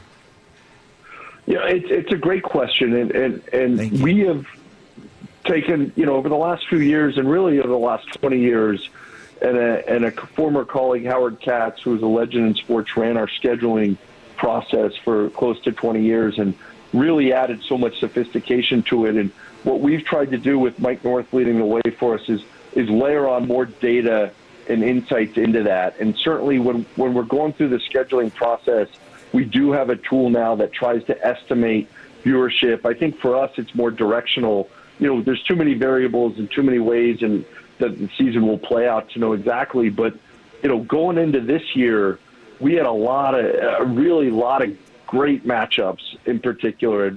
The NFC East was playing the NFC North. The AFC North was playing the NFC North in rotational element of the schedule. So we just had a lot of big games to choose from. And what we've seen on the schedule is there's a few windows throughout the regular season that even stand out from the other windows, and kickoff's one of those, and then Thanksgiving's another. And so we went into the year certainly looking and seeing what can we learn? How can we be smarter? How can we better serve our fans? And what you saw us maybe is play some even bigger matchups into kickoff, obviously with the tremendous, Dallas-Philly rivalry as a way, even with the weather interruption, was a tremendous start to the season. And then you saw that last week on Thursday, a week ago today, like across the day, starting in Detroit. When that game finished, it was the all-time highest viewed NFL regular season game ever. And then Dallas came along and beat it, and with a great game against Kansas City. And then we had the highest viewed Thursday night game ever on NBC. So in our mind, that's just a tremendous outcome for our fans. And when our fans are tuned in and watching more, that tells us we're doing something right, and that's what we're really focused on. And so I feel like you were kind of scratching the surface on answering this question already before I even asked it, so props to you on that. But when the Cowboys and Chiefs was specifically set up, did you think, I know you were saying it would be a marquee matchup, but did y'all see the potential to just annihilate the previous record for regular season viewership? Look, the two previous highest viewed regular season games ever in the league's history have been the 4:30 Dallas games. One against the Giants a couple years ago, one against, I think, the Raiders a couple years ago as well. And we've had 4 straight years of Thanksgiving Day games continuing to grow in viewership. And part of that is just, as Coach Madden said, it's all about football, family, food. It all comes together in a way that's just so special on Thanksgiving. But, there's also just the growing emergence and sort of the continued ways I think our fans are looking to engage with us. There's also like the specialness across the day of, 2 years ago we played Green Bay, Detroit in that early game in Detroit as well, and I think we did around 34 million viewers. So, part of this is just teams play their way. Detroit's got even more popular with the success they've had and a great rivalry with Green Bay. Certainly then you get to Dallas and you take, a team that is priding themselves on being America's team for a long time in Dallas with a team that may be rivaling that with their recent run of success of the Chiefs and Patrick Mahomes and Travis Coach Reed. Certainly that stacked itself to be a pretty special game. But we thought Baltimore-Cincinnati, and we, certainly Joe Burrow coming back was a big lift for that game, but they played some amazing Thursday night games the past couple of years. We just thought across the day those matchups, but certainly Dallas and Kansas City being a really strong one. But we thought there were 3 great matchups, and we got 3 great games, and can't ask for more than that. NFL EVP of Media Distribution, Hans Schroeder, joining us here on the KNC Masterpiece on 105.3 The Fan, your home of the Dallas Cowboys. Can you confirm, though, Hans, that number probably could have gone to $100 million had Post Malone said, "Ladies and gentlemen, Taylor Swift"? Is that your thoughts? Look, certainly it's a great question. Nobody's crystal ball or indicators that good. But look, the teams, I always get back to it's the games, it's the success, it's the story, it's on the field, and certainly other things. And Taylor is such a big phenomenon. That's certainly been helpful.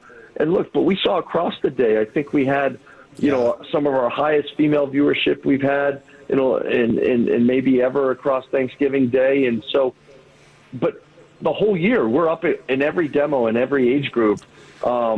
For the full season to date through week 12. So I think it's just how everything comes together and the uniqueness of the NFL that humbly very excited and proud to just be part of it. And I think that it's the strength of the game and what happens on the field first and foremost that drives everything else. And you guys see that locally. Look at sort of the peaks and valleys this year with the Cowboys season. But after the last couple weeks and coming back against the Eagles and then the big win last Thursday and going into tonight, it just galvanizes a city and a fan base in such a unique way. Now, Hans, one other thing, though, is before the season, we were discussing a lot, and I think very frequently, Kevin, the conversations the NFL was having with Nielsen about their reporting. Can you kind of give us any thoughts on the effect of that and what exactly y'all were kind of looking for to change there? Yeah, no, it's a great, it's spot on. And one of the things we've been working for several years is we think there's more people watching our games. And one of the phenomena over the last 15 to 20 years is people get together at a sports bar on a Sunday or out of the home. And that's been a form of viewership that just hasn't really been fully accurately counted. And so one of the things Nielsen did this year was they made some additional steps to make sure everywhere around the country, no matter where you're watching, that's being counted in the viewership. The other thing they did, though, which particularly is an area we've been focused on with them, is on Thanksgiving or Christmas or the Super Bowl, where it's just a unique dynamic and there's more people together, and that idea that the NFL brings people together on those holidays, and the holidays are a big part of it too. There's just more people watching, and so how does that get counted in? And so we're always chasing the most accurate view because that's how we're going to be smarter and better. And we think Nielsen certainly put some work in to try to do something that really hard and capture that viewership. And certainly that's a big part of it. But I would say it's a big part of it from the lens of they've been missing it in the past, and they're finally capturing and folding that in this year and going forward. So we think that that's a more accurate picture, and I think we're excited to sort of be able to better know how we're engaging with our fans, and a more accurate picture there is great information for us. I know we talked about the Thursday night game between the Ravens and the Bengals, also set a record for the most watched Thanksgiving night game ever. But keeping in mind that this is a family-friendly program, can you tell us what your reaction was when you saw that Detroit number and then you saw that Dallas-Kansas City number, when you saw what that rating actually was? Yeah, look, we went into this year hoping and sort of pushing to see how high up could be. And I think as we saw the day come along, it's like, gosh, it's pretty high. And then it got a lot higher at 4:30.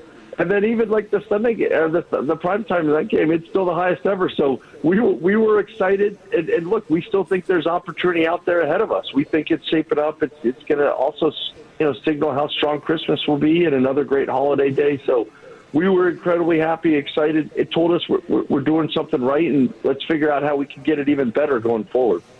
Yeah, I mean, one suggestion I would have from a selfish point of view is help the Cowboys get into the conference championship game in the Super Bowl, and we'll pop some big numbers for you, sir. Yeah, look, that takes care of itself. But, any other ideas, I'm all ears. But Okay. I'll leave that one for you guys in Dallas to take care of. All right, we're on that. Yeah, thank you very much for the time. Congratulations on just the monster numbers across the season, across the day. We really appreciate all the info, sir. Absolutely. Thanks for having me, guys, and hopefully we get another great one tonight and throughout the weekend. Stay well, and thanks for having me. Absolutely. Yes, there you sir. go. Hans Schroeder right here on 105.3 The Fan. Tonight's going to pop, bro. Yes. It's going to pop. I agree. The NFL Executive Vice President of Media Distribution. I thought that was really cool, a unique perspective about how maybe some of those matchups and stuff get put together as well. I know you were digging this, and since it did not go out over air earlier, I wanted to, if it's okay with you, go back to some of these quotes about Tyler Booker. Yeah, no, absolutely, man. And can you reassert your thoughts when I was like, hey, you know what? Actually, I know we got some time to make up. Let's talk about it on the other side with Mickey Spagnola. Let's go over some of these thoughts about Tyler Booker as we get ready for Cowboys, Lions, right here on The Fan.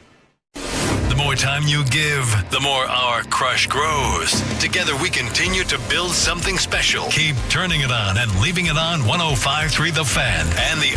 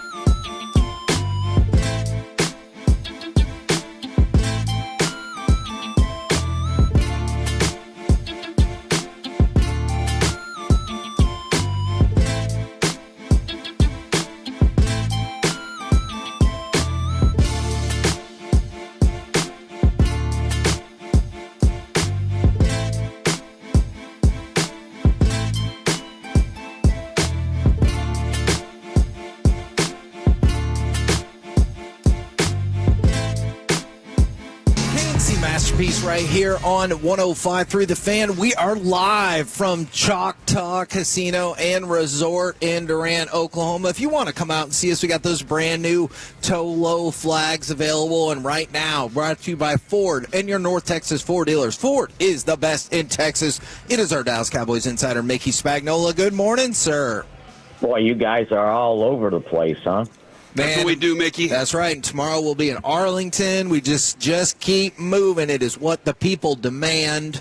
And I know we've talked about him a good amount, but I wanted to focus back in today, if you don't mind, to start on Tyler Booker. And if you can kind of walk us through the impact that he has had on the field and in the huddle for this team so far this season. Yeah, he certainly at this point doesn't sound like or play like a rookie, right? I think that, I think we've seen him grow from, when he first started playing, game by game, getting better and better. And then the other part is getting a little bit more vocal. This guy was a leader at Alabama. This was a guy that was a captain at Alabama, and I think he is starting to, get his voice and be a guy that speaks up and speaks out. And, Dak continued to talk about it, how, he is vocal in the huddle.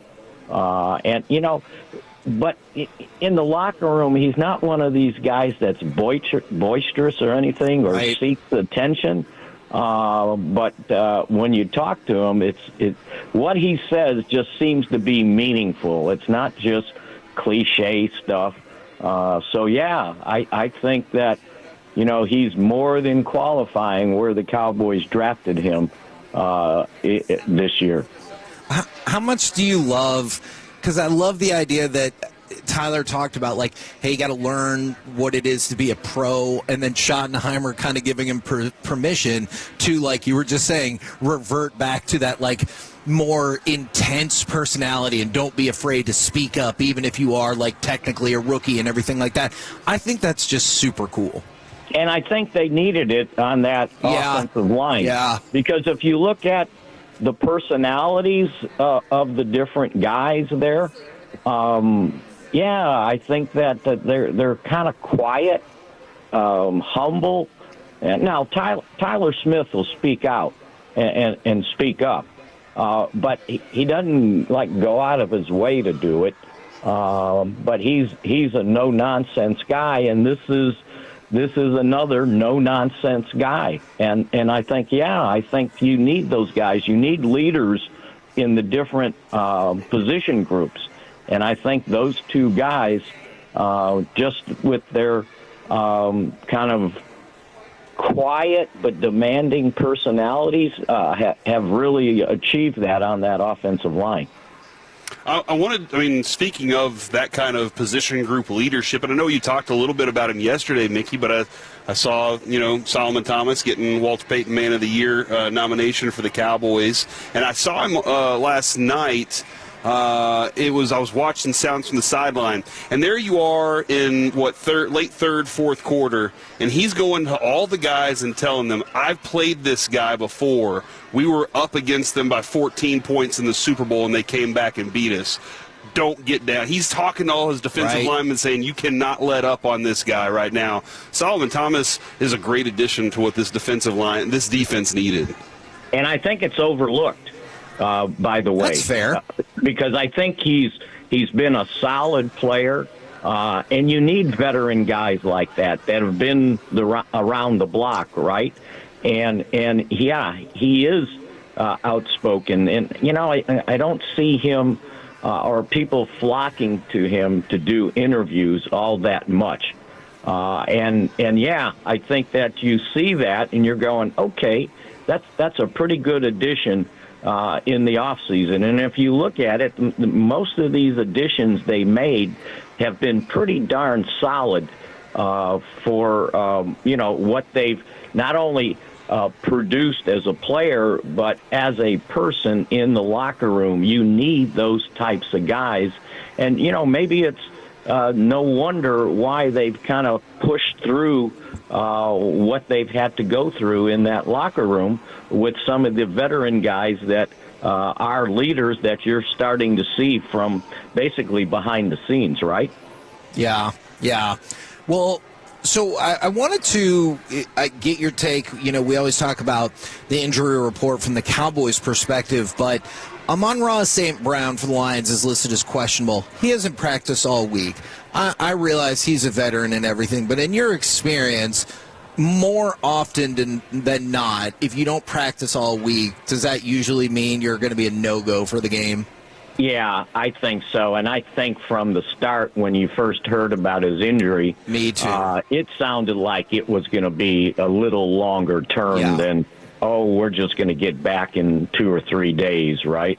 So, yeah, I think that's a big blow. Now, I'll be interested to see what happens on their offensive line because they had a bunch of guys there, their starters, that didn't practice, right? And then they got limited, and now they're listed as questionable. Like so Penei how Sewell, questionable are they, right? Because there's degrees of questionable in my book. And some of those guys have to, work out before the game and prove they're either ready to go or they're not ready to go. I think that, and not to, get away from what you just asked, but I think that's kind of the boat Clowney's in right now.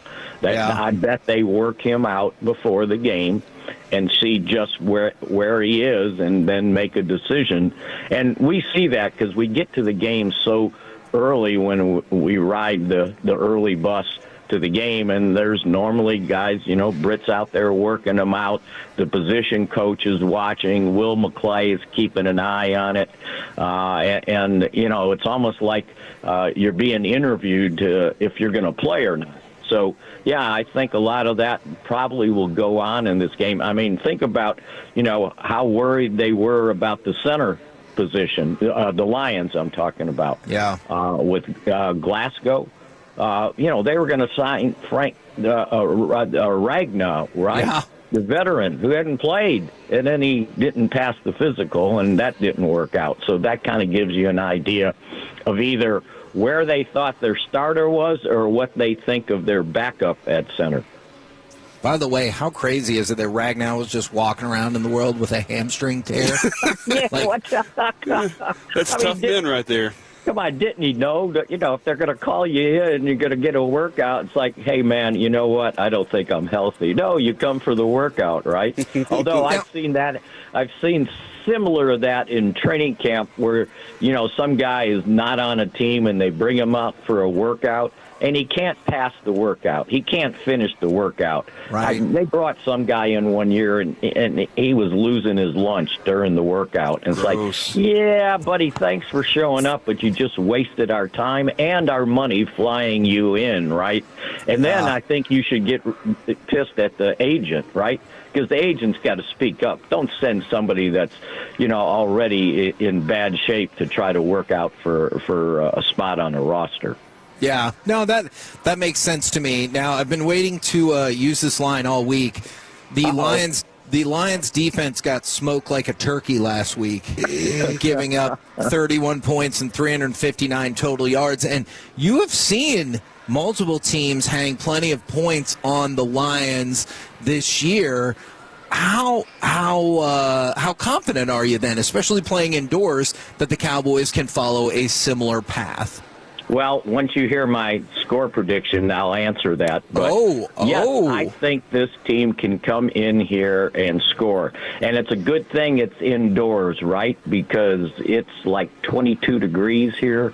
Right. And that's with the sun out for a change. Because when we showed up, I guarantee you, when we were landing on that charter flight, I couldn't see the ground until maybe the last minute. It from the weather, the snow that was coming down. I was just hoping that, whatever instrument the pilot was using could see better than him because you could not see a thing, right?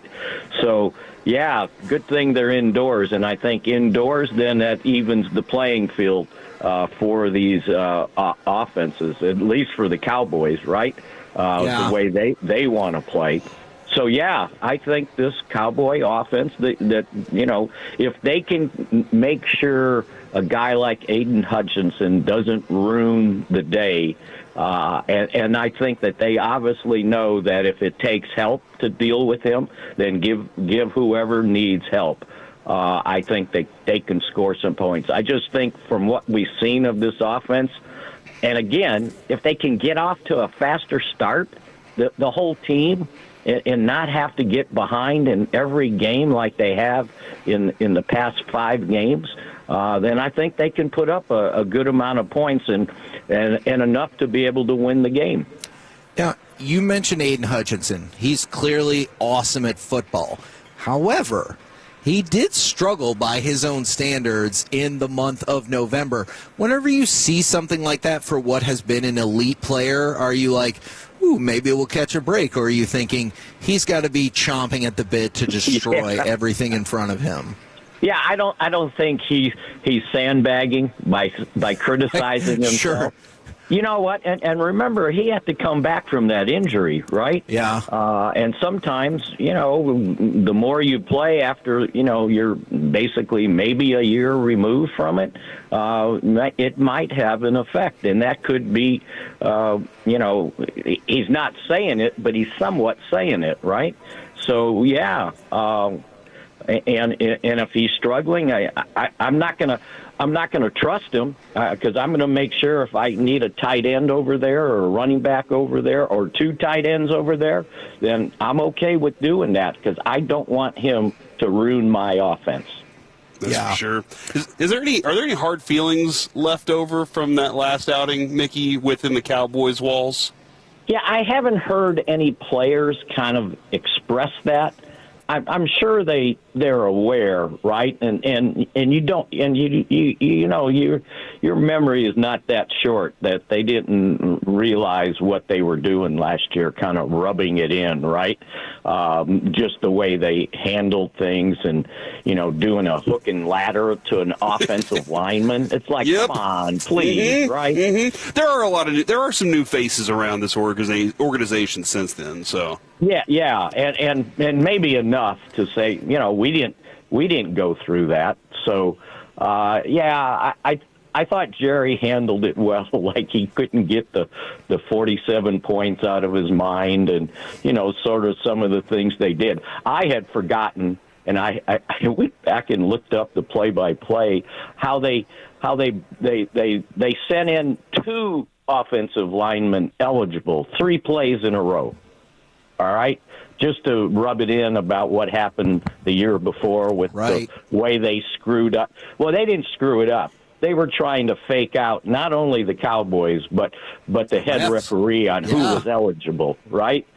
And so they start off the game with 3 consecutive 2 offensive linemen reporting eligible. It's like, okay, I get it, but you know what? When you win like that, it's my fault that I let it happen. So you just move on and go play the game. Now, I think it would be funny if the Cowboys opened the game with a offensive lineman reporting eligible. Yes, that's all I want is Schottenheimer to go, I remember. I was there. Would you pay for that? Yes. Yes, I would. Yes, absolutely. And for it to be and successful. Then just for the hell of it, go for it on 4th down. Yeah, and hopefully, unlike the Lions, you can convert. What is your prediction for tonight, good sir? My prediction that I made on our podcast was Cowboys 35, Detroit 31. And it was a score that I've remembered for a long time on a college game, one of the favorite games I ever watched. And I said, okay, I'm going 35-31. Man, I like that. I do too. In your face, over under. Yeah. So, now, and by the way, what is it? You guys always keep track of that. And the over-under is particularly high for this one, but it's only 54.5, and it does sound like there are plenty of people who think it's going to be trending in the really high-flying, high-scoring game. So that prediction is interesting. I like it. Thank you very much, good sir. Stay warm. We'll catch you again tomorrow. And hopefully I'm awake before you guys give me a call. Okay, we'll do our best. I don't think you will be. Okay. Well, hopefully it's a party. There you go. Mickey Spagnola from DallasCowboys.com. By the way, I'm concerned that more people have started to put out information that might sabotage our run a slant to George Pickens every single time. Oh, no, because it's so successful. Exactly. So George Pickens has the second most receptions, 33, and receiving yards, 576 on in-breaking routes, i.e. slants, behind only Jackson Smith and Jigba.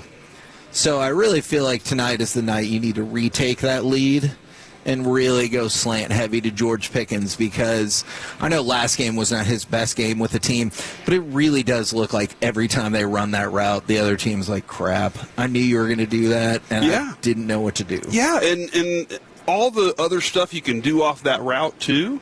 You know, because of that route, you can do things. You can line up CeeDee Lamb with him. Yes. And then do things off of that route because they're terrified of it. They got to have a linebacker underneath, a safety coming over the top, because that cornerback can't defend it by himself. So there's just too many things. You got so many different options, though. And that's the thing. Dak's the one that's doing all the computing, trying to figure out, you know, where those other options are coming from to try to defend it. But he sees it, he reacts, he throws it. George Pickens grabs it, strong hands, he's got it. I love it, man. That's something that I think you have a lot of faith in until somebody proves they can do it wrong, or force it out of his hands. Right now, nobody is. We're the KNC Masterpiece right here on 105 through the Fan. We're live at Choctaw, where it's apparently us and every kid in the state of Oklahoma. You saw that, right? We saw some high school kids roll through, and then it looked like some middle school kids, and then a bunch of elementary. Or do they do field trips to the casino? What's happening here? I love it. My perception of what is and is not allowed in the casino has really been rocked this morning with all of the. I'm telling you, it's family oriented, dude. Here at Choctaw, I know, but that line went on for like 5 minutes of our show of just kids, elementary kids, just. It was a whole school. It was a whole school, yeah. We're the KNC Masterpiece. I already told you that. Coming up next, it's time for AM on the FM. I want a field trip now. We got the question of the day. Plus, for once, I agree with Adam Schefter. Next on the Fan.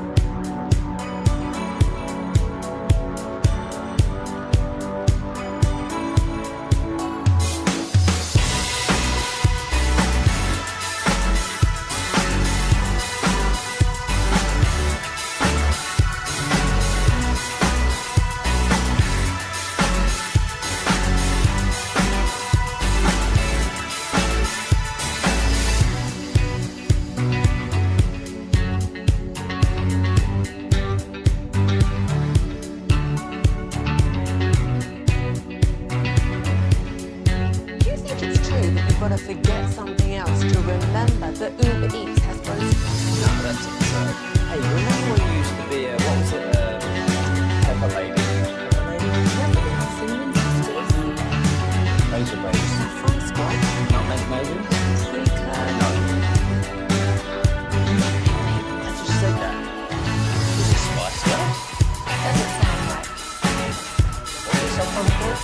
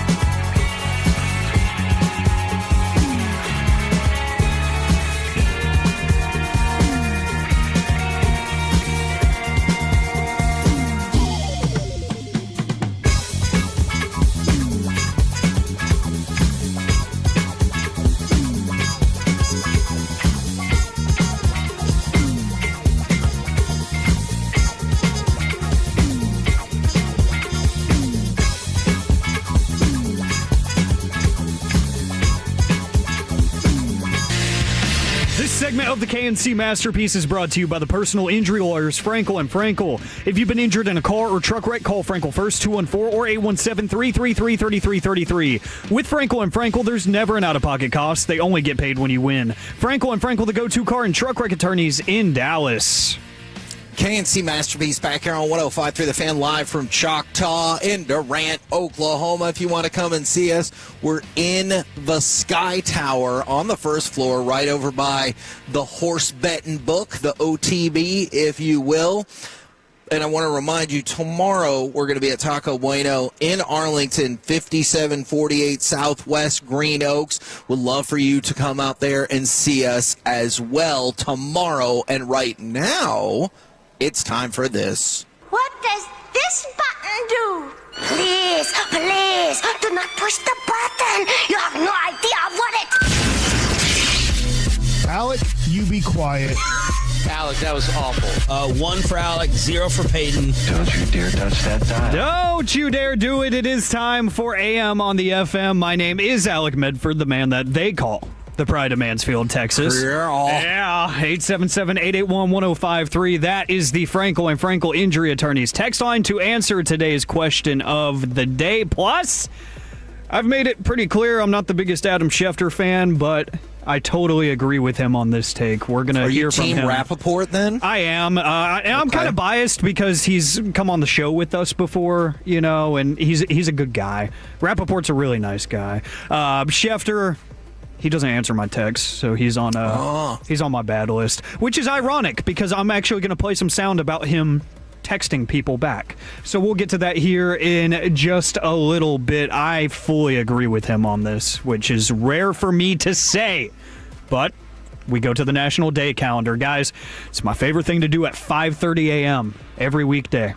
Without fail, National Day Calendar. We start looking... Hold on. What happens on the weekend? I also didn't say sandwich, guys. Yeah, I'll you tell didn't. A story later. You should have said Choctaw instead. Do you not check this on the weekend just to make sure you stay educated? I do check it on the weekend, just not at 5:30 in the morning, more like 7:30 in the morning. You know, Smart. I like to give myself a couple extra hours, you know, and then maybe the brain is working a little bit quicker because I won't lie, at 5:30, my brain is not working the way it should be. The coffee has not kicked in yet. So I take note of my favorite holidays still, but maybe I can have some better, more creative ideas at 7:30 in the morning instead. So we're going to look today and see that it is Wildlife Conservation Day. So protect those animals. Okay. Dang it. It's National Dice Day. So if you're playing any kind of board games, if you're at Choctaw and you have any games that involve dice, celebrate responsibly. I like it. Okay, I like it. It's also National Sock Day. I hope everybody's wearing some because, one, if not, gross. And two, it's cold outside.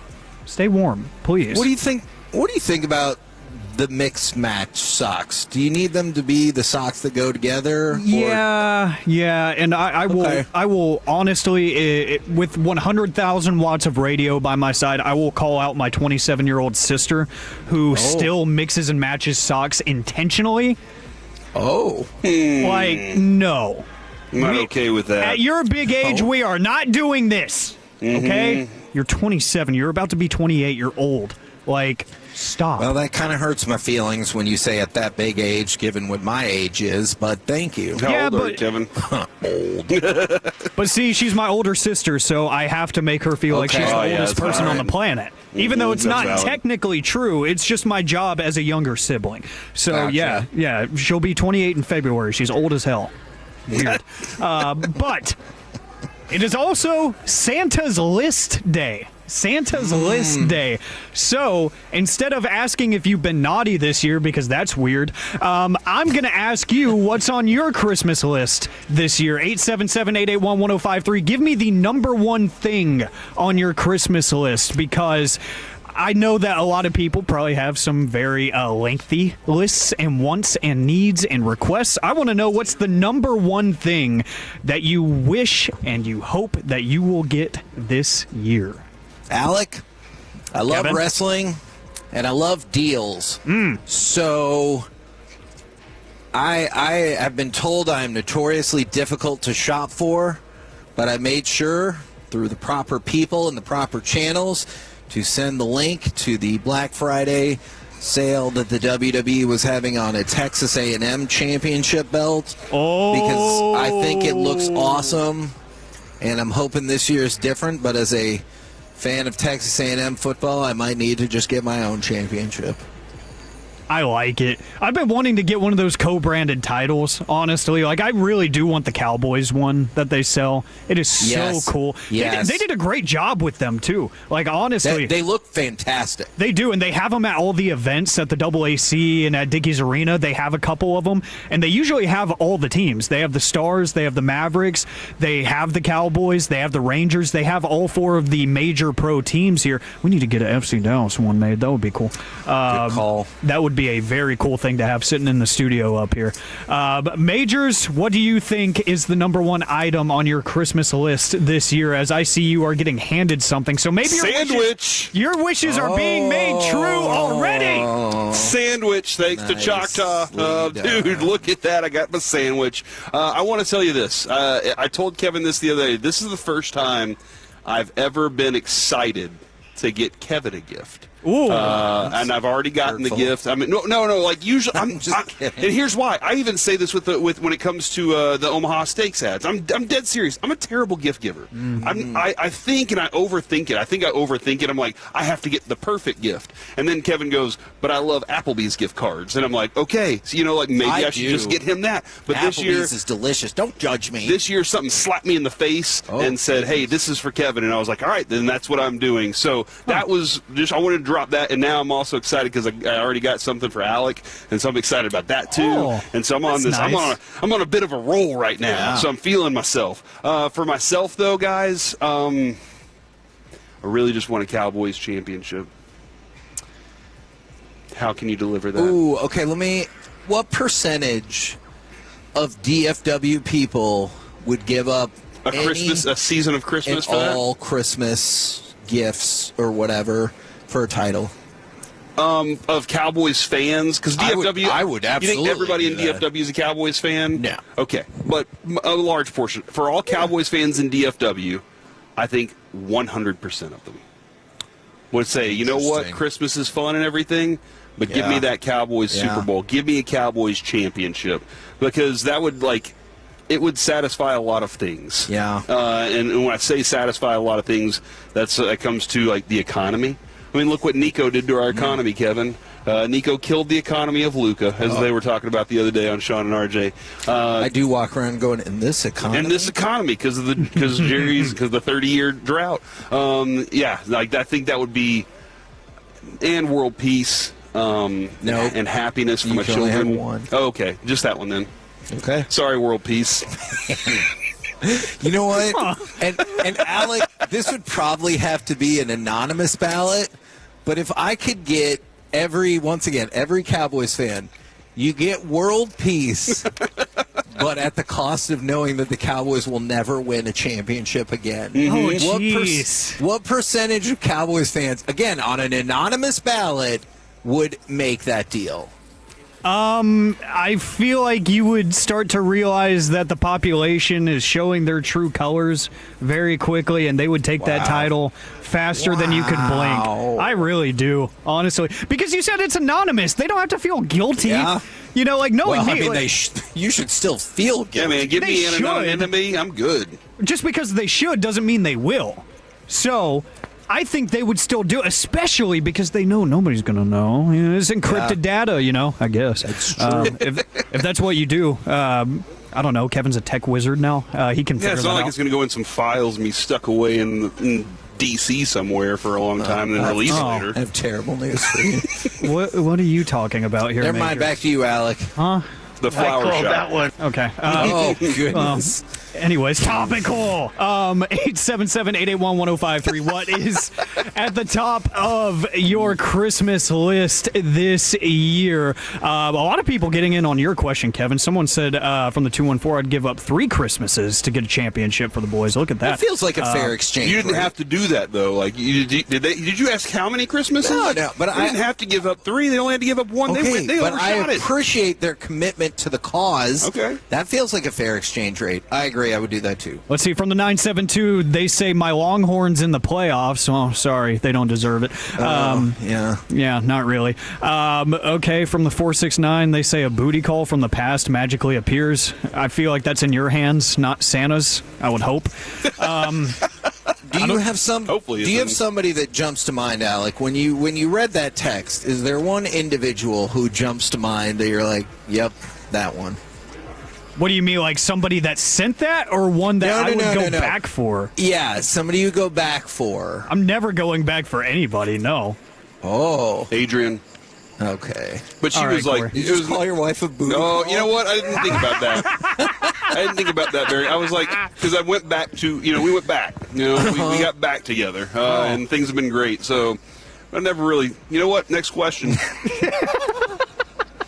From the 972, I really want a PS5 with the disc reader, which I have one of those, and I will say I'm old school. I like having the optical drive on stuff still. I don't care if it's slimmer because it doesn't have it. I don't care about saving space. I like the nostalgia of having actual physical discs. I don't know why. I just do. I'm with you on that. From the 817, I think Corey just got everybody a table. That sounds about right. Let's go. I would. That actually would be My really dad funny. can make some awesome tables, so, you know what I'm saying? Just, hey, Dad. You made that phrase? What are you saying? Are you volunteering your I'm volunteering my dad for table action. I don't think I'm marking that. Man, you're saying so many things wrong. That food's doesn't so good. That doesn't make any sense. Okay, yeah, Kevin, I appreciate you trying to get me in trouble. That was never going to happen because my personal phone is now lighting up. Thank you. Okay, hold on. Okay, please tell her I guess she's listening. Ooh. Hey, well, I don't want to reveal. That feels like not my place to say. But, like, it was just a hypothetical question. Not like Alex thinking about it. You're digging this hole deeper. I'm going to pivot. And I'm not even eating a sandwich. Yeah, that's crazy. Yeah. Me either. Yeah, well, anyways. That potato salad was fantastic, though, man. I'm so happy that we're here today. Is that what I just called coleslaw? Yeah, it's okay. I know you don't know. Oh, man. The uneducated taste buds of Kevin See, I'm Hagelin. stupid about multiple things, though, Alex, so there's that. I mean, yeah, there's enough to go around for everybody. So I'll just direct the phone call during the break to your phone number instead, and you can explain. Oh, great. Yeah, and you can explain that a joke is a joke, and then tell her the flower shop joke again, and see how I that one still goes. maintain that the flower shop joke is clever. Hey, and if guess not what? Terrible. If you show up to Taco Bueno in Arlington tomorrow, I want you to ask Kevin what the flower shop joke was, and tell me that you would avoid that shop at all costs. If you guys are busy tomorrow, Well, they could also come see it Sandlot swinging for a cause on Sunday. Yes. It feels like the wrong time to tell that, but I guess. And then, Kevin, you can tell her to her face that you were trying to get me in trouble there on Sunday, please.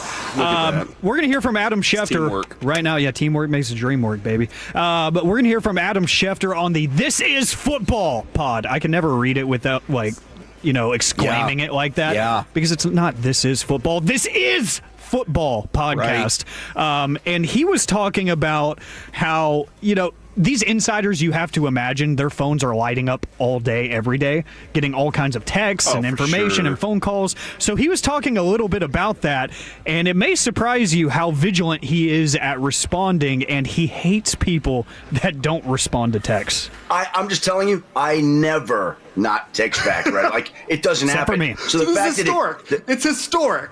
It's historic. It's historic, and it's historically embarrassing because it never happens. In fact, I work with a trainer once a week, and on his phone, great guy, Alec, and on his phone, he's got like 1,524 unanswered texts. There's nothing. That's the modern day equivalent of sleeping through your final in college. I have 846. Unanswered? Unanswered. I have 0, and I always have 0. So what do you do? Do you delete? Are you inbox 0 guy? So if you get something from someone who either just got your number or I have a lot of respect for these guys, but like radio guys and XYZ who just reach out if you can do 10 minutes and you're just kind of like, you write back to them, or do you delete the message? No, I don't delete. I don't delete. Oh, this is unbelievable. You get back to every human on Earth. This is unbelievable. You might be the best texter hold on Earth. I get back to every human on Earth that I know.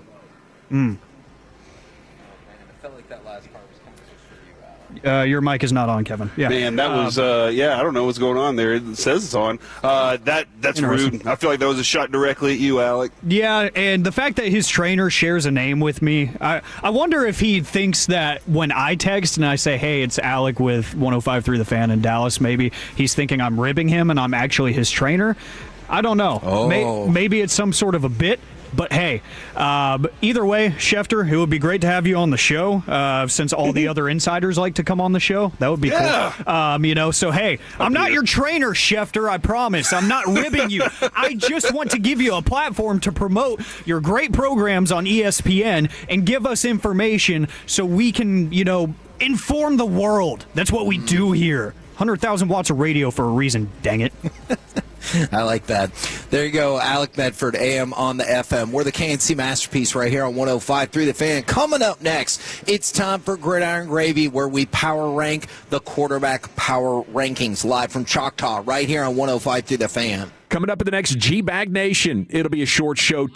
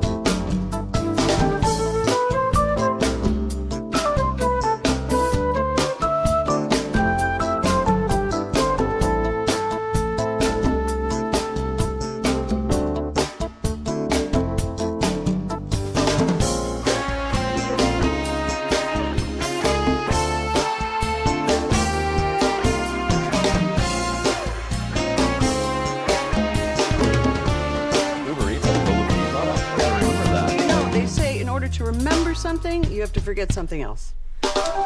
Okay, now that is a very cute haircut. That's like a little shag. I've never seen it before. Well, I mean, of course you have. It's the Rachel. Oh, is that your name? No, I mean, your name. No, I'm Jen. My name's Jen. Right, but I just mean like this is your haircut. But that's hair on your head. I'm not saying this is your hair. Okay.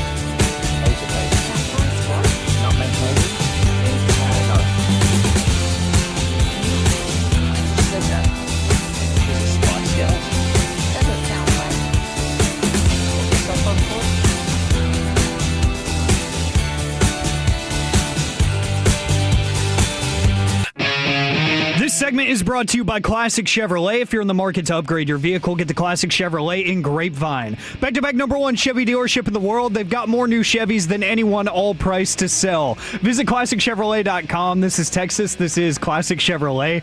Together, let's drive. Based on new Chevy registrations 2023 and 2024. We're down at 8. Goff going deep. Williams, touchdown! Fancy masterpiece right here on 105.3 The Fan. We're live at Choctaw, where I'm not reading that on air, Alec, but thank you for sending me that text. It is indeed hilarious. Right now, powered by Men's Tea Clinic, it's time to go around the entire NFL and dip into some gridiron gravy. A big, beautiful dip. Dip it and barbecue it. That is an amazing joke that is just for a handful of us. All right, we're going to start by power ranking the quarterback power rankings. This is frequently what we will do on Thursday. I can also tell you about some of the players in the month, including a former Cowboy in the mix there. But as we power rank the quarterback power rankings, tell me this. Who do you think is the worst starting quarterback in all of the land. Well, Kyle according to Yeomans. Alex, it's not Kyle Yeomans. According to Alec, it's Dylan Gabriel. I don't know if you've heard or not, but Alec is not a fan. I can smell him from here. I guess Cam Ward. Shador has rocketed all the way up to 30. Cam Ward is 31. Okay. So you've gotten 2 of the 3 worst. But who, Alec, would you like a chance to steal? If Shador is 30 and Cam Ward is 31, would you like a chance to steal the worst quarterback in all of football? Give me Mad Max Brosmer. Oh, man, he was miserable. Now, this is how you know it's bad. I think that would have been the correct answer. What?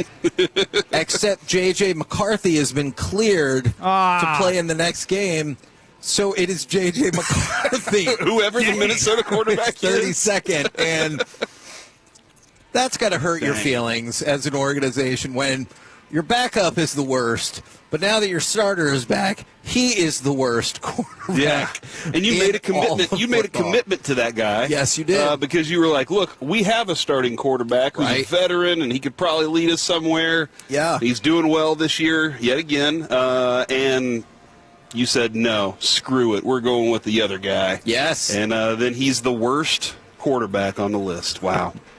Now, where would you guys put Dak Prescott on your quarterback power ranking list? All right, the way that he's playing right now, I think I'd have him 5. Okay. Who would you put ahead of him out of curiosity? Stafford. Yep. I would have May. Drake May. I would probably still.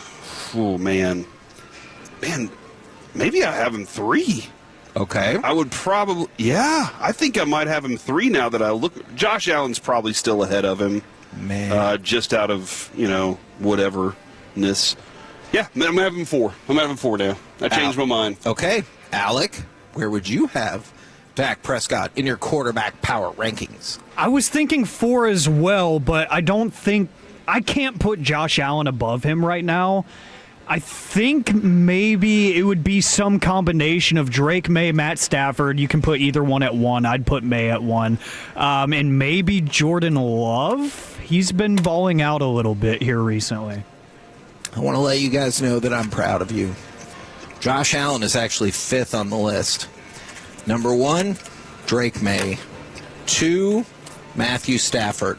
3, Jordan Love. 4, Lamar No, I'm just kidding. It's Dak Prescott. I'm just kidding. I'm kidding. Yeah, so the top 5 goes May, Stafford, Love, Prescott, and Josh Allen. If you want to know the rest of the top 10, starting at 6, it is Jared Goff, Joe Burrow, Jalen Hurts, Mahomes, and then Brock Purdy is at number 10. This text from the 903, Dylan Gabriel is you say the word a lot. It starts with an H. He's a hoe? Yeah, and Alec wants that known. Yeah. That's right. Alec wants you to know that Dylan Gabriel is a hoe. My middle name is Shelby Harris. Yeah. Wow. Okay. I like it. I like it. So that's the quarterback rankings right now. And it feels right the way that Dak's playing. He's played well most of the. There's been a couple games that have been bad. They've had some clunkers that I blame on the defense. Honestly, I just quite honestly say they did things out of the ordinary because their defense wasn't good. And now that they have this, Dak has the confidence in his defense, and he has the confidence that he can do some things that he has to do as a quarterback. And I think that's a positive thing. He's playing good football. This should be good football tonight too. Now, it probably won't surprise you to know, as we've been tracking this kind of along the way, did you see that Nahshon Wright has been named the NFC Defensive Player of the Month? That is crazy, man. That is crazy. Now, 6'4"? I do remember watching this guy, and I was like, man, he's wiry. And he had some good coaching while he was here. With Al Harris, he had some good coaching while he was here. I think that he's taken advantage of the opportunity to get to play. He had people in front of him. He never quite got, he'd get on the field and he'd have a bad play, and people were like, all right, that's it on this guy. I think he's taking advantage of the opportunity in Chicago right now. Yeah. That's a good way of describing it. Now, some of the other ones not quite so surprising. Myles Garrett, the AFC Defensive Player of the Month. Matthew Stafford, the NFC Offensive Player of the Month. And then Devon Achane, the AFC Offensive Player of the Month. All right. Let's go from that. You always love whenever you have a guy in fantasy. I don't have him. Okay. But I know on Sunday he started things off with a touchdown. You love when your guy gives you a touchdown to start the game. You're like, there we go. That's a good day right there. So I've been thinking about this for a couple of days. Do you think Zach Ertz is great or was great? Because, so you go back to last week. He had 10 catches for 106 yards. That gives him 824 catches for his career. That passes Hall of Famer Shannon Sharp for the 5th most receptions by a tight end in history. And so you're like, all right, he's 5th on the list. He passed another Hall of Famer. But why do I just not view him as great? Let's see. I'm looking at some numbers. Okay. And I wanted to see because he came in right after Andy Reid left Philadelphia. And so my first thought was he there with Andy Reid? Because I think tight ends are a good product of Andy Reid's offenses a lot of times. But Philadelphia just carried that over. They kept playing good tight end football while he wasn't there. And then his time was up. I think he's really good. Can I say that? Sure. Really good. A really good target. He doesn't get enough opportunities in my mind because, Kevin, there was a time from 2015 to 2019 he was averaging 120 targets a season. He had 156 one season and had 116 catches that year. Yeah. That was his best season by far, but he's always been a good solid tight end, but I wouldn't put him anywhere like near the category of Jason Witten. Is Zach Ertz the Frank Gore of tight ends? You could say that. Yeah, but I don't think he deserves a Hall of Fame career. Okay. And I think Frank Gore does. That's the difference, just because of my heart. Okay, just because of your heart. Now, you mentioned Andy Reid. Things continue to be banged up on their offensive line. Josh Simmons looks like he's going to go to the injured reserve after having surgery on his left wrist. And then we talked about that was from our game, right? Yeah, I believe that is correct. And then Juwan Taylor, left tricep, Trey Smith, right ankle, and Chris Rowland Wallace back. Did not practice yesterday. I'm not saying that like all of those people are going to miss, but man, that has got to be worrying when you have like somebody who's going to the IR and then a whole bunch of other components on your line that you're like, ooh, maybe not going to play either. Absolutely. Or at least aren't practicing right now. That is a little concerning. By the way, one more note for Josh Allen. Josh Allen has 214 career touchdown passes. He passed Brett Favre for the 5th most touchdown passes by a player in his first 8 years. He might go down as the most prolific scorer in football. Okay, so here are the people ahead of him. Patrick Mahomes, Peyton Manning, Dan Marino. Total touchdowns? Total touchdowns your first 8 years. Oh, okay. All right, gotcha. So Patrick Mahomes, Peyton Manning, Dan Marino, and Russell Wilson. Interesting. And so the thing that I was like, maybe we revisit this at another time. I feel like some people act like Russell Wilson was never good. Mm-hmm. No, there was a time where he was phenomenal. Absolutely. And that doesn't mean that he didn't have a good defense, but I think he was good too. So Josh Allen, 5th on this list. He will probably surpass Russell Wilson and move up to 4 before the season is over. We're the KNC Masterpiece right here on 105.3 The Fan. We are live at Choctaw, and coming up next, it's game day. Cowboys win because Cowboys lose because. Next on The Fan. Our goal is to have you winning every sports debate with your butt.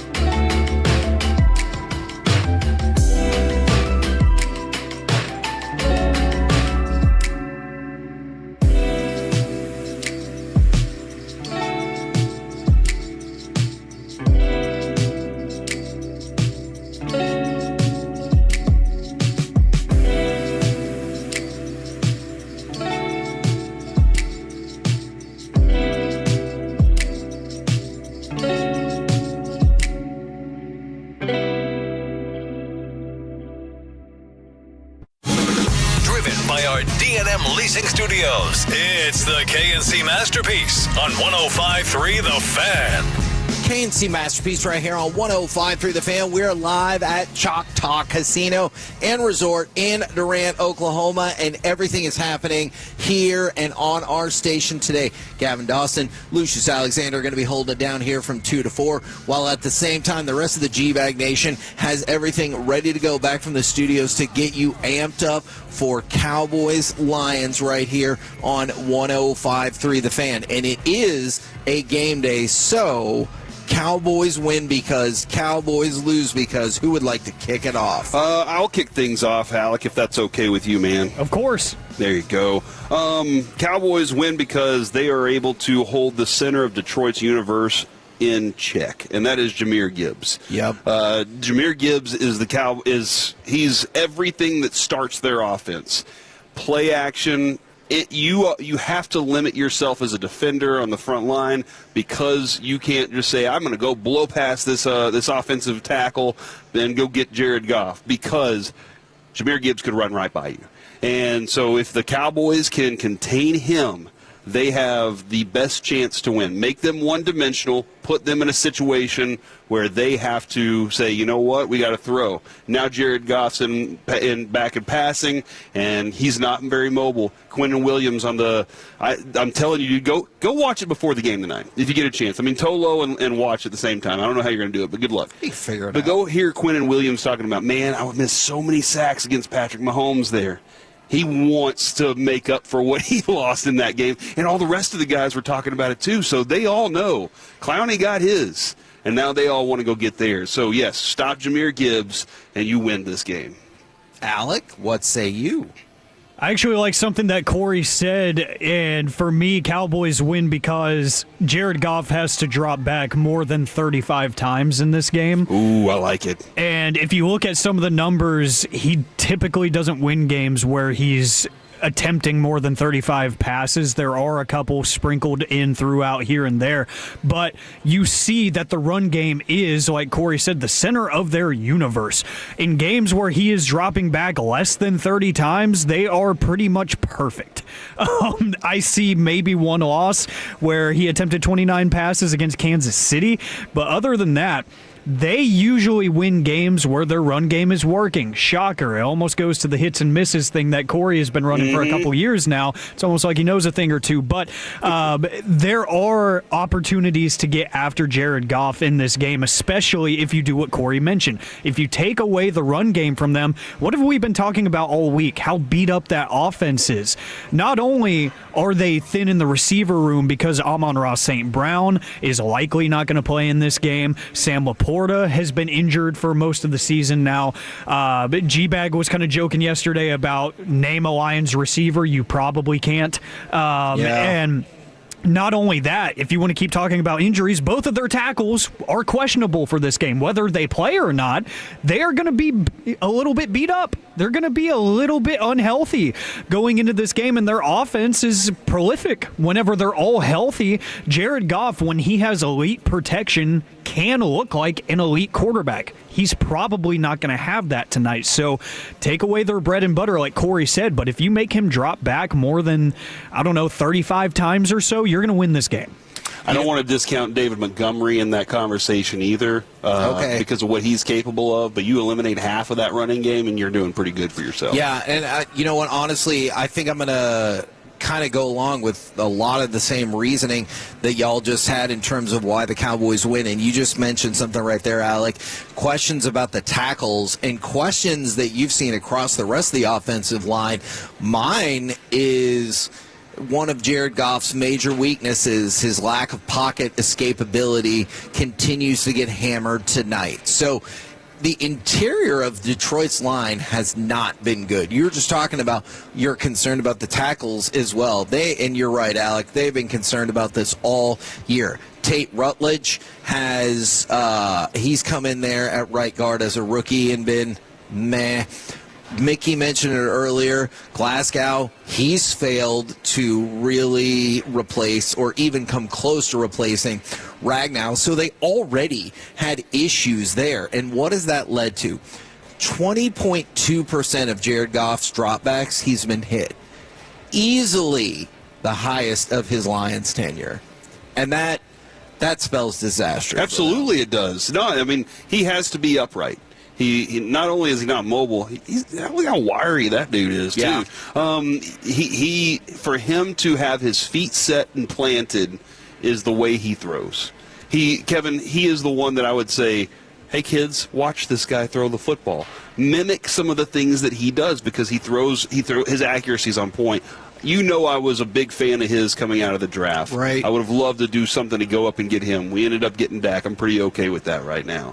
But what you saw with Jared Goff is his ability to dime you downfield, and that's what he does so well. So, yeah, man, you're right. If he's in the pocket and comfortable, it's not a good night for the Cowboys. From the 2-4, Cowboys win because I'm serious, for real this time. Swagalicious. Jonathan Mingo has his breakout game with 4 catches for 26. Hold on, is that the same person that used to send in the swag thing, and now they just changed their... I think it's a different person, but that's a good question. Yeah. From the 817, Cowboys win because CD and Pickens ball out. Cowboys lose because they can't stop the run. Oh, no. Cowboys tie. We don't have to do Cowboys tie because the roof collapses with snow and they call off the game. But nobody gets hurt. They said nobody gets hurt. That's terrifying. Kevin, did I go with Cowboys win first? Yes. Darn it. I was supposed to use that as my lose. Can I change now to Cowboys win because Cowboys win because? Yes. So I'm doubling up on wins. Yeah, I'm a little I'm confused and intrigued by your hypothesis. Cowboys win because they have more than one bread and butter. Okay. Yeah. Their run game is effective. And I say effective, it's not the Lions' run game. It's two different. Like, the Lions are built on explosive plays. Javonte Williams will get you 3, 6, Mafia all day long, all right? He's going to get those for you. What a timely reference. Hey, there's some Tolos out there that are like, thank you, Corey. He'll get you that. But then once you think, okay, the Cowboys, this is a run situation, Schottenheimer goes, no, this is great for play action. Right. And, Kevin, you pointed out how effective play action's been the last, I think you started a couple weeks ago. You were just like, dude, this play action is amazing right now. And the way that they use their play action is so different. Go watch, I don't know, I told you this morning, go watch the Cooper Beebe breakdown that Dan Orlovsky's. I don't love Dan Orlovsky all the time. I thought this was smart because he pointed out. I promise I'm not interpreting it as such. He pointed out how Cooper Beebe, the athleticism to be able to get out to the outside and block on chip on the edge instead of saying, hey, we're going to keep a tight end in. Now I move my center, who has nobody in front of him, to the outside, and we've blown up the pocket because our guards are so damn good. Yeah. I can use my center as another option out there. So that's one thing. You do have the bread and butter. You've discussed it at length, the slant pass. I can go to that anytime I want to. And now I can do things off of it. And now that's helping out CeeDee Lamb, too, and Ferguson. So, Kevin, because of play action, because Brian Schottenheimer does not just put play action and motion in there for the sake of putting play action and motion in there, because he's actually using this effectively, Cowboys win tonight. I think you'll get a kick out of this text from the 806. Cowboys win because the high-flying offense keeps going and they contain Gibbs. Cowboys lose because Dan Campbell literally runs on the field and tries to bite off Dak's kneecap.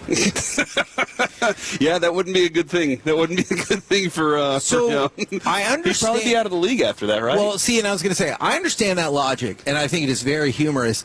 I would think in that scenario we would be gifted some sort of forfeit victory if the opposing coach I feel like that's a goes out 15-yard and attacks personal. your I think that's a 15-yard penalty, Man, roughing the passer. Okay. So, like, what's the max we can do? He's been ejected, and then we assess a 15-yard penalty on a first down. You know what? I want to institute a new thing called a super penalty. With a super penalty, you're allowed once a game to throw out a different color flag that allows you to double the usual yardage. It's ridiculous. For a penalty. I love it. I want you to love think about it. It's just I want ridiculous. you to think about it. If Dan Campbell went out and bit Dak's kneecap, that should be assessed. Okay. I agree. All right. Alec, do you have a Cowboys lose because? Cowboys lose because, gentlemen, Dan Campbell does not bite off anybody's kneecaps, but he does run wild offensively in one specific area. The Lions are 0 for their last 7 on fourth down. If he gets gutsy and he starts running fourth down plays and they're converting on you, you're in trouble. That means it's going to lead to points because it's going to build confidence. They're 0 for their last 7. They haven't been good. 2 games. And that's 2 games. Yeah. They haven't been good at it, which is, Corey talks about bread and butter.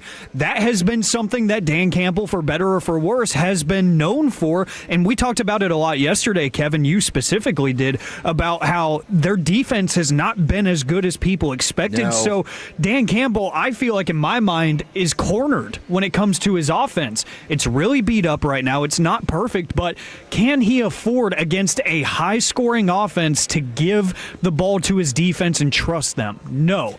So if he goes for it on fourth down and he finds early success in it, I think that's a way to lose the game. Now, I think you guys are going to respect this level of fandom from the 7-1-3 Cowboys win because I haven't washed my game day shirt since the Philly game, and the Cowboys lose because we're on the road. Oh, my gosh. Hey, if it keeps the wins coming, you deal with that stink, right? You smell that shirt up as much as you can. Okay. You get stains on it. You just let it ride, baby. Just like here at Choctaw, baby. You know what I'm talking about? Yeah. Kevin, this morning I heard Sean and RJ and Bobby and Peyton's show. Sometimes Aiden. One time. Us? Yeah, sometimes us too. And they were talking about Monday night's football game and the effects of, hey, Cowboys win tonight. Aren't you feeling pretty good watching that Monday night game? Like going, all right, you guys are about to lose. Yes. Jalen Carter is out. Really? After having a procedure on both. This is according to Adam Schefter. A procedure on both shoulders. Oh, goodness. Yeah, he's now undergoing treatment for both shoulders. Will be considered week to week to return. He wanted to be close to 100% as possible for the playoff run. But, man, that would be a significant blow to that team for that Monday night game against the Chargers, where I hear Herbert's in. And think about, so he said. Yeah. But think about that. He wants to be as close as possible to 100% for the playoffs. Mm-hmm. We still have, 5 games? You still got to get there, man. And so that means he's hoping in 4.5 weeks he'll be 100%? Yeah. Well, let's just start to count backwards. Obviously out for Monday. Kind of sounds like maybe you wouldn't think he would be there the next week, and you've seen that defense can be wildly different without him. Yes, absolutely. So, again, let's just kind of stacking things on top of each other right now, looking ahead a little bit. This is yet another reason. Look, the G-Bag always throws out desperate team theory. I think both of these teams are desperate. Yeah. The Cowboys, I think, kind of understand their situation and have the horses to go with it right now, which kind of really puts this playoff picture into perspective of what they can get to. We kind of talked about this player a little bit yesterday. From the 6-8-2, Cowboys lose because Isaac Tesla has 10 catches for 150 yards and 3 touchdowns. I would also concede if that happens, you are going to lose that game. Yeah, I don't want that to happen at all. And Broadus is right now. He has potential. Yeah, this defense has been it just does seem like this team will give up. Like, who was that guy? Yeah. Where did he come from? It's kind of like the Rangers' offense against pitchers this year. I'm like, that guy had like a 6 ERA coming into this game. Or the Mavericks against some guy who has never had a season high or a career high, and they're like, tonight's the night, buddy. Yeah. For some reason, DFW likes to do that. The Cowboys can't have the mentality at all. Nobody gains an inch. It's remember the Titans kind of stuff. Just not this year's Titans. Yes. Look, I hope the Detroit Lions remember those Titans and play just like that. For me, it's Cowboys lose because Sonic and Knuckles take over the game and grab all the golden rings. Look, they have both produced 50-plus yard rushing games the same game 15 times in their career. They're good. This is the part that's amazing to me. They have 50-plus scrimmage yards each in the same game 27 times. When they both score a touchdown in the same game, it's over. They've done it 14 times. They are 14-0. Wow. If you see both of them in the end zone, historically that says you are done. We're the KNC Masterpiece right here on 105.3 The Fan. Coming up next, live from Choctaw Casino and Resort in Durant, we've got NFL Overreaction Reality, plus we'll fire up the Campus Connection. All of it happening next right here on The Fan. When your friends say, hey,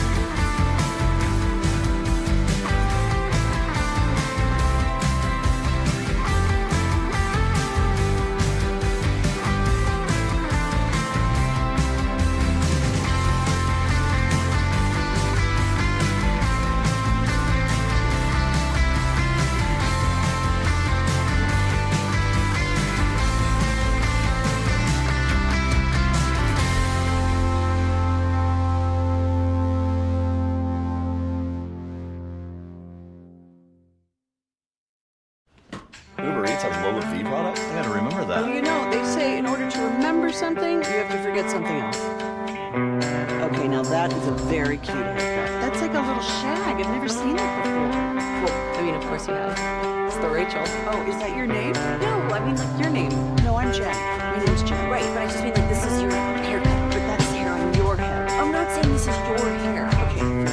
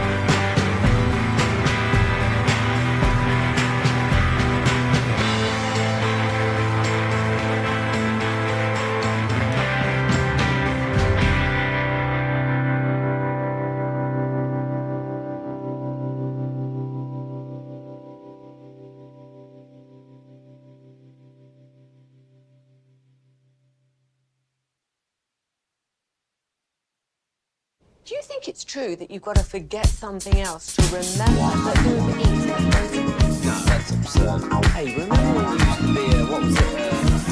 Pepper Lady. Hazel Baby. Not Hazel Baby.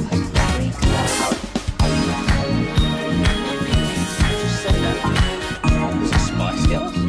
Doesn't sound right.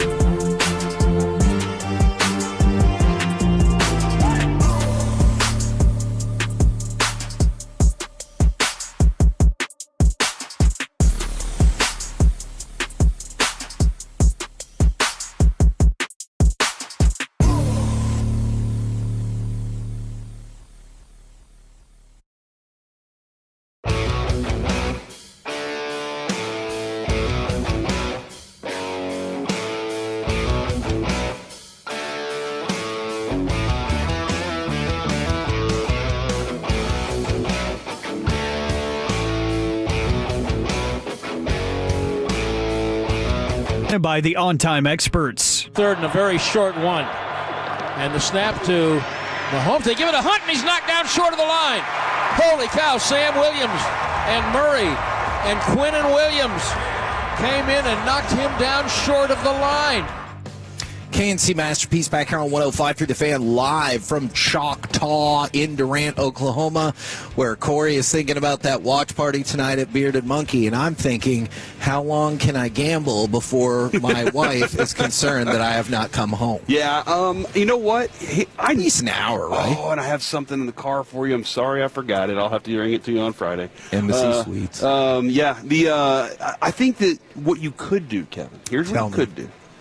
You could call her and say, hey, leave Noah with somebody, all right? Just whoever. And get your butt up here now. And we're staying the night here. We're going to go watch the game up here. We're going to watch the game up here. Look at those screens, dude. Yeah. Those screens are amazing here at the Choctaw Sportsbook. So you can watch the game here, get yourself a room, hang out. You can say, hey, look, there's a spa right around the corner. You want to go have a spa? And she'll be like, I love spas. And you can be like, awesome, I'm going to gamble. And then you just have a good time, Kevin. I think this is a plan that I just created for you.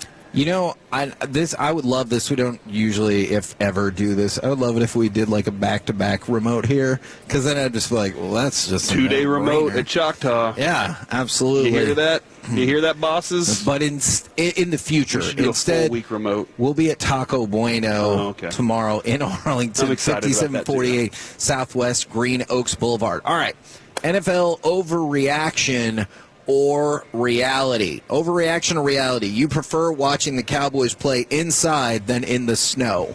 So it was snowing when the team charter got there yesterday. The high today in Detroit is 22. So overreaction or reality? You prefer watching this game inside than watching them play in the snow? Like they get off the plane and they start throwing snowballs at each other? No. Play the game. Rolling up. No, play the game. Okay. Their best asset is their passing game and the physicality and speed of George Pickens. I think you get snow, you take that away, and it becomes all right, who's the most mentally tough, and that's a fine thing. Nick Sirianni in the Hard Knocks special, he did say, he was like, look, I can't be physically tough anymore. I'm too old. He was like, but I can try to show mental toughness and try and provide that for the guys around the team. And so it does come down to mental toughness when you're playing in snow and cold weather like that, because if you're just going to get a little more, I'm going to get a little more than you are on this play, and that's all you're hoping for. So yes, inside in a dome where Dak can unleash the beasts of CeeDee Lamb and Ferguson and Pickens and do their thing, absolutely, Kevin. If it was the 2014 Cowboys, would you feel differently? You just give the ball to DeMarco That was Murray? a mentally tough team. That was a very mentally tough team. They never ever gave up on anything. I will say this though. I do think this is growing into a mentally tough team. I think it is becoming that for sure. But man, that show they can put on in a dome right now, that's all. But watching a game in the snow when it's somebody else's team's playing, I think it's beautiful. It's one of the coolest looking things on TV. Alec, what say you? It's a reality for me, Kevin, because I enjoy good football. It's as simple as that. Snow football is not good football. So you think it's like the romance of the first 10 minutes, and then you're like, this is stupid. It's totally over-romanticized. I hate the whole, it's football weather. No, it's not. You're putting people in danger. People in Kansas City are losing toes and fingers. Like, I don't want to see people hate their lives, and I'm going to hate my life if these teams suck at playing football. I want a shootout. Give me points. Okay. I like that level of enthusiasm right there. It is kind of like going out and playing in the snow, though. You get out there in the first 5 minutes, you're like, okay, that was good. Let's go back inside Texas. That's the way I feel about the beach, because I'm just like, and then I'm going to have sand everywhere, and I'm going to take off my... You go wash it off in the water, though. I'm okay. See, that's your... Wash you know what, it off, Kevin? I'm sorry. I'm sorry. That's your feeling, not mine. That's not mine. Overreaction or reality? The Indianapolis Colts and their fans should be panicking. They should. First off, that's so fast. Yeah, well, because Corey said it a couple weeks ago, and it's come to fruition so far. And they while Shane Steichen and them had a great plan to start this season and caught everybody off guard, the rest of the schedule is toughened up for them and doesn't sit well for what is not traditionally a great quarterback. He's had moments where everybody was like, "Whoa, Daniel Jones, baby!" But right now, this team they're declining. They're losing games. Their confidence level's down. And the one thing they really have to hang their hat on is Jonathan Taylor. Like, they do have that. But other than that, that's where their struggle is right now. And they got to find a way to swing that thing back around. Alec, you agree? I do agree. It's a sad reality because I really was enjoying watching them. It's weird. I did not expect them to be entertaining in a good way. I thought they were going to be kind of like Cleveland this year, where it was like, it's hilarious to watch in all the worst ways possible. No, they've been entertaining. And they've been a very productive offense. That defense is stout. Like, everything has just been going their way. But at some point, you are limited to the guys that you have on your team. And in this case, Daniel Jones. You are limited to the best of his ability. And at some point, you can get as much as you possibly can get out of a guy like that. The league is going to catch up at some point. Those guys watch tape. Those guys practice too. And they're going to figure things out because, I mean, for Daniel Jones, it has been kind of simplified for him in that offense. They just did a great job of simplifying it for him too. And now defenses are starting to kind of catch on to, oh, hey, they just simplified everything. Just stick to your keys and we'll figure it out. Are you surprised that Alec nailed that, by the way? Okay. Nice work, dude. Yes. Are you surprised more people don't continue to talk about the Seahawks then? Because it feels like they have a similar, like, I don't really think your quarterback is good, even despite what he did last year story. But they seem to still be going pretty strong. Now, I love Michael Pittman. I think Michael Pittman's a really good receiver. Jackson Smith and Jigba is a different level. He's been unbelievable this year. Seattle did have a couple injuries, too, and some questionables that I've been kind of concerned about. But I think one thing is Sam Darnold is a little bit of a notch above Daniel. And so while simplifying it, they do some complicated stuff in Seattle, too.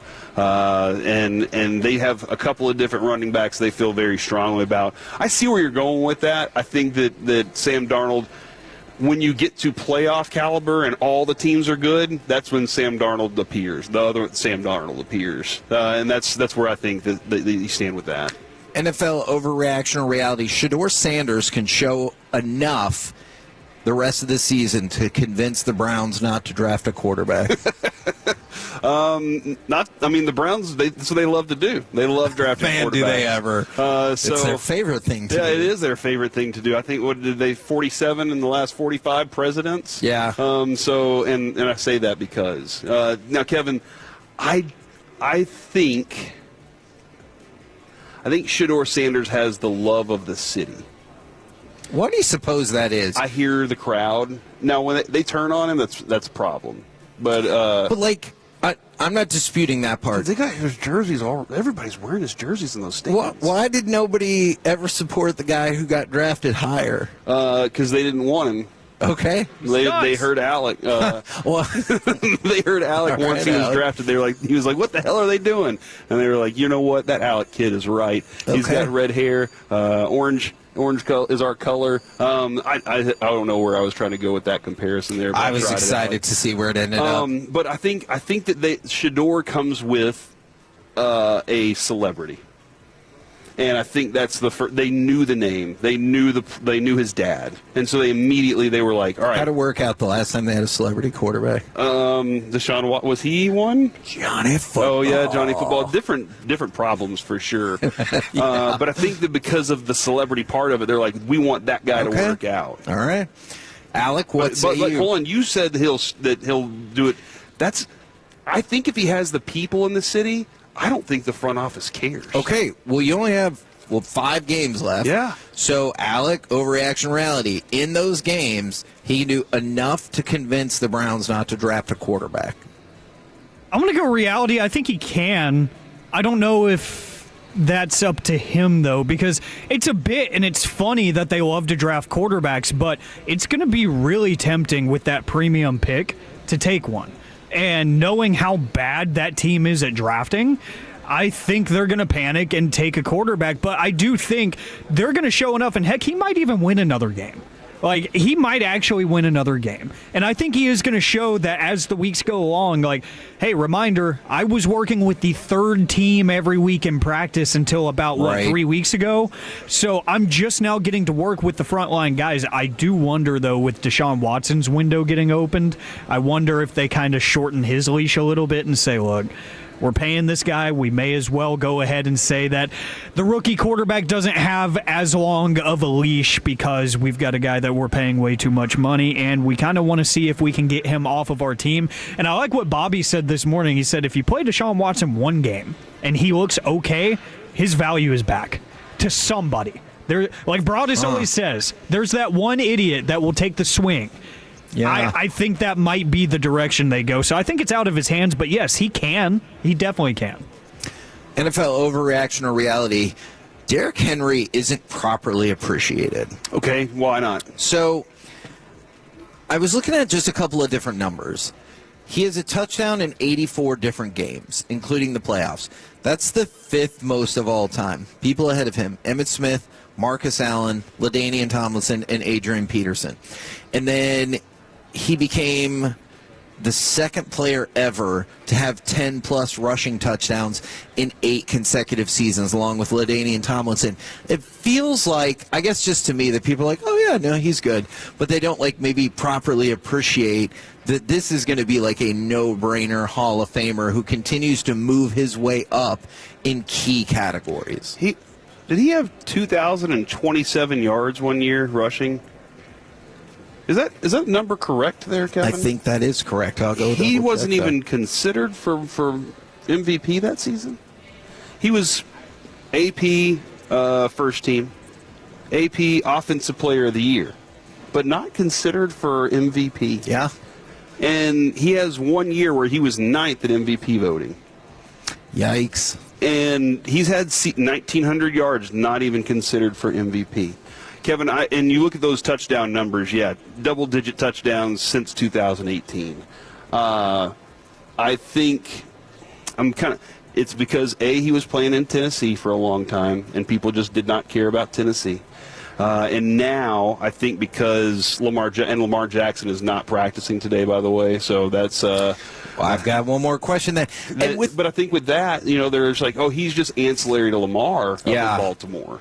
And with the MVP voting, it's weird in the NFL because, like, that year only 3 people got votes. Whatever. And so, like, theoretically, he could have been fourth. He should have gotten votes. Yeah, I agree. Yeah. And hence the crux of my argument. Yeah, no, I think you're right, man. Just looking at his numbers, looking at what he's compiled all this time, the amount of attempts that he gets on a yearly basis, I think you're right, man. I think he's under-respected in the NFL. Do you think it's because he doesn't receive? He's not a big-time receiver. And I say that because he has like 4 receiving touchdowns in his career. He's not a McCaffrey. He's not one of the Marshall Faulk type. Believe it or not, I think it's because he doesn't have a big personality in the media. But he's got the State Farm commercials. That is true. Where he's pushing the whole front living room on the sled. Maybe that's going to change now. He needs more of those. Alec, what say you? It's a total reality for me, Kevin, because I think it is tough in the situation that he's in now because he's playing next to a multi-time MVP, which is always going to be difficult. But the whole narrative about the smaller market cities and everything is true. He did incredible work in Tennessee, and it didn't get appreciated whatsoever. And something that I think people kind of gloss over as well is for the position he plays, he has been incredibly healthy throughout his career. He's like the NFL's Mikal Bridges at this point, where it feels like he's available every single week. And he's one of those guys that if something was wrong, he wouldn't let you know because he'd still go out there and rush for 125 yards and a touchdown. Like, you would never know. And the work he puts in, he spends a lot of time in the offseason training here in DFW. Like, you just look at his social media feeds and see how addicted he is to this game and keeping his body in that insane condition. He's one of the most talented and committed NFL players of this generation. Now, Alec, if you can go ahead and give me cut number 9, we're going to bring in Carter Freeman because it is time for the Campus Connection. Mendoza going for it all. And it's caught. Charlie Becker finds the end zone. Touchdown Hoosiers. Howdy, howdy, Carter Freeman. We're almost to championship weekend. How excited are you? I'm super excited, guys. Looks like you're having a lot of fun out there at Choctaw. And did you get my text? I had some pretty big ideas I wanted to bring to the show. Yeah, I'm not reading that text about your casting potential, but obviously I thought it was hilarious. That is hilarious. I'm proud of you. If you come to Choctaw, if you come see us tomorrow at Taco Bueno, we can definitely share that. Perhaps not suitable for on air. Now, I want to go to the Big 12 first, but perhaps the two biggest games of the weekend nationally will both be right here on 105.3 The Fan. SEC Championship, Georgia and Alabama. Coverage starts at 2:30. And then Indiana, Ohio State, two undefeated teams. What we've been pretty much waiting for all year. Coverage for that game will start at 6:45 right here on The Fan. But I wanted to start with the Big 12 because of obviously a lot of local interest. We've talked about this a lot, and I think we're all on the same page. Do you think Texas Tech is in no matter what, and to the playoff? And do you think the only way BYU makes it is if they win? I think both of those statements are true. And I look at Texas Tech, and they've beaten BYU, they've beaten Utah, two ranked teams. They're currently number 4 in the CFP poll. I think just looking at them outside of their one loss at Arizona State when they didn't have their starting quarterback, and a game that they led in the final minute, too. They just lost that game at the very end. Every other game, Texas Tech has won by 3 or more touchdowns. That's how good they've been. Like, they are operating on a level that's more similar to the best of the SEC or the Big Ten as opposed to the rest of their conference. They do seem like they're on a higher level. So in my mind, yes, they are a lock if they, no matter win or lose. But BYU, just the way that the bracket is set up right now, or the rankings, they have to win because they're 11. Yeah. They're the first team out. And so unless Alabama loses by 50 to Georgia, then you could get a conversation. But if you're really looking at, like, the committee doesn't look at them as they're a team in right now. But if they beat Texas Tech or avenge their one regular season loss, that's obviously going to put them in. But right now, the committee doesn't look at BYU like they're one of the teams that should be in right now for whatever reason.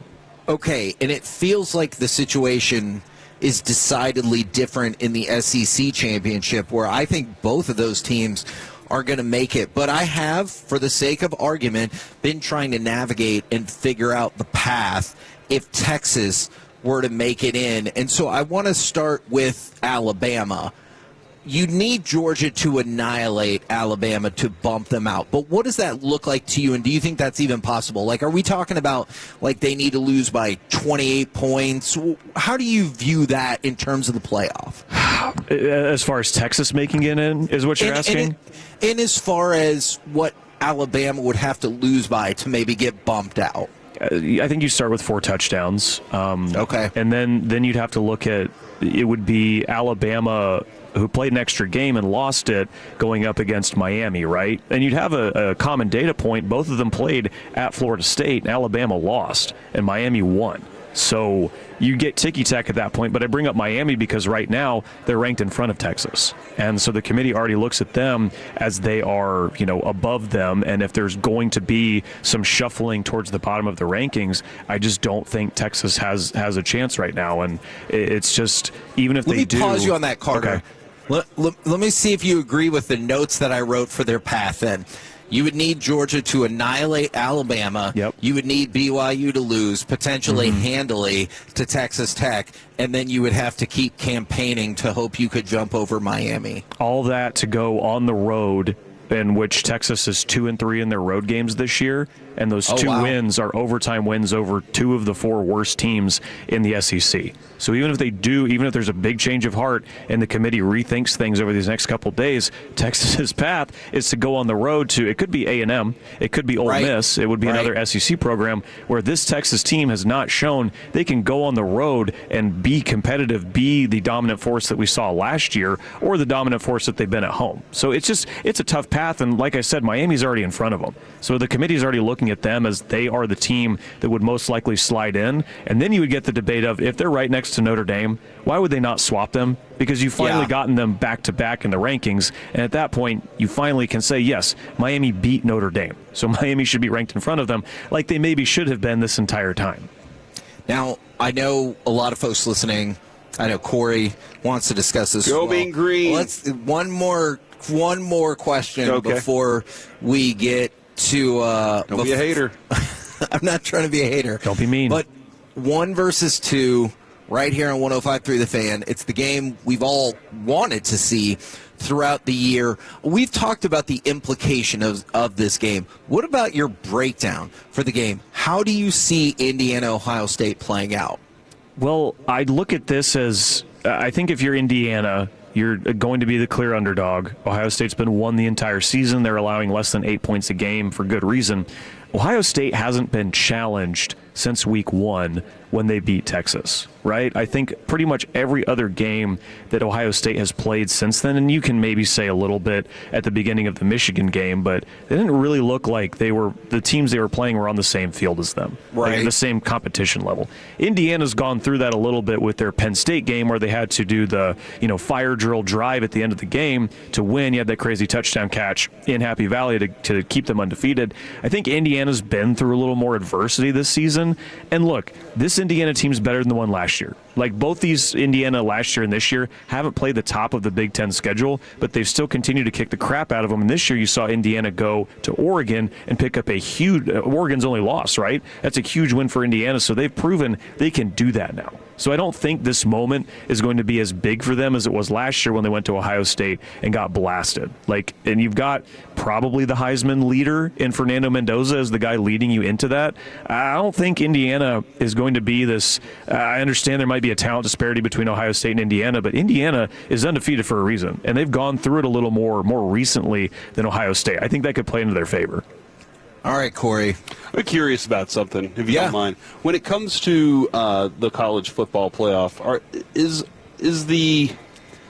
how often do these guys, the voting committee, how often are they trying to say, we got to make sure that we have some good, close games? And that none of these are going to be because there have been blowouts. We've seen it happen. Sure. How much of an importance is that, or is it trying to appease certain groups? What is it when it comes to, and is it different every year, does it feel like? See, that's a good question. And Carter, I'm going to throw it over to you as well on this, because I get what your mission should be.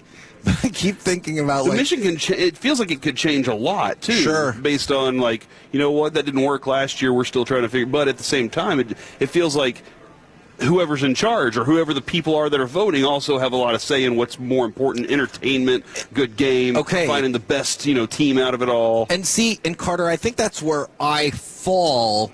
In terms of, I think there are other things at play that the committee maybe sometimes considers or listens to lobbying, as opposed to these are the guidelines we have created and they're not going to change, and these are the best teams. What I would give to be a fly on the wall in the selection room at the Gaylord Texan over in Grapevine, just to understand what exactly they go through, because they mention all these data points, but they never go into specifics about which ones weigh more heavily into their ranking process, right? And it seems like year over year, the most important thing changes. Like this year, it's all been about quality losses, right? That's how Notre Dame has been buoyed as they've beaten up on bad teams over the last 10 or so weeks of the season. But because they lost close to some really good teams, they're like, okay, they can compete with them. They just didn't beat them. So it's like sometimes and then you have Miami sitting there who beat that very same Notre Dame team, and they're not up there.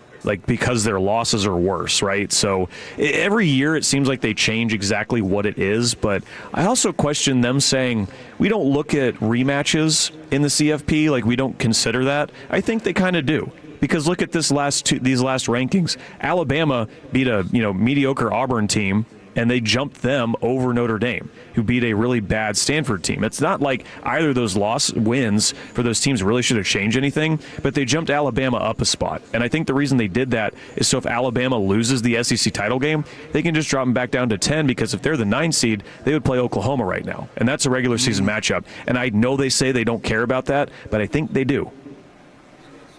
Good. Now to the main event. It didn't really answer because there is no true answer, but it was Sure. a really great conversation there. I appreciate for a college football dummy like me.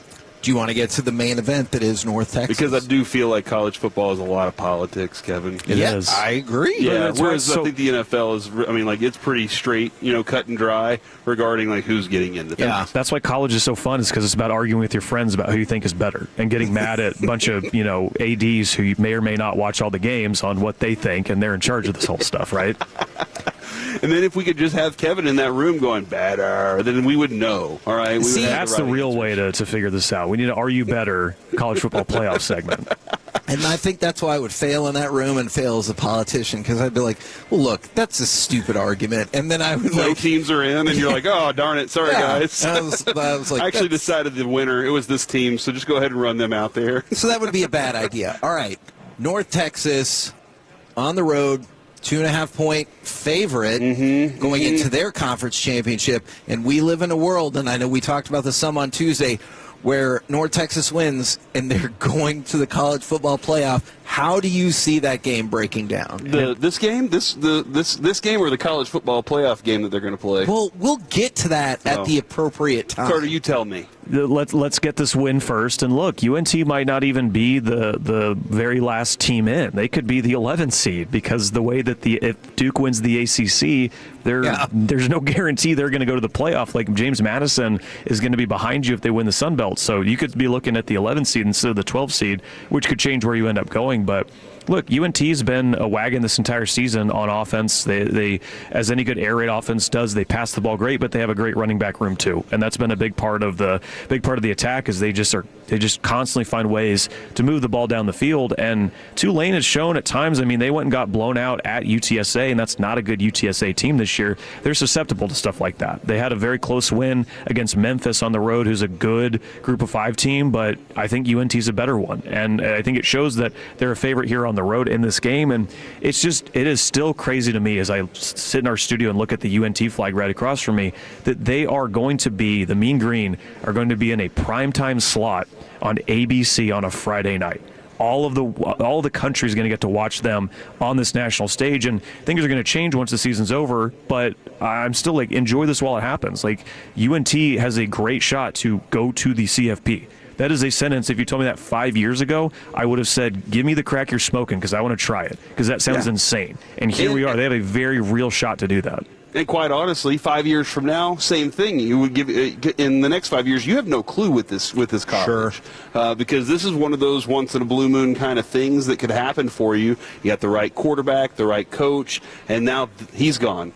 And you have no clue what this team's going to look like next year. And hopefully you get that team the next coach to recruit and have a good run there. But you never know. So like Carter just said, for this, enjoy this moment for sure. And I do want to say Neil Brown is going to be UNT's next head coach. They announced that hire earlier this week. Former West Virginia head coach, former Troy head coach.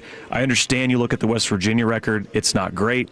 What he did at Troy, winning Sun Belt titles consistently and being one of the best Group of 5 programs, that's what you want UNT to be. Because Neil Brown isn't going to be a name like Eric Morris, where he's this up-and-comer who's eventually going to get one of these bigger jobs. I think Neil Brown's a guy who can really continue to raise the floor of what UNT football is, because the first 2 years with Eric Morris, they were 6 and 7 both years. I know, funny meme, but they were just kind of mediocre, right? So if Neil Brown can take them to that level and just continue to push it up little by little, maybe get a season like this every once in a while, like, that's going to continue to raise the profile of what UNT can be. So, like, Neil Brown's not the sexiest name, but he's a guy that can get the job done, I think. And then the extension for Joey McGuire, and that's huge. And then the impending departure for the Aggies, seemingly at times maligned offensive coordinator to Kansas State. Yeah, Colin Klein's going to go back to his alma mater, up to K-State. I remember that was my second game as a student at Oklahoma, was him in Kansas State coming into Norman and knocking off the Sooners. So, but the offense at A&M's been good. I mean, maybe at times, like, yeah, you're a little frustrated with it, but I think on the whole, he's been a good coordinator there, and he was coordinator at K-State before that. But he'll stick around for the playoff, however long that lasts for A&M. He will continue that along, and you're not going to be he's not going to Lane Kiffin this thing. So I think the operation's going to be nice and smooth going forward. But yeah, that'll be a good homecoming for him.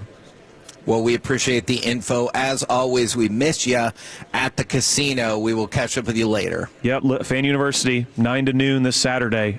We got all the big – look, it's Conference Championship weekend. I don't know what more I need to say. We're going to preview every big game, do all our usual segments, and have a ton of fun. The season's – the regular season's almost over, but we got bowl games and all that coming up later. So tune in, 9 to noon this Saturday here on The Fan.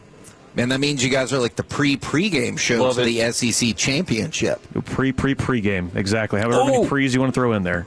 Whoa. And by the way, should I take it you will be at the first ever Xbox Bowl? I saw that. I am crafting up the email to Tim Collins to get me a media credential for that. I want to be there. It's not the Frisco Football Classic like we had a couple years ago, just a random one they made, but I want to go. There you go. Carter Freeman, Fan University, right here on 105.3 The Fan. Coming up next, time for the C Block. Hey, how do you keep things rolling when things are going hot? We do it next on The Fan.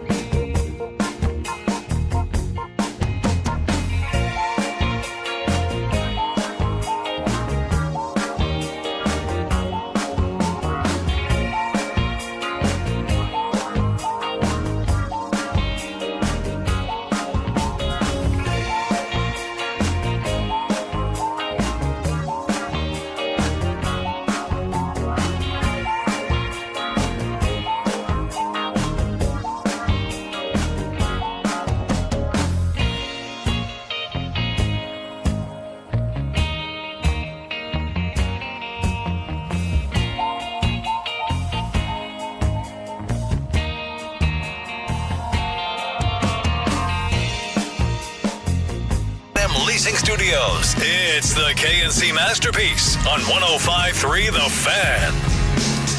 KNC Masterpiece right here on 105.3 The Fan. We are live at Choctaw. Don't forget, after us, Gavin Dawson, Lucius Alexander will be holding it down here, leading you into Dallas Cowboys, the official pregame show right here on 105.3 The Fan. But right now, it's time for the C Block, starring Corey Major. Thank you very much, Kevin. I really appreciate the time. We have a special guest with us today, Kevin. We've been out here at Choctaw all day, enjoying our lives, enjoying watching everybody float in and out of this place. But let's get some inside information on this place directly from Thomas O'Sullivan, Director of Marketing for Choctaw. How are you doing today, Thomas? Holly Toe, gentlemen. Were you about to say, really how are you doing today, Choctaw? I almost called him Mr. Choctaw to you, sir. Yeah. No, it's Thomas O'Sullivan, Director of Marketing. I'm doing great, gentlemen. Holly Toe, welcome to Choctaw Durant. It's great to have you here. The guests are having a great time walking by. I just saw you guys get dabbed up. It's good to see you getting so much love hanging out here. It is nice. I want to compliment the staff. This morning I went to go get a drink of water, and the button got stuck. That was on me. I did not know that I pushed the button too far. And the staff, and I was standing there. You know how you go to somebody's house and maybe you've broken the lever of their faucet, or you have to crack their toilet seat or something, and now you're terrified. You're like, what do I do? And you're in panic mode. Calmly, they said, there's a little latch underneath there. Just take care of it. And I was like, boom, there it is. So staff doing a great job today. Good. And you guys got to have some lunch, test out some of the restaurants. And I went to the Pit. The Pit barbecue was fantastic. And I think that's where I'm going to stop. Yeah, that's the way to go. Yeah. Visit the weekends, Friday, Saturday. They have the Dino Beef Rib. It's massive. It's delicious. It's a great bite. But you can still take it down in one sitting? Oh, yeah. All right. I mean, if you're a big guy like me, I mean, I'm dedicated to the cause. Yeah. I'm going for it. I got you. Now, one of the things about this, we've been sitting right next to the sports book, the League, I believe is what it is. Yes. And it is, like, first off, awesome book. It looks amazing over there, but the screens are amazing. Been watching some highlights, some replays. Do we have a big game going on tonight? You know we do. The Cowboys are going to take it over tonight. So the League is the premier sports bar for Southeast Oklahoma. We have our screen is over 100 feet large, and it can be configured a lot of different ways. So Cowboys are on tonight, so you'll have the 3 big screens. We'll all be Cowboys. We'll have the Cowboy sound overhead. You'll be able to see it from in the bar, outside of the bar, around it. We get crowds all over. We show every football game, college and professional, all the baseball, soccer, hockey. As you may have seen, we're officially sponsoring the Mavs, the Rangers, and the Stars. And then on top of that, we have our Where the Players Play campaign. We've got Troy, Emmett Smith, Darren Woodson, and Pudge Rodriguez as part of that. So we really are dedicated to the sports entertainment realm in the Dallas area. Okay, so we talked to Pudge about this the other day. That commercial. Is that your idea? Yes.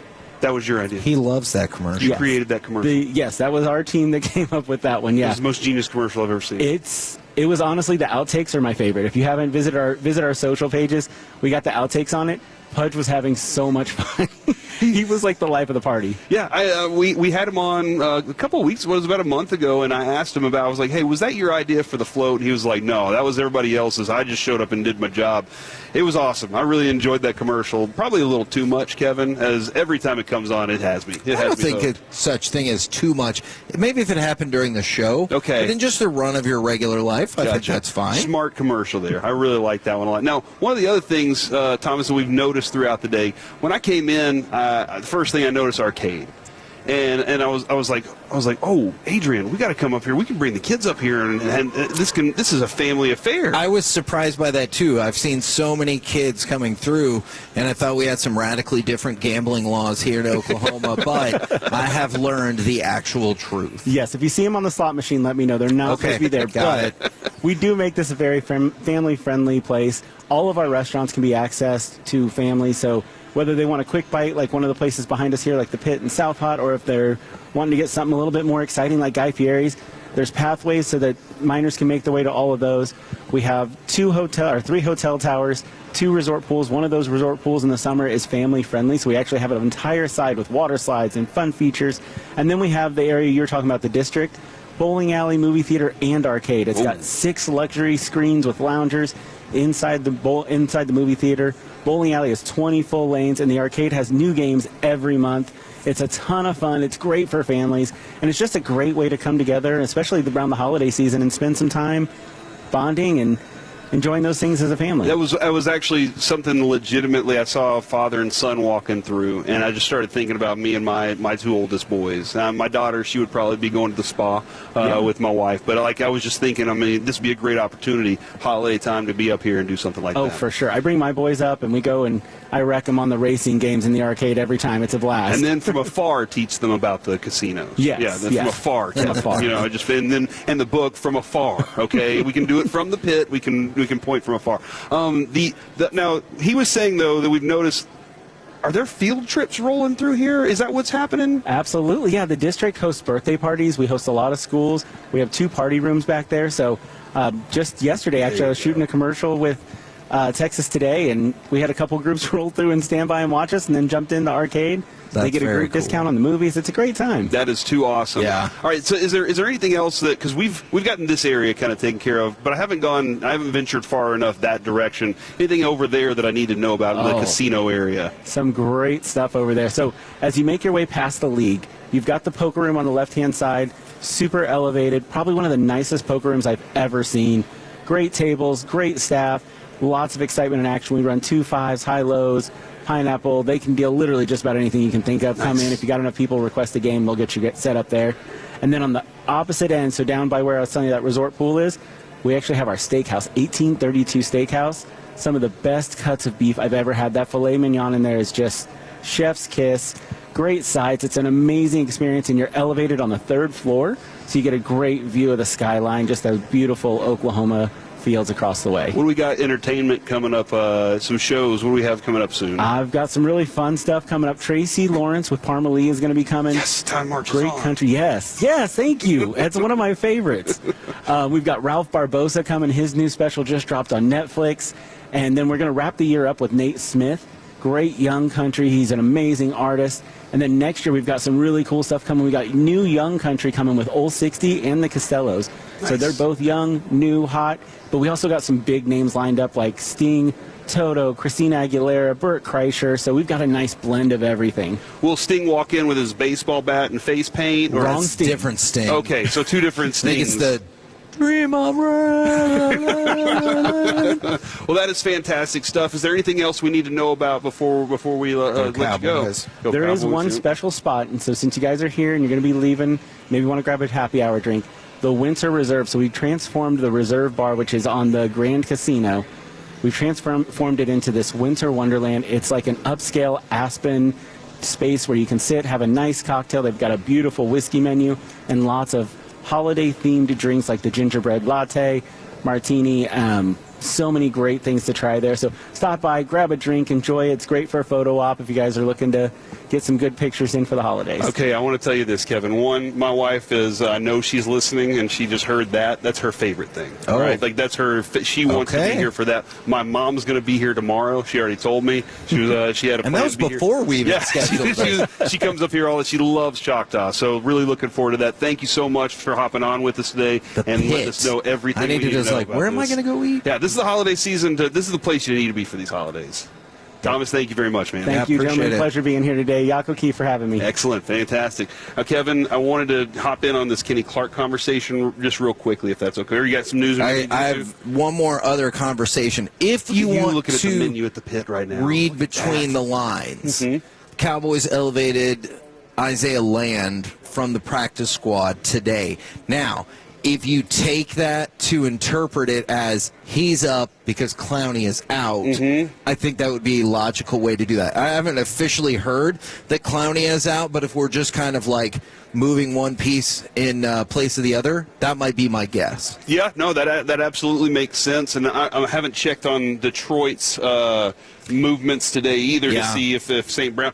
I'm kind of interested. I'd be stunned if he played. I'll admit it. I'm right there with you, and I'm doing the same thing. My fantasy league, he's one of my players. I said, screw it. I'm not even going to risk it. Not on a night like tonight, especially since I have so many things. I'm out and about, dude. I don't even risk it at all. So I'm looking, but I am, dude, this game tonight has got, you asked me yesterday if I was all about it. I've gotten more and more amped up since yesterday. Sean and RJ this morning really got me rolling on my drive out here. And then as we've been talking about Booker, like that conversation we had this morning about Booker that most people didn't hear. But a lot of people, but most of the rest of the world did.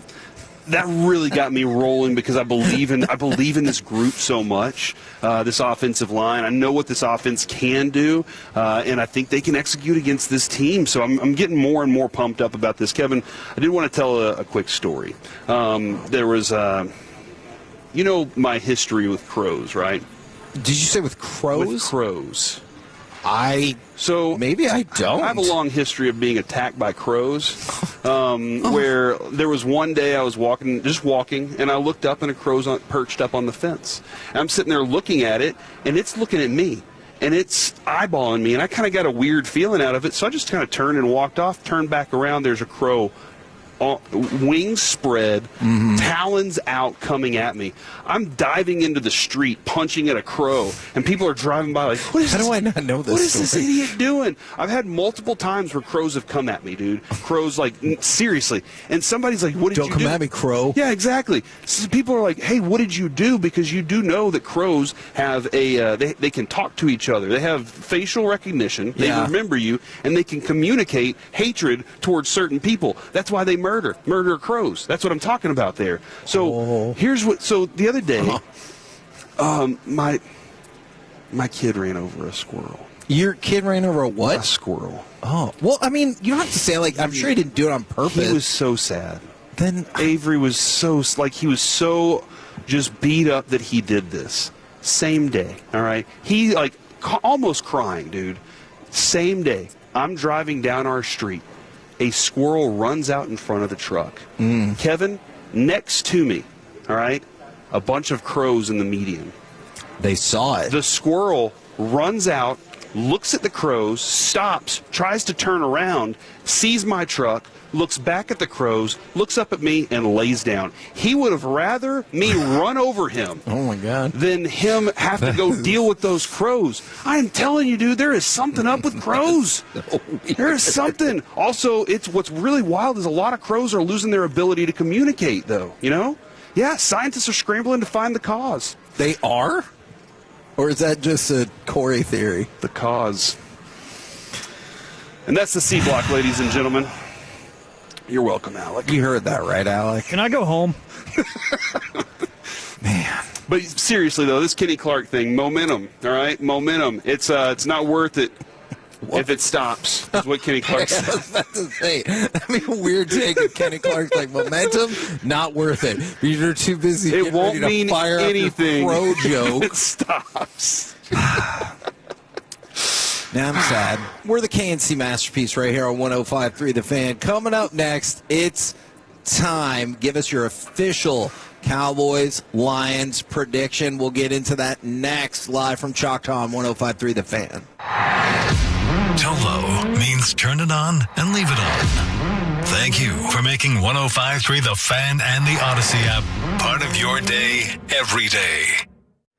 We were just talking about it. You heard...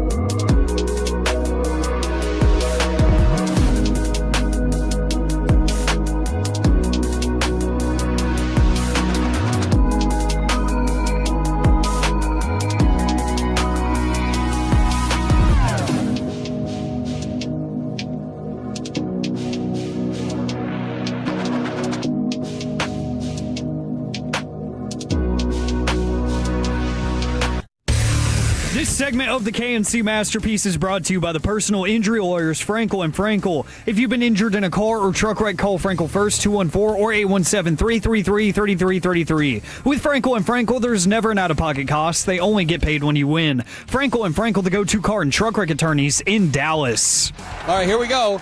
Prescott looking that way. Now he runs up out of the pocket. He sprints to the right. He dumps the ball to Williams, who steps in from the one.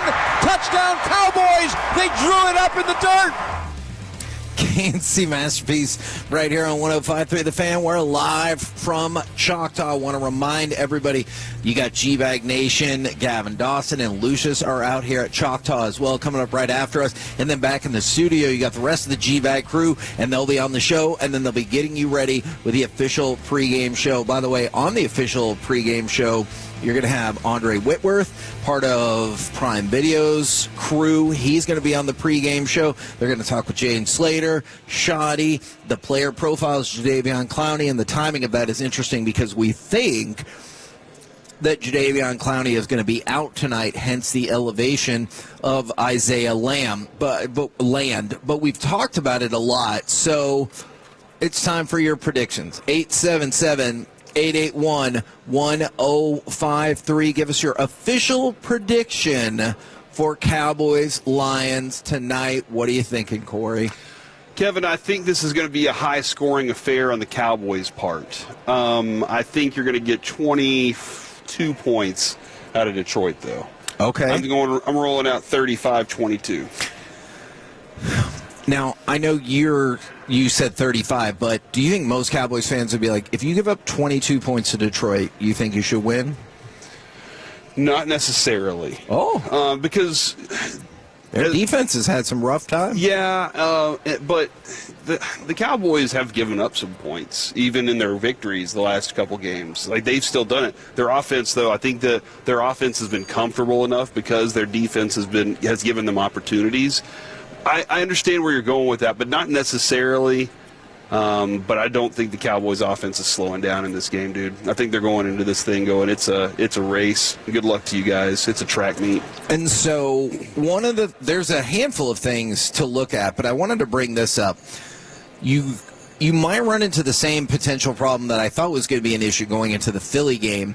Detroit does not turn the ball over very much. No, they don't. They have 5 interceptions and 3 lost fumbles this year, so the 8 turnovers tied for the second fewest in the NFL. You ran into that same concern against Philly, and you were able to win that game, so perhaps an overblown concern. But I think if you can get a turnover off of Detroit tonight, that would really do a lot to sway the balance, specifically. I'm sure any game getting a turnover would help you, but specifically Detroit because they don't turn the ball over a lot. And you've been adamant about that all season regarding the Cowboys' turnover ratio, and it still leaves something to be desired. And I mean, Jerry brought it up with us every Friday. He would be like, "Guys, y'all see against Carolina, we got one. It didn't work, but we still got one." And like that's a big deal for sure. I think probably the the best way to get one, sack and strip Jared Goff. He doesn't. Fortunately for them, they've had good opportunities of being able to find the ball whenever he gets sacked.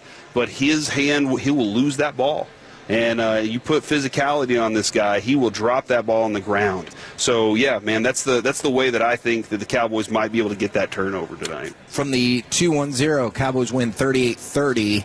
Lions will score late to tighten it, but the onside kick fails. From the 9-4-0, 34-20 Cowboys. From the 7-1-4, Cowboys win by 11. And from the 4-6-9, Cowboys 38-27. Now, I want to talk about the Lions' defense a little bit more. Okay. Because they've been having some struggles. Do you want the positive for their defense or the negative? Positive first. All right. Their off-the-ball linebackers have been outstanding this year. All right? So, led by Jack Campbell and Derek Barnes. Good eyes, good speed. That group in the NFL this year is first in sacks with 10.5. First in the NFL with run stops, 69. Nice. Third in the NFL in pressures at 47. So that group has really, really excelled. So while we talked plenty about Aiden Hutchinson earlier and the defensive line, the off-the-ball linebackers for the Detroit Lions, even with some struggles from the defense, they have been really good this year. Yeah, and good luck to them whenever Javonte Williams hits them. I want to add this. I think you're right about that. Javonte Williams, he had a couple of runs in the sounds from the sideline. Quinnen Williams immediately telling him, guys, I played against him whenever he was with Denver. Boy, that was he was like, dude, when he hits you. You aren't hitting him. And so guys remember that. And especially, here's the thing I was about to ask you. Yeah. That stadium can get loud. It's not their old stadium, but that Detroit stadium, that Ford Field can get very, very loud. But they're in a place right now where they all kind of see the writing on the wall. You just got to go show them. If the Cowboys go in there and physically in the first and second quarter, like put that stranglehold on them. G-Bag's going to be here, by the way, today. If they go in there and do that, that will start to make that demoralization of that group. And whenever Javonte Williams has the ball, those linebackers are going to be like, I don't know if I really want this as much as I thought I did before, because the Cowboys are up on us now. Okay. So I'm intrigued. And I would love to make that stadium a quiet place. I'm intrigued by an addition to desperate team theory, desperate crowd theory. Are you louder or are you start off tenuous? Loud. Okay. I think you start off loud, and if your team gives you something to cheer for, you're in that game. But if they don't, then you start to leave. Oh, man. You start to exit early, man. Dude, I would love it if, by halftime, you saw Lions fans leaving. They're like, dude, it's snowing hard, man. We got to get out of here. It is so cold. That would be freaking tremendous. From the 254, Dallas wins 27-21. From the 817, 31-10. Dallas wins. And then from the 972, holy moly, Cowboys 52-7. Dak remembers, and Jerry told Shoddy to put his foot on the effing throttle. Man, Alec, I'm going to go to you because there is an overwhelming sentiment that the Cowboys take this tonight. However, just to balance it out from the 817, 41-16 Detroit, Cowboys will lose because I'm finally starting to believe in them. And I think that's something that has been building for years and decades now, is like you're just expecting the football to be pulled away from you. Yes. Alec? Like it was just much like your Aggies. Yeah, hey. You told me. I was sitting there telling you to buy in. That's fair. Hey, but they're still going to be in the playoff. They're still 4 wins away from the championship. Alec, what is your prediction? Yeah, I don't think if they're going to lose another game this season, I don't think it's going to be this one. I like the idea that you presented, Kevin, that there are 2 desperate teams playing against each other tonight, and I think I'm going to ride with the hot hand. And I know the 3 games in 12 days thing, it's real and it's a tough turnaround, but hey, guess what? The Lions are doing the exact same thing, and they have lost 2 of those games. I think it's probably the toughest game left on the schedule for the Cowboys, but I do think the hottest team is going to win here. I'll go with the Cowboys winning by the score of 35-28. Do you guys, how much stock, if any, do you put in numbers like, or stats like, the Lions haven't lost back-to-back games in 3 years? Okay. Now, when you hear that, are you like, ooh, so they should win this one, or are you like, that's great, that incorporates a lot of 2023 and 2024, and that is irrelevant to this conversation? Well, no, whenever I hear something like that, my first thought is that that goes to their planning, their preparation. Whenever they get knocked down, they say, all right, we'll show you. And that's not good. That is a Dan Campbell. That's one of the reasons I'm telling you, you need to go into that place and put it on them quickly. This can't be a slow start from Dak and the offense tonight. It can't be a slow start from the defense at all either, because this is the kind of team that is going to make sure they're prepared for a bounce-back game after something like that. That's just who they are. It's in their fabric, and I believe that's a reality. Kevin, when you have a bad show, you kick yourself in the butt and you do a better show. Yeah. And so I think that when you understand people that have that kind of mentality, and that's what I believe Dan Campbell has. You drink out of the sore throat spray the way Kyle Yeomans told you to. I think that's a reality. But this is where, as Alec was pointing out, a hot team coming into your place right now, believing that they belong here, believing that the adjustments that their owner and GM made, adding to this team, was a belief that they actually had the right group. They just needed a little bit more talent to get over the top. I think this kind of prediction is one that you will appreciate, Corey. From the 858, I'm hoping St. Brown is out because I picked up Tesla and I need as many points as possible in fantasy. Playoffs are on the line. I've also got Gibbs, so I'm hoping he gets the only 3 touchdowns of the game for the Lions, and the Cowboys win 31-21. You understand that line of thinking, right? I need all these things for my fantasy team as long as my actual team wins. Yeah, that was, I think it was the Thanksgiving game. My brother-in-law had Mahomes, Kelsey, and Worthy in daily fantasy. Yeah. And he was like, I still want them to lose by a field goal. Sure. I just want them to get all the points for me on the way there. Man, I like this. I hadn't really even factored this in, even though we talked about it quite a few times from the 817. They have a lot more turnovers when you count all the turnovers on downs. So that's going to be another addendum. I think if you can force a non-fourth down turnover, that would be huge in this game. And then the other logical thing is, if and when Detroit turns the ball over on downs, you need to turn that into points. Like, preferably if you could march on down there and score a touchdown, of course, but you need to be able to turn those things into points. All right, one more thing that I wanted to talk about specifically for the defense, and I think this is a huge deal going up against a Cowboys offense that has been pretty phenomenal, I think all but maybe 2 weeks this season. Under Kelvin Shepard, they have just really fallen into an easily predictable pattern of man coverage. All right, so they play above man coverage, much like we've been lamenting for a big chunk of the season. We wanted the Cowboys to play more man coverage, too much zone. The Lions play more man coverage than anybody, and they do it on key downs, on your leverage downs. The Lions run man coverage on almost 45% of their defensive plays, by far the most in the league.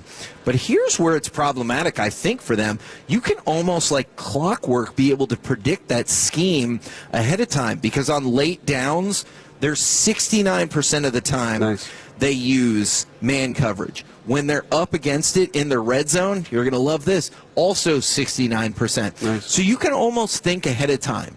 Like, if you're trying to move the ball quickly, think ahead of time. All right, if we get to third down, it's more than 2/3 likely they're going to show me man coverage. Once we get into the red zone, it's more than 2/3 likely on a play-by-play basis they're going to show me man coverage. I know it's more complicated than that for the quarterback, but just setting up, if you want to push the pace, knowing what kind of base scheme you're going to see ahead of time, that feels like a potentially huge advantage for the Cowboys. For sure. Make them disorganized on their back end. Yes. And I think, man, was it the Green Bay game that that Shoddy didn't go for it, and he told us, he was like, look, they had a call that got me. Yeah. They defeated me on that one. This is one of those, Kevin, where I'm glad that you pointed this out.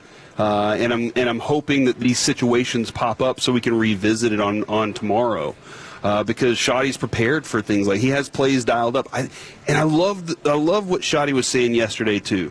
I am a game by game planner.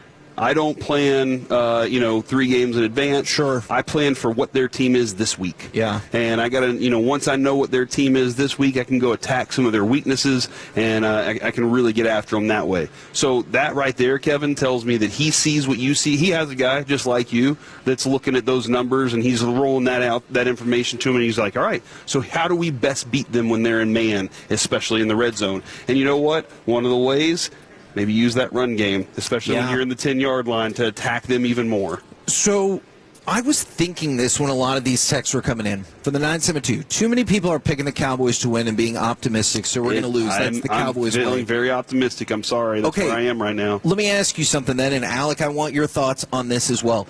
Does it feel like, based on like some of the things we've talked about and the vibe and everything like that the Cowboys are the favorites in this game? Yes. Because they are not. Yeah. I mean, I know you know that, but they are not. They're 3.5 point underdogs. But they're on a 3-game win streak, and Detroit has stumbled at many times. That's why people are not believing and believing. That's why the vibe that way feels that way at the moment. Sorry, Kevin. I was reading this from the 817. Hey, guys, love you. Stepping in to perform surgery and hope to be out well before the game time. Y'all stay safe. Thanks for being a great part of my day.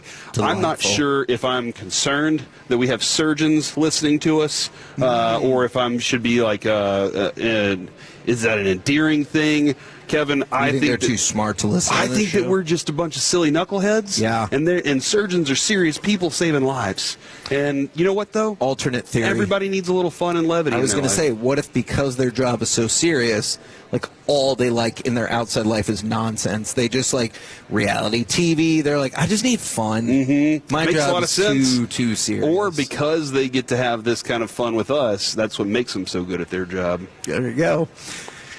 We're the KNC masterpiece. I was debating whether or not I wanted to. Okay, go ahead and do it. All right. There's I'm scared. There's a Bob's Burgers episode when they were like, "No, I know what happened because we said 69 and high five," and then one of the kids goes, "Why did you high five?" They go, "Never mind." Yeah. And so I think about that almost every time that you say "nice." Coming up next, we will chit chat with the fellas from the G-Bag Nation right here live from Choctaw on 105.3 The Fan. Coming up Wednesday morning on Sean and RJ, Choppy is back.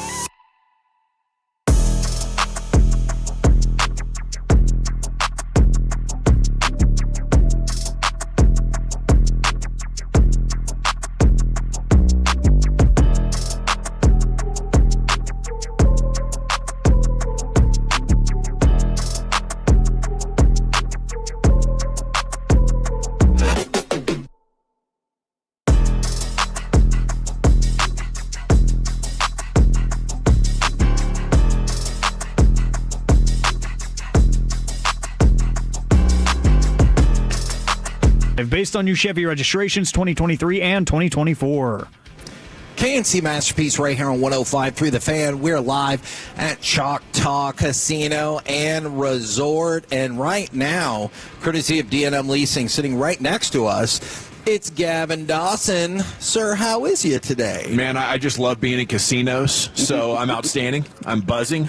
You know, I've been more social with you guys in the last 5 minutes than usual. I have noticed that. So soak it all in. One night only.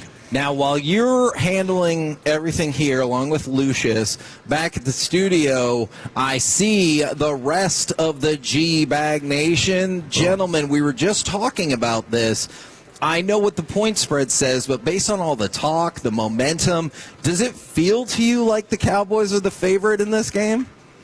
To me, it does. That's scary. That is always strikes fear into me. Always scary. Yes. But when you look at all the injuries that the Lions are having, man, I think that this is a great opportunity for the Cowboys, and it's really turning into a no-excuses game, if you will. If you don't have Amon-Ra St. Brown, there are other players that can certainly hurt you. Those two running backs are really, really good, but they're banged up along the offensive line. Those tackles are probably going to play, but how efficient are they? What version of themselves are they? And you're really only probably going to be down Clowney. So I think for the Cowboys, you got to go ahead and take care of business. It's a tough place to play. They've been a little bit of a different team on the road offensively outside of that Vegas game, so they've got to answer some questions. But I think they should be going and taking care of business. I love Cowboys +3. Yeah, there you go. Yeah, I texted Schefter before we went on air, and I asked him, I said, you hear anything about St. Brown? And the Lions are telling him that he's one of the toughest guys they have on the team, and they would not be surprised if he played. So how effective may he be? We'll see. But, you know, that's one of the things I think that we were all kind of concerned going in, that will he be able to play? And the fact that he was listed as questionable, yeah, I think that's one of those things that, we'll know 90 minutes before game time. But, boy, that if they have him playing, that's got to be a lift for their offense. I'm a little scared, though. I mean, Walchuk's calling this a no-excuses game. We had a no-excuses game earlier in the season, brought us, if you remember. It was the Arizona game. No, the Bears game was a no-excuses game because they were just riddled with injuries as well. Yeah. And we saw how that turned out. So it's a redemption night, Walchuk. Different team now. You were a bad team then. You certainly were. Now we're a good one. Yeah, the whole thing, too, with Clowney, and I was talking to somebody there in Detroit about it, and they're saying that this is legitimately a game-time decision, 100%. I was asking, hey, is there a gut on this one, do you think? And they're like, no, we got to work the guy out, and once we see where he is, that's what we'll know. So that's another thing you're going to have to wait for and see what happens 90 minutes before game time.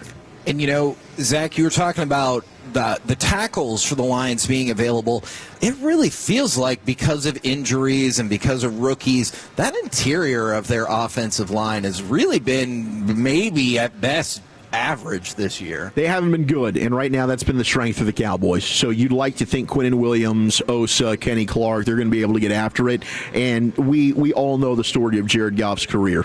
It is a night and day difference. When he is pressured, he is a bad quarterback. Yep. And especially every quarterback hates getting pressured right up the middle. It ruins everything. And I think timing is also a big part of that Lions offensive attack.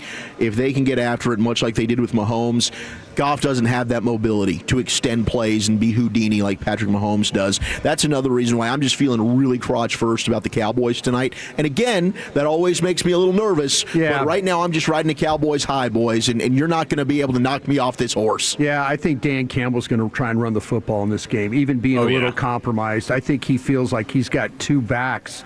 This is the second best rushing attack in the league, and I think they're going to lean on these guys, and they know they're compromised across the board. We've mentioned this a bunch. They're a right-handed running team. If you have no Clowney in there, will they take advantage of that? He seems to be the one guy that can kind of play at the point of attack and handle those things. So I feel like that. I think Dan Campbell's going to try and make this a really, really physical game and see if, in fact, that they can run the ball. That might be their best shot today. Might be a big night for the five-man line. Looking forward to that and talking about this game with the guys over the next couple of hours. I think the interior of the Detroit line is so bad that it lines up perfectly to get Goff on the run from the middle, collapse that pocket. All four of the guys that have played a significant amount of snaps in those interior 3 spots have PFF grades under 50. Which, Yikes. and you know, the sample size gets high. I think you look at PFF numbers for an individual game and you're like, whatever, that's really not an indication of how good this player is. But you get 11, 12 games into a season, you're under 50, you are objectively a bad football player. Yeah. At least at starting level. I love that point. And I know the game is not decided or not necessarily won in the first quarter, but do you think early on you might get a good feel for if this is going to go the Cowboys' way or not? Because you were talking about the run game. The split differences between Jahmyr Gibbs' effectiveness per carry and wins versus losses is staggering. We're talking about 7.1, I think, against 3.2. No, this is going to be. I think this is really where their game hinges for both teams. I think that, like say, if St. Brown doesn't play, then they're compromised at wide receiver. Williams is a downfield player. They really rely on the rack, the rack that they can get, the run after catch stuff. That's big in their offense. He went rack instead of yak. Yeah, I went rack. I'm down for a rack. I went rack on this one because I'll tell you another thing you need to worry about is them throwing the ball to the flats to those running backs. Yeah, the Cowboys have shown an inability there to cover it. All of a sudden that turns into like you can't get guys out there, you can't get corners to come play up, you can't get fill play from your safeties. That's going to be a problem for Dallas. Okay, let me ask you this: if you're Eberflus and you're scared of that, don't you try and send a little bit more of a blitz to keep Gibbs in to have to protect a little bit? Yeah, that's the thing about it. They build their whole game plan on getting rid of the football. So all of a sudden they know that you're coming with a blitz. They read it and they swing Just that a quick swing. That's where your defensive tackles whipping them up front. Yeah, you get that quick pressure. Good luck. Yeah, I'm worried. I'm worried about this one, boys. I really am. I am worried to the point you think the Lions are winning it. To the point, I think that Dallas right now is the better team. I just worry about all the things you feel like you might have an advantage in. That, we need to see this. We need to see this, Kansas City and Philadelphia, yeah, you saw a little bit of that, but, man, they need to go out and just stuff this run game right off the jump and then force them to have to make some throws here. But there's some things that Dallas, like I say, the ball going to the flats, I just don't think with these backs is a very good option for Dallas right now. Zach, I'm taking it you are a Cowboys victory this evening. Yeah, I'm going to go 31-20 Cowboys here. I think this thing turns out to be double digits, and I absolutely think that they're able to cover that spread. And I mean, I'd be very disheartened and disappointed if they lose this game. It means obviously what we thought about that run defense. Quinnen Williams probably didn't have a good game, and some of this was fool's gold. But give me the Cowboys to win this one pretty handily. I think they pull away in the fourth quarter. I'm with Wolchuk on this one. I'm a Zach guy, and I think he just nailed it right there. The only thing I'm really worried about is how good are they going to be on the road. The only positive offensive performance this year was the Raiders. I think their only 2 road wins are Raiders and Jets. But I feel like this team transformed at the bye week. Yeah, and with the trade and the tragedy, maybe galvanizing them. Nate Thomas' first road start, by the way, with Aiden Hutchins probably lining up over on his side in this football. Zach, if the Cowboys win, are you going to be the most crotch first in the world tomorrow? Oh, absolutely. I mean, I think that I might just go ahead and get an NFC East 2025 champion shirt pre-made. Oh, my gosh. That's I should save that. Hey, yeah, I like that. What do you find, fellas, as you continue to divide and conquer the radio world? What do you got coming up on the program today? Pure Gold as always, Hagee. Thanks for asking. Not only are 3 of us, maybe 4 of us, bullish on Cowboys victory tonight, but there's a pretty good chance the division lead's going to be down to a half game Monday evening at about 10:30. We'll talk about that right out of the gates. Love it. Roll home with the G-Bag Nation, broadcasting from Choctaw and the studios. We've been the KNC Masterpiece. Come see us tomorrow, Taco Bueno in Arlington. Or you can always tune in right here on 105.3 The Fan. Say good night, Kevin. Good night, Kevin. Go Cowboys. The more time you give, the more our crush.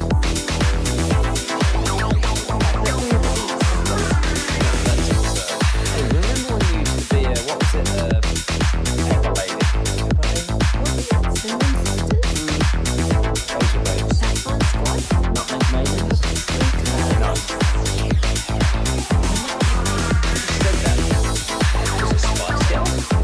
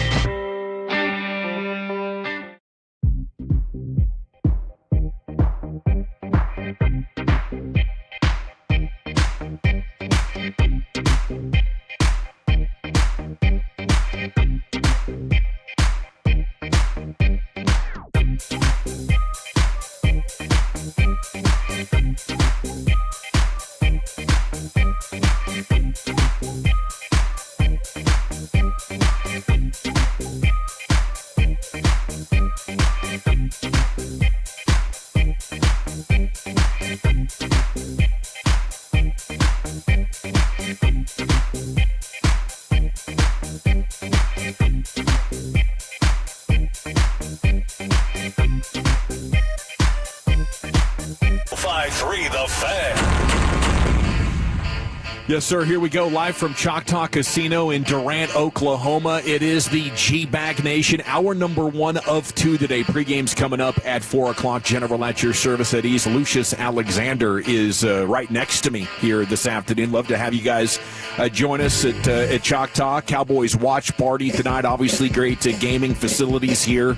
State-of-the-art stuff. So we're fired up for the next couple hours with you before we hand it off to the pregame show. And speaking of that, back there at 75 and 635, Brian Broaddus, the former Cowboy scout, the Super Bowl champion, along with Eric Chiafalo and Zach Wolchuk. You have Jacob Ray there at Master Control. And here on location, Ross Lebinsky, remote engineering, and along with you, we are the G-Bag Nation here on 105.3 The Fan. Gentlemen, how we doing? You got playoff vibes? I don't know the last time I was this excited about a Cowboy game. Man, yeah, dude. It is. Every game's playoff vibes it's a playoff now, right? game. But now it's like, and it's kind of, two teams, both teams in that playoff desperation mode. And I'm the same way you are, man. I cannot wait for the game tonight. This is going to be a lot of fun. Should be exciting. So, not only do you, it should be. It should be really exciting. I love the fact that both teams are so desperate to have a win tonight, and I think that you're going to see both teams play that way. You know, you're going to see, like I say, both teams kind of compromise in some ways, but these are the good games to watch like this when so much is on the line for both Thanksgiving. teams. Yeah, absolutely. Couple of desperate teams out there throwing down. It's almost like a loser leaves town match if the town is the NFC playoff picture. No question. You lose. I mean, your odds go down to 9%. You win, this thing gets up above 40%. So, yeah, you've got to the path you've got to take is you got to take care of business, you know, and make sure that you're winning these games. You know, trying to rely on other teams' help and stuff like that. Hell, you can't rely on that. You know, you go out and win these games and then make somebody say, "Wow, you won enough games. You get to go in." And the other teams that don't, well, you get to sit at home. That said, help might have just gotten more likely this afternoon. We'll get to that in just a second. Let's go over here to Lucius Alexander. How you feeling today, buddy? You catching playoff fever? Hey! Help is on the way. Get that here. I'm feeling good, bro. Right on. I wouldn't put my money on the Cowboys right now. You wouldn't put the money? How about +3 tonight? +3 tonight. I think that's good value. It could be a close game. Could win outright. I did put my money on the Cowboys to win the Super Bowl a couple of days ago because they're at 40-1. I just felt like, man, that's good value. If they get in, I think they're as good as anybody. And if Trayvon Diggs can, come back next week and give them a little bit of help in the secondary, then and play close to what he was, then I think they might have an argument for best team in the NFC. If they get in, right now the chances of that below 25%. But here's what I'm talking about: Jalen Carter ruled out Monday against the Chargers. And you're like, okay, well, he's week to week. What's going down here? Had a procedure, went under the knife on both shoulders. He's considered week to week.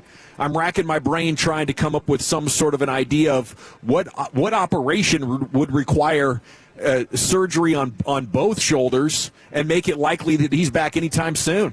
I think after this they got Raiders, then Commanders, then the Bills. So, they get a little bit of a break in the schedule here for the next couple of weeks. But they're in Los Angeles against the Chargers on Monday night. And Doug Clawson on NFL Twitter pointed out, with Jalen on the field this year, the Eagles are equivalent to the third best defense in the league. They're the worst when he is off the field in terms of EPA per play allowed. You got to love it. Yeah, it's when we were talking and previewing that Cowboys-Eagles matchup, it's crazy, like night and day, just how drastically different they are with Jalen Hurts on and off. And right now, I mean, they're also banged up in the secondary. Eric and I were just talking about that, but like what's going on with Herbert? Now, he's preparing to play. Yeah. That's really huge. I mean, if he doesn't, then you're looking at Trey Lance starting for the Chargers. And Trey Lance looked fantastic in preseason, but I think we know from the Trey Lance experiment, you could have some wow plays. You could have some, oh my gosh, what the hell was he doing right there? But it is the non-throwing hand for Herbert. But I feel great. If Herbert plays, I mean, this thing's just lining up beautifully for you, and I just can't, right now, I can't allow myself to think of the alternate point of view here. Like, what if the Cowboys lay an egg tonight? I don't believe it's going to happen because this is just so special. Like, what could happen going on this magical run and everything in front of us and how awesome these 3 weeks have been? I'm just believing in Quinnen Williams. I'm believing in this run defense. This is going to be a true test against a team that is smash mouth. They want to line up. They want to bully you. But the Eagles right now, I'm buying them falling apart, and I'm buying the Cowboys' ascension. Things are lining up beautifully like they did in 2023. Hopefully, once you get in, and we'll cross that bridge when we come to it, you don't have a repeat of what happened in that Green Bay game in the wild card. Yes, I think we could all drink to that, and I do want to add to it. I'm with you on the optimism, and I do feel like if Jalen Carter's got to miss, let's just call it the next 4 games, Cowboys are going to win this division. Buying or selling that, Broadus, Chief? Yeah, it's got to find a way. That means you'd have to win all your games, right? And then they lose 2. Is that how this all kind of plays out? You can afford to lose 1. Yeah. Well, don't let it be tonight. Find a way to kind of keep the momentum going. But yeah, I think the Eagles are in a lot of trouble. I don't know necessarily. That is a Super Bowl winning team. I just don't know if they have the locker room to kind of pull themselves out of this. I think that's the thing that you're saying, wow, amazing team like that, championship caliber team, talented players. I mean, they're well coached. But, man, they just do not have the locker room. If things start to go bad, they just can't pull themselves out of these things.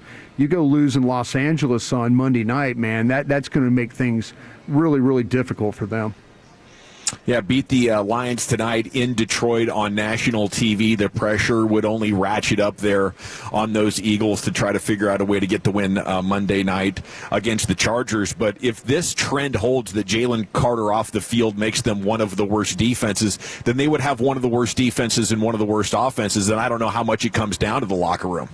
It just comes down to the fact that you can't block and tackle well enough to, imagine that you're going to be able to win, 3 or 4 of your remaining games to hold off the Cowboys. Amon-Ra St. Brown did not practice this week due to his ankle. That's from Adam Schefter. A return next week was considered the more realistic expectation, but the team also knows St. Brown's one of the NFL's toughest players. Yeah. And if anyone can come back sooner, it's him. Yeah. I mean, if it's possible, I would expect him to be out there tonight. He didn't return from the game, so in my recollection, if your ankle is so bad you can't return to the game, you're probably not going to be playing 6 days later. But everybody's been talking about it, and there's precedent set. In Cowboys lore, of course, you have Zach Martin, sprained ankle. I'm going to be in there the next week. Kobe Bryant in basketball. Terrell Owens famously in the Super Bowl. So how much does he want to put up with the pain and do what's ever necessary? Maybe a Perk St. Brown situation. You get on the T train there pregame. They can take care of that pain for you if you have the balance and strength. Yeah, they'll soup you up. No, you're right, man. Perk 30s. yeah. He'll be feeling like $1 million. Okay. Predictions for tonight. I think we kind of covered that in crosstalk. I liked what Wolchuk was doing there. Would you say 31-20? Yep, 31-20. I think something like that. I think double digits. I don't think the Lions can protect Goff, and I don't think they can get to Dak. The wide receiver advantage is massive, and the Cowboys have done a tremendous job the last 3 weeks containing runners. I think if you just isolate it to the running backs, it's 35 yards per game. Over the last 3 weeks, it's really only quarterback scrambles that have accounted for about half the rushing yards against the Cowboys here since they brought in Quinnen Williams. Yeah, there's a lot of reasons to like the Cowboys. I've picked against the Cowboys since the Eagles game, and so I just feel like I need to continue that run here. Okay. And the only way that the Lions can win this game is if they're able to just put up a ridiculous amount of points. So I was going like 36-34, a Lions victory to try and keep this thing rolling here. Picking against the Cowboys versus the Eagles and the Chiefs. Appreciate you sacrificing your credibility like that for the team. Yeah. I mean, my personal record, it's getting ugly. All right, but it's not about me. All right, it's about the 53 in that locker room. That's what a true alpha does. You sacrifice yourself for the betterment of the team, right? That's what Man Campbell taught us. And he's going to be pulling out all the stops tonight. I mean, you got to be ready for all the trickery, all the razzle-dazzle. But I'd love to see the Cowboys get off to a hot start. I think on both sides of the ball, Eric, you gave that nugget Bobby had where defensively they've allowed points on the opening drive. But offensively, they have not started the games well. Even during this 3-game stretch post the trade deadline, they started off slow against Vegas. I know you had CD and Pickens benched to start that game. Obviously, they spotted 21 to the Eagles, and then they came out with the interception against the Chiefs. So they've proven they can overcome that early adversity, but it'd be nice on the road against a crowd that's probably going to be humming. Shut them up. Go out there and start this thing early and go ahead and have that doubt creep in even more for that Detroit fan base and that team. Yeah, and you actually have a pretty good opportunity tonight to go ahead and buck that trend of the slow starts, because I saw from Al Karsten, who covers the Lions opening drive defense, 31st in touchdowns allowed, 31st in first downs allowed, tied for 29th in yards per play, middle of the pack in offensive success rate allowed, EPA, their dead balls last, explosive plays, third downs, red zone, the whole nine. The Lions opening drive defense is as bad a defense as the league has seen since like 2001. Brian, you ever heard of a guy having double shoulder procedures? No, I was Any trying. idea what this could be? I was trying to I was reaching out to some of my trainer buddies, and I hadn't heard back from anybody yet about what he might be dealing with there. So if I get something during the show, I'll sure let you know. But I have not heard of things with that kind of a procedure done during the season. Yeah, I asked ChatGPT, and they said bilateral AC joint sprains. That just seems so weird that you would injure both shoulders to that extent. But, sometimes you got something DNA-wise, genetic, where you have a little bit of weakness there. Maybe he's been working out extra hard. I'm not sure, but I'm fascinated by this. He might have some problems with those things popping in and out on him, is what he might be. And they can try and maybe get that thing, give it some stability there. But boy, that's something, like I said, it's very, very rare you hear double on a surgery like that.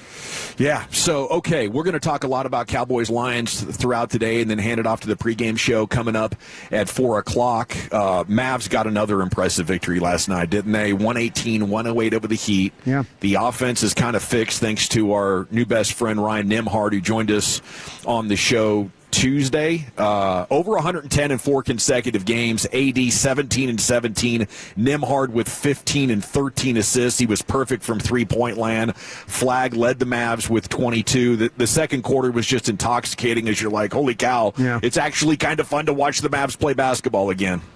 Yeah, it was a really, really impressive performance. And I thought at the end of the game, like that last sequence there with 2 minutes to go, where the Heat have now cut the lead to, they cut it to like 6? Maybe it was 6, 4 or 6 or something, after the Mavs had been up quite a bit throughout that fourth quarter. And then you get Cooper Flagg hitting the mid-range jumper. Then he blocks the Andrew Wiggins shot at the rim there. And then he makes the contested layup. Like that whole sequence right there was just Cooper Flagg late in the game, just kind of putting the team on his back. And you can't say enough about Nembhard and how much better Cooper Flagg is when he's playing with a real point guard. It's kind of perfect, right? Because you've got those two rookies that are wowing you and growing up right before our eyes. Cooper Flagg now has stacked up awesome performance after awesome performance. Nembhard is making Elias Sports history, becoming the first undrafted rookie since 1967 with 15 or more, 10 assists or more in back-to-back games. So, I was joking. Maybe you've got your Luka and Brunson, but who knows? Maybe those guys in a perfect world. But you also had 17 and 17 from Anthony Davis. I get they won the game, but I'm all about build up that AD stock. Make another team, whether it's the Knicks, whether it's the Bulls, make him as attractive as possible so he can possibly be that finishing piece, and you can get more assets coming your way if you move him. Yeah, everything's lining up really well for this basketball team. With your baseball team, we got winter meetings next week. Evan Grant writing today about the need for another catcher with Higashioka, the only big league catcher in the organization. He looks at Carter Jensen with the Royals. They have the veteran Perez. They have a hot prospect, Blake Mitchell, who's 21. Jensen's 22. So he's the number 2 catching prospect in the game, ranked 39th overall. And Grant was talking about the idea of putting Sebastian Wolcott in play. He's the number 6 prospect. So that would be an overpay. After Wolcott, they don't have a lot of top 10 type of prospects that would intrigue other teams enough to give you a quality guy. But I guess the White Sox and Dodgers are the other teams with extra young catchers as well. So maybe that could get fun if CY can put something together. I'd be looking to deal Wolcott for like a guy in his prime, that a team doesn't want to pay. And I don't know who that is right now, but, I mean, get a 25, 26-year-old guy who can be a stud, second base, third base, first base, catcher, outfield. They got plenty of holes to look at. Ron Washington's getting a coaching role with the San Francisco Giants as a infield coach, so congrats to him. Would have been great to see Ronnie back in town here with the Rangers, but they had other plans. And then World Cup draw tomorrow at 11 a.m. Then the 104 match schedule will be released in its entirety on Saturday. So your 2026 summer plans and who's coming to North Texas and where you're going to have to go if you want to watch Team USA or Mexico or Argentina, Brazil, Germany, whoever you want to go watch, all that's going to be clarified by the time we get to a Saturday afternoon. We will not have clarity on Messi's plans, though, as the 38-year-old has said he will play as long as his body holds up, but he's not sure if he's going to be good to go at age 39 next summer there as Argentina tries to defend their World Cup crown. All righty. It is the G-Bag Nation here on 105 through the Fan. We got the champ on the other side, the G-Bag of the Day champ, and then Wolchuk's Top 10 at 2:20. Buddy, where are you taking us? Yeah, we'll have some more sports nuggets for you, but it's National Cookie Day. It's one of your favorite days of the year, Doss. So we got the top 10 best types of cookies, and we'll shout out some of the best places in Dallas when it comes to cookie shops. That's next in the nation. But Toles, I want to tell you about my friends at Cars for Kids. I know as parents, we would all do anything to give our kids a bright future, but some kids need a helping hand to get there, and that's why I'm here today to ask you to donate your old car to Cars for Kids. Doesn't have to be running, probably a total eyesore in your driveway or in your neighborhood right now, but you can change a kid's life by donating that vehicle to Cars for Kids. It's so easy, free towing, all paperwork done, a maximum tax deduction, and a $50 gift card as a thank you. Every cent of net proceeds goes to Texans Can Academies, giving at-risk kids the education and hope that they deserve. Listen, if my kids needed help, I'd pray someone would step up. Be that someone today. Visit carsforkids.org or call 866-835-5437. Right off the car, not the kid. The more time you give, the more our crush grows. Together we continue to build something special. Keep turning it on and leaving it on 105.3 The Fan and the Odyssey, iHeartRadio, and TuneIn apps. Need to replace your windows but kept putting it off because of the cost? Good. You waited for the right moment. Window Nation's end-of-year sale is here. 50% off all windows, 0% interest financing for 5 years. Upgrade those older grade windows with custom high-quality windows for a perfect fit. The expert crews will install everything in a day or less. Over 1,500 styles to choose from. Window Nation, proud partner of the Dallas Cowboys. The sale ends soon. 50% off, no interest for 5 years. Book your fast free estimate now at windownation.com. This is Ari Azim, founder at Tax Hardship Center. Do you owe the IRS more than $25,000 and wonder where you stand with them? Are they poised to levy your bank account or garnish your next paycheck? Are you aware you can find out where you stand with the IRS without talking to them? Everything is in the IRS transcripts. The transcripts can let you know if you're at risk of or safe from collection actions like a bank levy or paycheck garnishment. It even tells you the exact date when your tax debt expires. But don't call them, as it can trigger their collection process. At Tax Hardship Center, we provide the tax resolution report that shows all of this information. So for the listeners out there, call now, 800-313-5922. Let our team of experts at Tax Hardship Center help you see things clearly without poking the bear. We have live professionals ready for your call, 800-313-5922. 800-313-5922. That's 800-313-5922. New at Lowe's, Pro Block Quick Dry Primer. Expertly manufactured by Sherman-Williams. Engineered for pros to dry fast, block stains, and go on smoothly for virtually flawless results. Available now in oil and water-based. Grab yours today at Lowe's. Hey guys, it's Molly from DFW's #1 sports bar, Rowdy Cowboy. And what's better than Rowdy Cowboy? Two Rowdy. That's right, our new location now open in the Colony. You can enjoy our Texas-sized menu, ice-cold beer, and 69 big-screen TVs. Oh yes, the very hot Rowdy Cowboy. Check us out at rowdycowboy.com. Big 12 football championship weekend just got bigger. Venmo Hall comes to sports and social at Texas Live this Saturday with custom merch, celeb meet and greets, and an exclusive performance by the Black Crows. Sign up for the Venmo debit card for access at venmo.com/collegecard. Terms apply. The Venmo MasterCard is issued by Bancorp Bank N.A. Hey, Dawson back here with you. Wanted to chat briefly about my friends at Window Nation.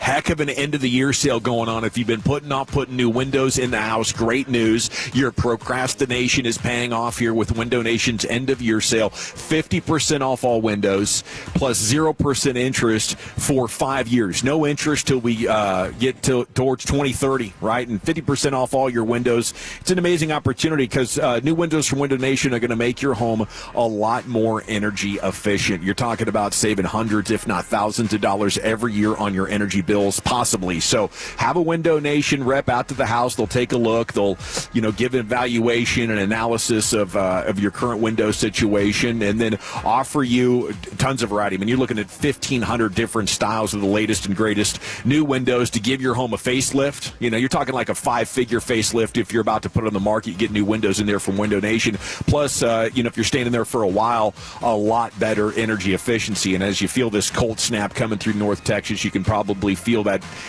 breeze or that draft of cold air. That's most likely the windows. Our number one line of defense against the elements, it's windows. And as they get older, or if you put build-a-grade windows in there when it was constructed, they might not have been very energy efficient to begin with. So you'll see why I love Window Nation. Most energy efficient windows in the world. Go to windownation.com. Get 50% off and no interest for 5 years at windownation.com.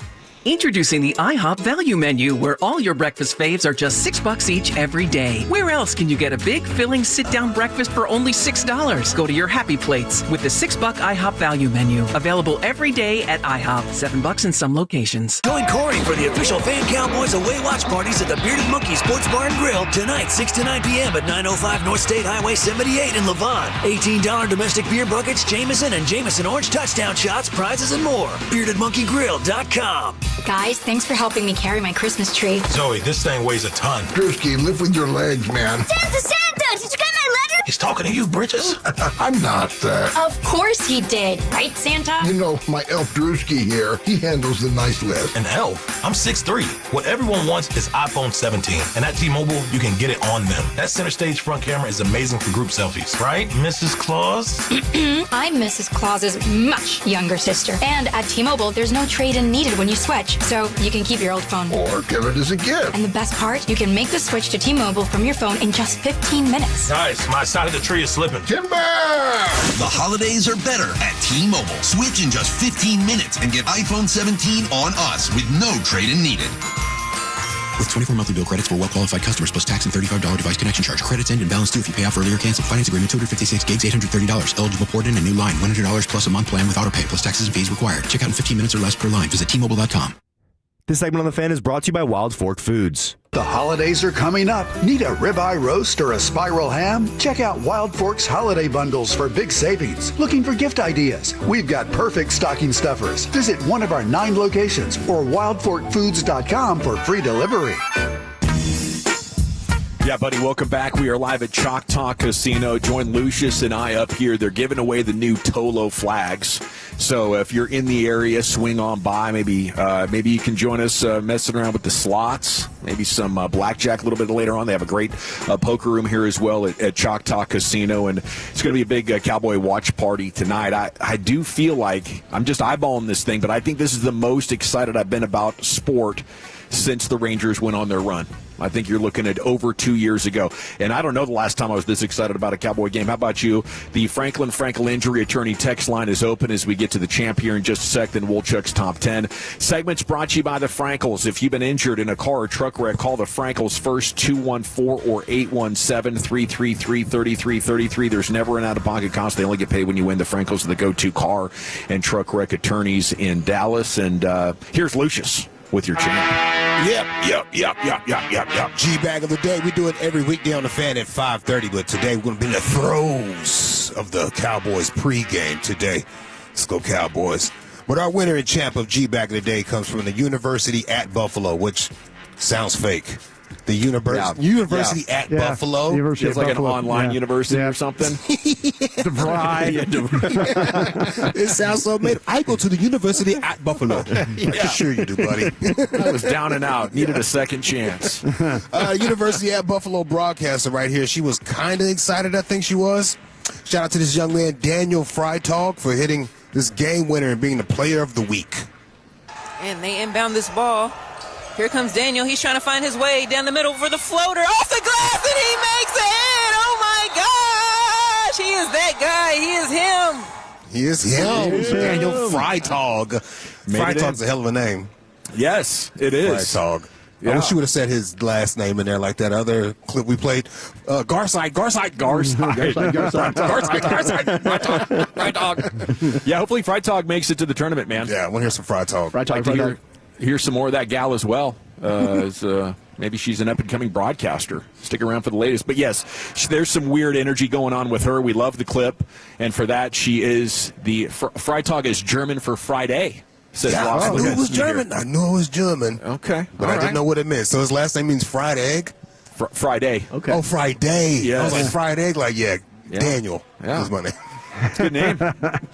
And let's go back into the into the studio at 75 and 635, where Wolchuk has your top 10 at 220. All right, 877-881-1053. Let me know your cookie thoughts. Where do you get the best cookies in the Metroplex? And what's your favorite cookie? We got to show love to some local kids. It was signing day yesterday, and we had a big flip. North Forney quarterback, Legend Bay. What a badass name. Legend Bay? Legend Bay. So he has his entire setup decked out in Ohio State Buckeye gear. Oh, jeez. All right, he's ready to go to Ohio State, only to flip and sign with Tennessee later on that day. Mm-hmm. Now, I guess this was all due to Mom. His family was pressuring him to sign with Tennessee. They didn't want him going to Ohio State. And Mom's like, I'm not signing this national letter of intent for you to go to the Buckeyes. Now, Brian Hartline also left, and he was a big Brian Hartline guy. He got the job yesterday, was the offensive coordinator, big-time wide receiver coach at Ohio State. He went to South Florida. He had said that was his guy. They were locked in. But now he's flipped his commit, and he's going to go to R.J. Choppy's Fighting Tennessee Volunteers. So congratulations to North Forney quarterback Legend Bay. And that's a hell of an offense. I mean, what Josh Heupel's doing there, I'm sure he can have a lot of talent to work with. Yeah, don't worry about it, though. And, like, at the end of the year when he decides he's not getting any playing time or anything, he can just load up and go to Ohio State where he originally thought he was going to go. No problem, man. No problem. We're good. Also, Ethan Booby Feaster, DeSoto's own. That's right. Booby Feaster. Gosh, outstanding 4-star wide receiver. Named after Booby Miles? He dominates in the rat category. He sure does. He is a run rat after god. a catch. Big-time rat daddy. He is. I like the shape of him. I do, too. He's going to USC. Now, A&M was making a late push. I don't know if this had anything to do with your dad. I don't know if he still had the bag money. My dad didn't know what he had for lunch. But Booby said, no, I'm going to stick with Southern California. USC's got the #1 recruiting class in the country. How about that? Dude, they have like 35 commits? Yes. I did not have that on my bingo card. Once again, everybody in play to be at another team after this year. Very true. If Lincoln can't get that thing going, let me he's just moving say on. this. Let me say this. Say it. This national recruiting stuff. It's starting to mean nothing. Means absolutely nothing. Yeah, you're right. It means absolutely nothing. You know, you could have these kids for a year, and then they all get mad and leave. And then I was talking to Mike Lombardi today about this. Had a kid who had 5 carries during the year, came in and asked to renegotiate his deal. He had 5 carries? 5 carries. Wow. That's what we're at, boys. I tell you, our coach down there at Central Florida, the old Nebraska guy down there. That's oh my gosh, it's not Brom. Why am I? Oh, Scott Frost. Scott Frost. He said, you know what, boys? He goes, we ruined college football. College football is ruined. And he ain't wrong. Yeah. He ain't wrong. I mean, hey, Cody Campbell was on McAfee today talking about all the issues they have with it. And he's doing a great job with Texas Tech, but he was saying, I mean, a lot of these teams, they're actually losing money. Yeah. Because and now Michigan, you have one of their big donors. It's like, I'm okay if that quarterback wants to leave. Hey, Portnoy, I was watching him. He was saying, listen, if that guy wants to come and renegotiate, I'm not giving any more money.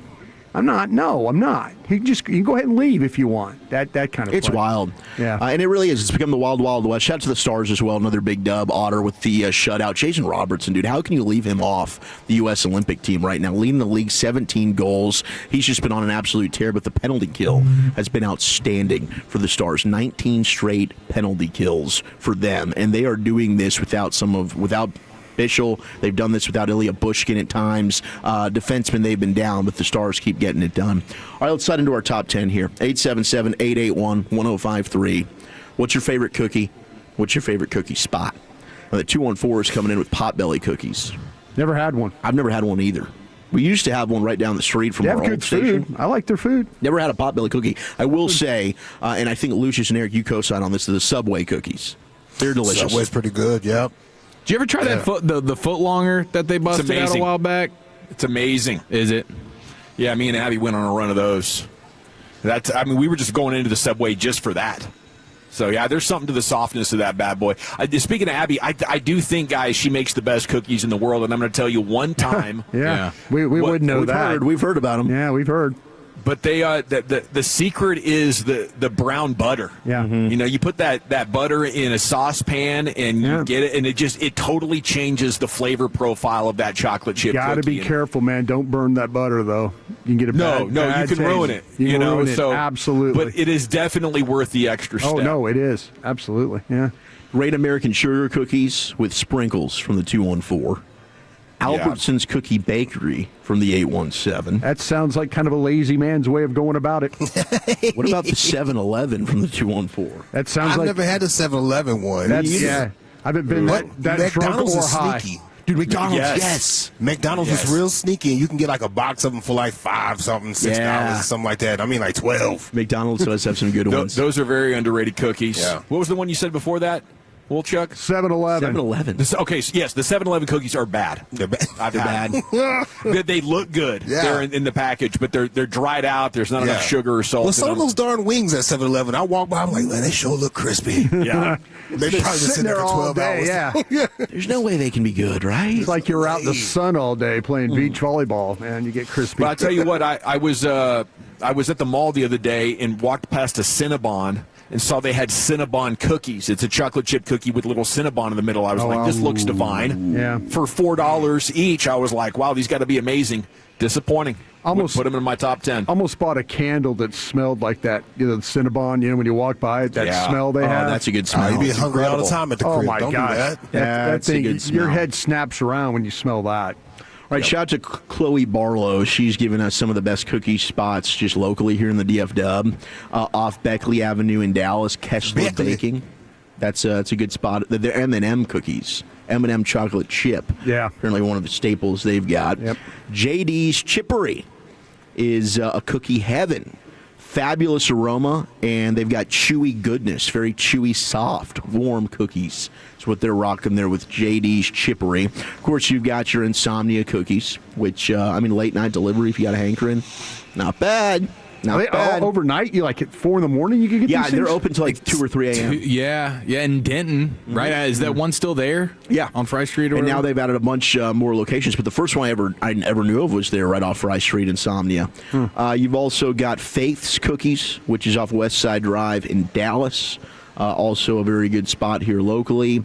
And then, we've talked about our crumble and Tiff's and those. Tiff's. I love Tiff's. Tiff's is delicious. I can always count on Tiff's. Reliable. They've never let me down. Tried and true. You know what you're getting. But off Stemmons, we've got Great One Cookie Company that's getting some love here. Quick turnaround. Their time's always impressive. You can go in there, order, and then boom, they're gonna pump out some fresh cookies for you in a quick minute. So that's always pretty damn good for you. All right, here we go.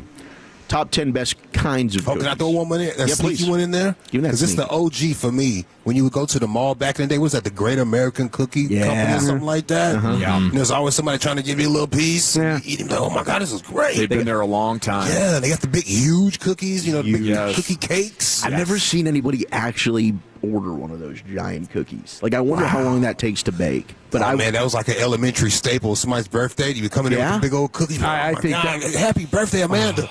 I think that's better. Thank you, Jesus, for Amanda's birthday today. That's better than the birthday cake. I think there's more use out of the leftovers than the birthday cake. I'm with you. That cookie. I do. A good cookie cake, you can't go wrong.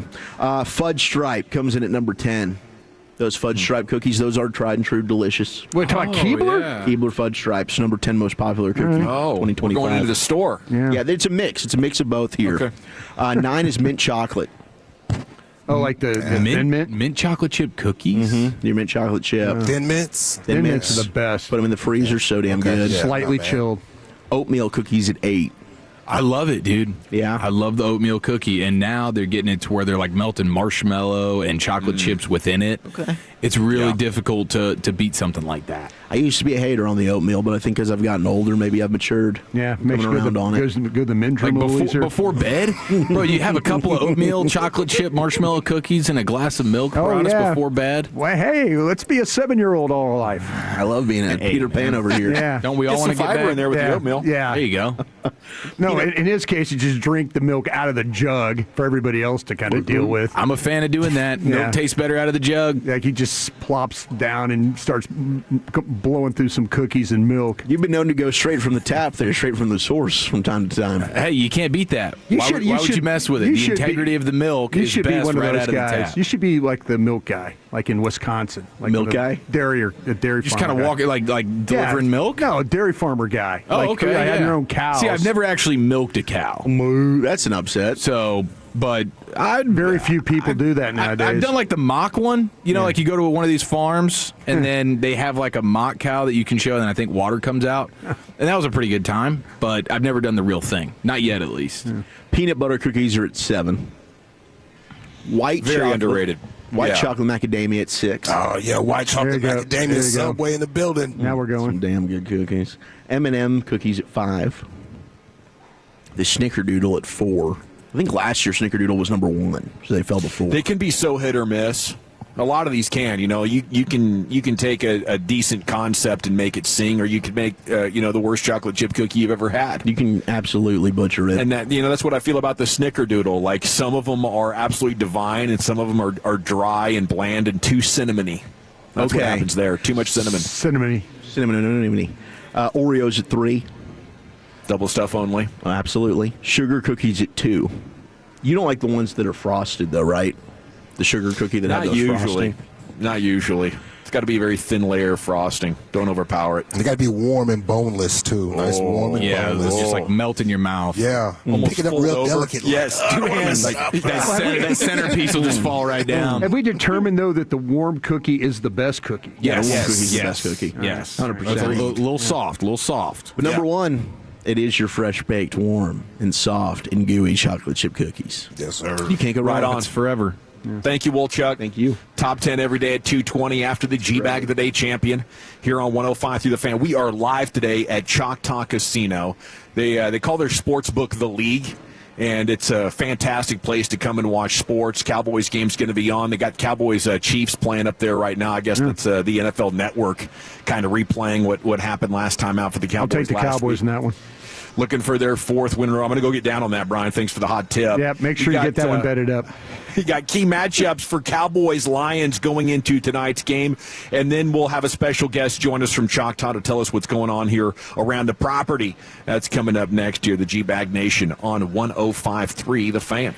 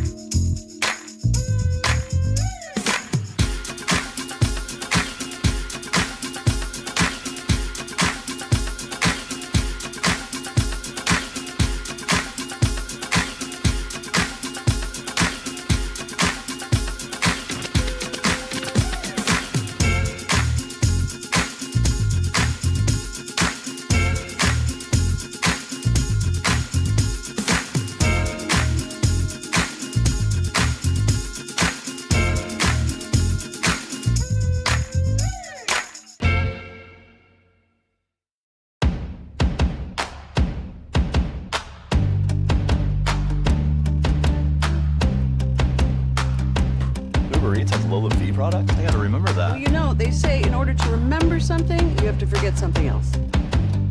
Okay, now that is a very cute haircut. That's like a little shag. I've never seen it before. Well, I mean, of course you have. It's the Rachel. Oh, is that your name? No, I mean like your name. No, I'm Jen. My name's Jen. Right, but I just mean like this is your haircut, but that's hair on your head. I'm not saying this is your hair. Okay.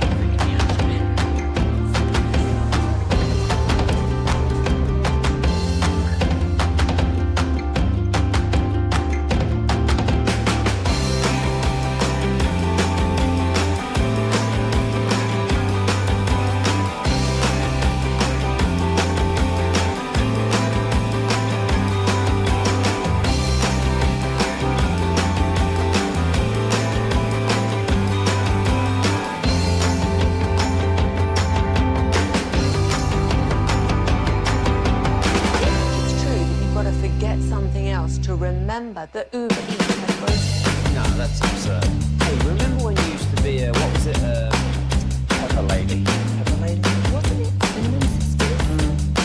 Basically. That Fly Squad? Nutmeg Maidens? No. Nutmeg Maidens. I just said that. Was it Spice Girl? Doesn't sound right. Was it some folks called?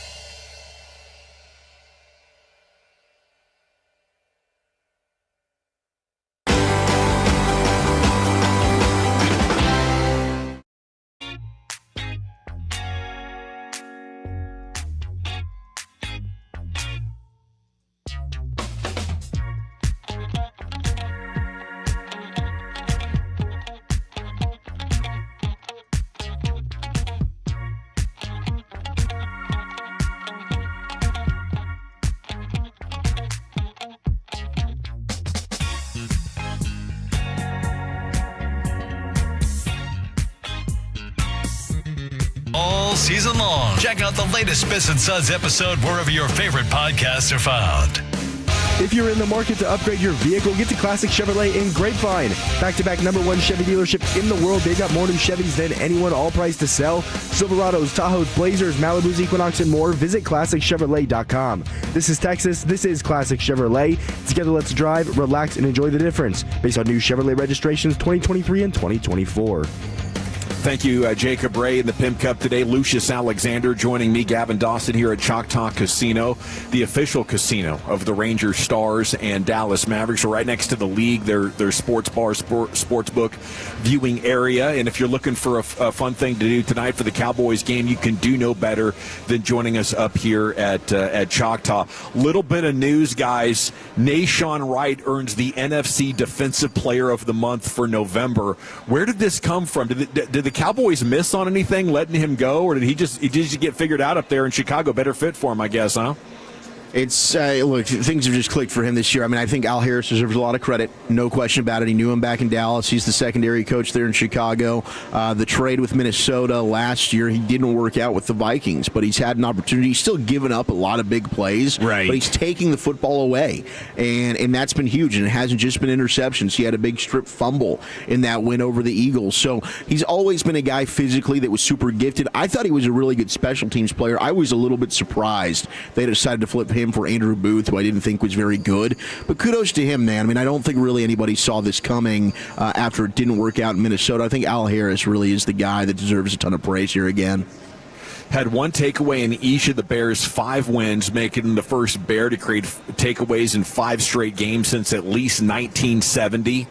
Most takeaways in the month of November since Bengals safety Reggie Nelson had 5 in 2015. Oregon State. Most by a Bears player in any month since Brian Urlacher had 5 in December of 2007. And he has 8 takeaways on the year, 5 picks, 3 fumble recoveries that leads the NFL. And first Bears player with at least 5 interceptions and 3 fumbles in a season since Wilbur Marshall in 1986. Brian, I'm sure you remember him well. You played college football against Wilbur Marshall? I did. Reggie Nelson, everybody's looking at me now like he went to Florida. Yeah, that's a Gator. I thought he went to Oregon State. Eric was just chomping at you. Yeah. I was. There's somebody named, there was a Nelson that was a safety from Oregon State. That's who I was. Maybe he transferred. I'm going to look this thing up. It was Billy Nelson. Yeah. Or was it Johnny Nelson? Yeah, but I'll tell you what, though. You know, I'm surprised, though, with all those, with Wrights, all his turnovers and stuff, that maybe like Tillman in that group, they didn't have that many, the turnovers and stuff like that. Peanut punch. Yeah, I was. You went back to 1970 to have to talk about this. So, historic run. Historic run for sure. Congrats to Nashawn. What's the most important matchup for tonight for the Cowboys to win? Is it Quinnen Williams against the Lions running backs, or just the front against the Lions running backs? Terrence Steele against Aiden Hutchinson? The Cowboys DBs versus Jamison Williams. Is that a good spot for Deron Bland to follow a smaller guy? I think he's about 185 pounds. I think the Steele one. I mean, I think they've done a good job with not allowing Max Crosby didn't wreck the game for you. They haven't really had one edge player just totally destroy them. But Aiden Hutchinson certainly is one of the best in football. I think Steele versus Aiden Hutchinson. Heck, even if they move him over and you got Nate Thomas against Aiden Hutchinson, I think that would be the biggest matchup, because if you can block it up, I just don't see how the Lions are going to be able to match up with the Cowboys' weapons offensively. So if Dak's got time, he should be able to piece and pick apart that secondary. I mean, Lamb, Pickens, Ferguson, Flournoy. I mean, you pick your guy, they should be able to make plays down the field. But I don't know. I don't think they've done a ton of traveling at all this year. They haven't. So I don't expect that, but it's an interesting point there, Gavin, because you have, especially Brown's playing great. Yeah, and if St. Brown doesn't play, why not? Why wouldn't you just say, hey, we're going to put our best guy on him and let him go with him? But then again, like we heard last year, it's the impact that has on everybody else, right? And their understanding of the assignments. Yeah, that's the whole thing about spying and traveling and all those things are kind of like, it's really neat to throw around like something about really what's going on, and then you talk to the coaches and they look at you like, we would never do that. We would never try to do that. By the way, it's Steven Nelson. It's Oregon State. There you go. Big Steve. That's a good poll. Yeah, there we go. I'm sorry about that. And no, you're good. And speaking of a traveling man, we have a well-traveled man who's worked at casinos all around the world, sitting down with Lucius and I right now at the broadcast position, Choctaw Casino. It's their director of marketing, Thomas O'Sullivan, here on The Fan. And a good afternoon, sir. Thanks for having us up. Holly, gentlemen, it's a pleasure to have you guys. I appreciate you making the drive, and it looks like you're having a good time. The fans are coming by saying hi. Yeah, and this is great, man. World-class facility. Congrats to everybody involved for putting this thing together. The gaming floor is looking outstanding. Thank you very much. Yeah, it's the 8th largest casino in the world, actually. 7,400 slots, 3 hotel towers with 1,600 rooms, 2 resort pools, bowling alley, movie theater, arcade, and the list goes on and on and on. You got a bunch of Cowboys fans up here, too? Oh, yeah, especially tonight. We're gearing up for the game. It's going to be on this big screen right across from us over at the League. They love it. We'll have the audio going. The fans get going. We've got our Cowboys-esque wall up front. Looks great, so it's a good photo op. Yeah, how is game night typically? Is this like a Cowboys HQ effectively for people down at DFW looking for something fun to do? Oh yeah, we get a huge crowd for the Cowboys games. They love to come cheer them on, but we get all the fans. Every game, we have them all. We get every station. We make sure we put all the football games up, MMA, boxing, hockey, baseball, basketball, they're all here. So we really try to be the hub for any sport you want to see. We make sure we have it on here at the league. And then all the gaming options that you have. You know, I'm a poker guy. I have been since I was taught how to play. I was like, wow, this is freaking awesome. And your poker room over there is calling my name. Absolutely. Beautiful poker room. One of the nicest in the area, in my opinion. I'm a little biased, but we've got some great 2-5 high-low games. We've got some 1-3 games going, and the dealers, they'll put together whatever you want as long as you got a table. Right on. That sounds great. And we also get to host WSOP and WPT twice a year. So if you're looking for that big money action, we're actually getting ready to announce. He's getting you now, bro. I see him juicing you up right now. Right, a $1.2 million WSOP headline. You don't want to miss it, right? Yeah, the big money sounds great, but the big sharks that come along with those kind of prize pools might be a little bit intimidating for a gamer like me. But you guys have all the options here with the slots. And tell us more about your facility here in the Absolutely. The options. Yeah, we have some of the newest slots in the country right here at Choctaw. Also, Oklahoma is the home of the only red screen. So Oklahoma red screens, huge, very popular. It's basically a bonus built separate from the game. It's a lot of fun, and it creates a great extra opportunity to win some cash when you're here playing.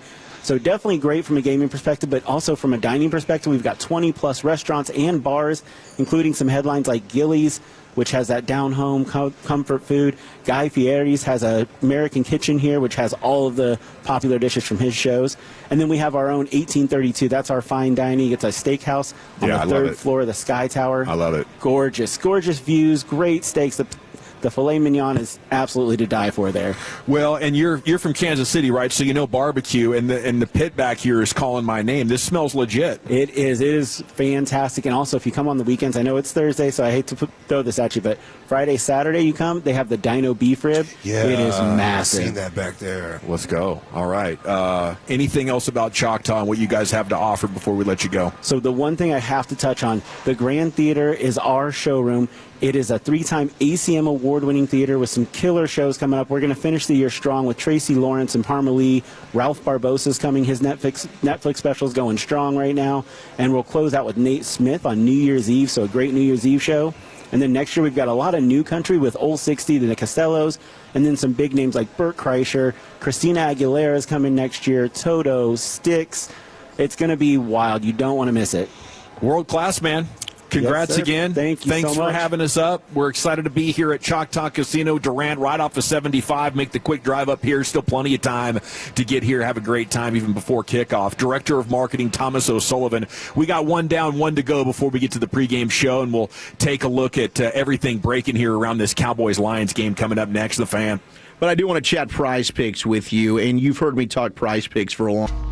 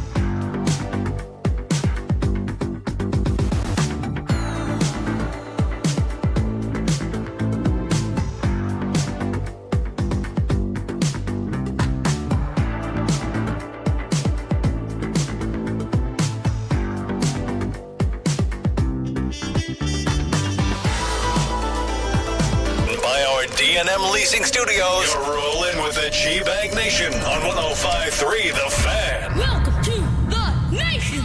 Shoot Chats, hour number 2 of the Nation. We are now under an hour from Cowboys pregame with Broadus and Chiafalo starting at 4 o'clock. Postgame shortly after 10 until 1 o'clock with Broadus and Wolchuk. This right here is the Specs Cowboys game day tailgate show. Specs, the fun starts here, and got quite a bit of Cowboys content over these next 3 segments, really. Krusty's Corners coming up at 3:40. He'll give you his final thoughts of the game.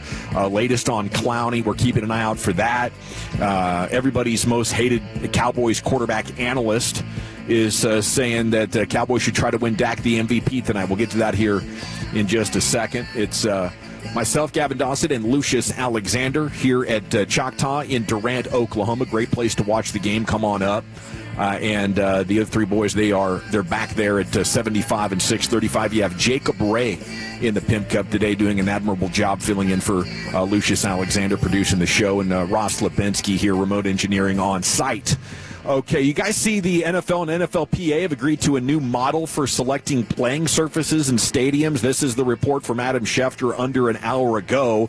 It's going to require teams to choose from an approved set of manufacturers and styles for both natural and synthetic fields. So this is the players' concern about fields like MetLife in New York causing the lower leg injuries that can be catastrophically bad. So, yeah, I don't know if this is going to help or hurt. Every time we've talked to a league official over the years, Stephen Jones, Jerry Jones, about this, they've said that the injury rates are about equal, and there's an upside and a downside to each. But at least now the players are going to be able to have a say in it, and maybe as a result they'll come up with something that works better for them.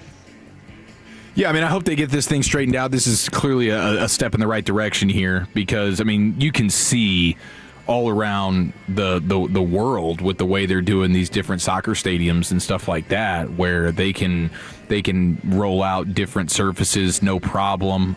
There are ways to do it. You just have to be willing, and you have to be willing to probably spend a little bit more money. But the NFL is the king, so that shouldn't really be an excuse for them. It really should just be a total no-brainer. I don't even know why it's been this much of a headache to this point. Why wouldn't you want to do everything in your power as a league to keep these guys as healthy as possible?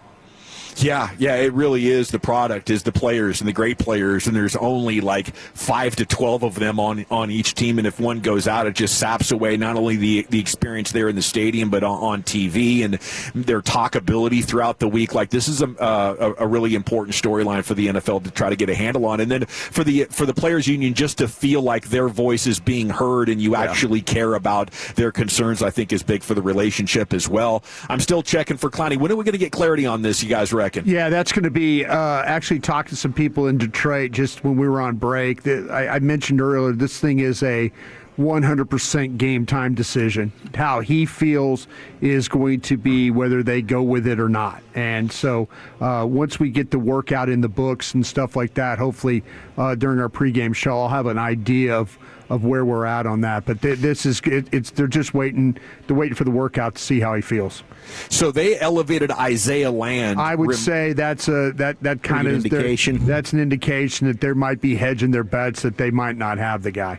Is Land a guy that you need in there to set the edge, or do you think this is a depth thing? Well, this is just depth is all. I mean, right now this is the things that I worry about. With their situation, with some of their injuries. That one with Clowney, and especially with how, and I've said this so much during the week, this is a very much a right-handed running team, and that means that's behind Penei Sewell. And when you get behind Penei Sewell, he is a legitimate run blocker. He's a guy that gets you. He can get movement. That's where they've had a lot of their success running the football. So, not having Clowney in there with his, if he doesn't play, with his, that length, that strength, his ability to set edge, that could be a problem for the Cowboys for sure. Yes, sir. So hopefully he can play, but it does not appear that it is heading in that direction. And, Clowney's strength, his skill, his ability to fight off the blocks is something that could be missed. But hopefully the Cowboys are collapsing that pocket from the middle so much, and they can hold down the Lions' run game with that five-man line. We'll get more on that coming up here in just a little bit. But here is ESPN's Dan Orlovsky, former Lions quarterback himself, once famously stepped outside of the end zone to create a safety when he was dropping back to pass. So here's his thoughts on what advantage the Cowboys have against the Lions this evening and what their objective should be. I lean Dallas. I would try to win Dak the MVP tonight if I was Dallas. Ooh. If Detroit wants to line up and play man coverage, which they have, last 3 games, 70% man coverage. I'm going to throw 40 times. You cannot cover my 2 guys. And I'm totally comfortable. I'll put George by himself. I'll put CD opposite. You want to cover George one-on-one? Great. He's as good as any receiver in the NFL one-on-one versus man. If you want to double team him or play, I'm going to throw it to CD Lamb. I think it'll be interesting. I think the most important person tonight is Kelvin Shepard, who's the DC for Detroit. You can't line up and play man. Will you change? Will you play some zone? I would challenge Dallas to run the football and then try to play elite red zone defense. Does Brian Schottenheimer want to hand it off 40 times? I'm not letting you throw it that much if I'm Detroit. But if Detroit wants to line up and be who they are, I'm gonna throw it 40 times because you can't cover me. I mean, what kind of a game would Dak have to elevate himself to the top of the MVP power rankings? Well, what are we looking at here? Yeah, if they lose, though, then, there's no way that you're going to – this kills – well, it hurts, their playoff chances. So they're not going to – if he's not in the playoffs, they're not going to give him an opportunity to be MVP. He could finish third or fourth or one of those things again. But, yeah, he's going to need to potentially get in the playoffs and win a division to be considered this. I don't know that he can win it tonight, but I think if you go out and you put up 300-plus yards, 3 or 4 touchdowns, and you're carving up Detroit, it's going to look good. Now, I'm sure some voters would say, okay, well, they didn't have one of their top corners. They've been banged up. One of their best safeties is out. Just play who you play, right? But, 100%, and he's going to have some more opportunities. You got a Christmas Day game in front of the entire next Sunday night, you got a game against Minnesota. You got Minnesota coming up in a couple weeks. Yeah, absolutely. You got the Chargers. He's going to have a great platform the rest of the way. If they just keep winning, if they just keep taking care of business, he'll have himself in that conversation. The thing that bothers me, and I like what Dan Orlovsky is trying to say. If he could convince me that, yes, and Detroit has struggled with their pass rush. They have. But you watch the sacks that they've had, and you watch the blitzes, and you watch those things, and Dak handles all those things well.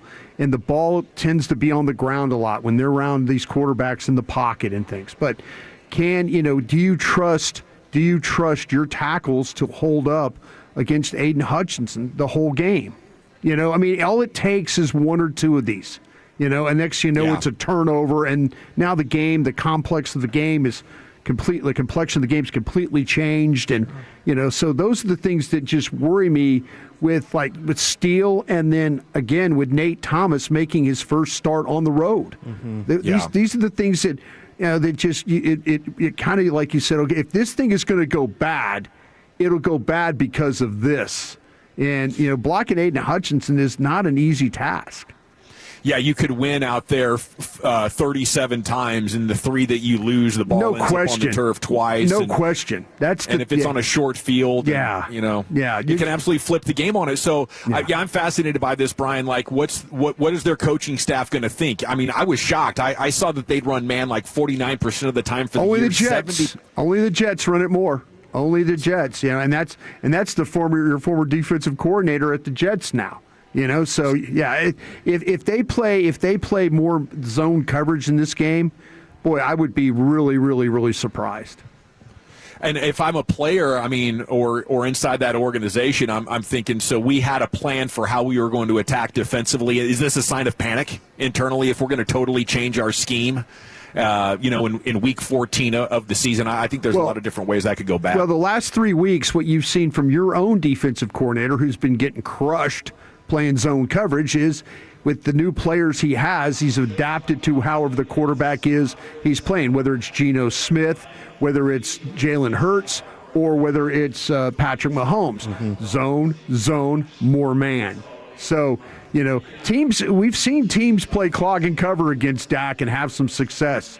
We've seen teams rush 3, drop 8.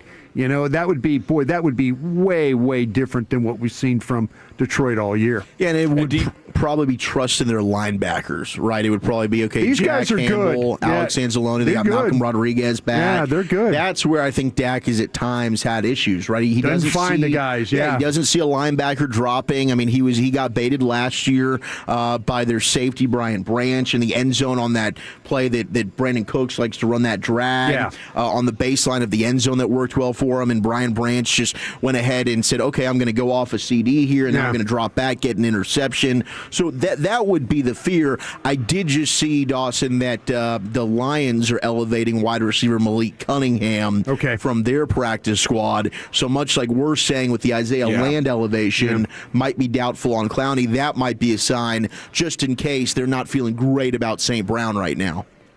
Well, that's a good sign. I didn't expect him to play. I think that after that, the next biggest injury factor after Clowney and St. Brown would become what can Sewell do with his shoulder and now with his ankle? How close is he going to be to the all-pro player that he is when he is healthy?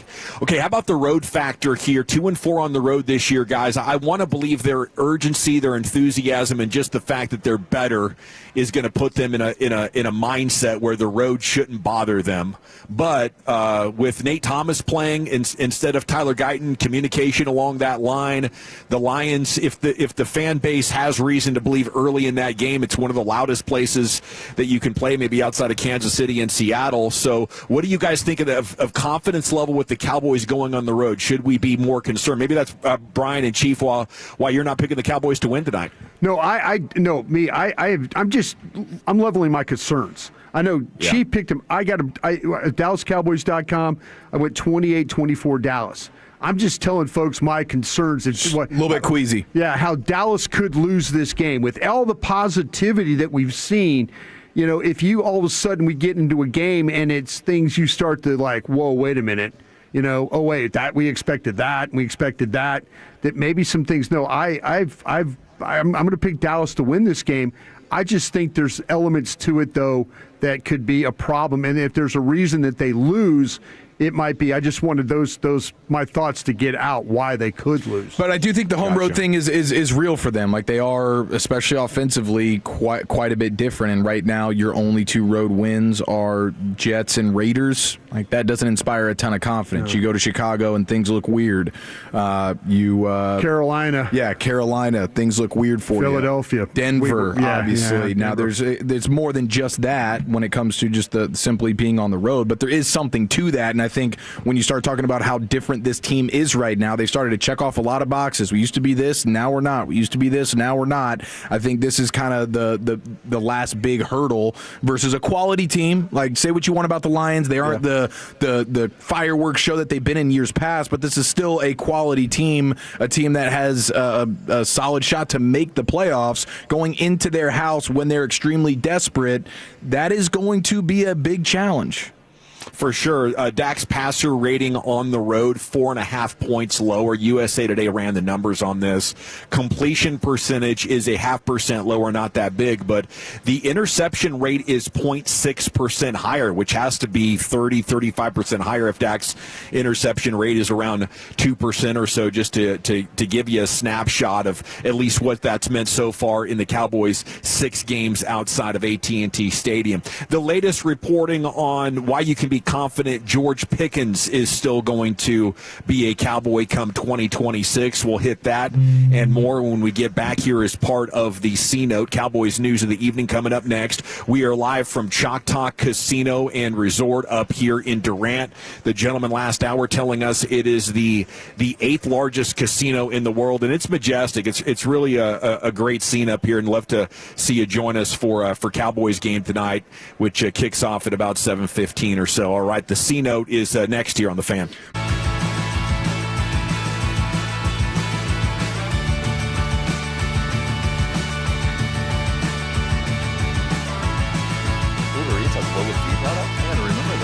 They say in order to remember something, you have to forget something else. Okay, now that is a very cute. That's like a little shag. I've never seen it before. Well, I mean, of course you have. Rachel. Oh, is that your name? No, I mean like your name. No, I'm Jen.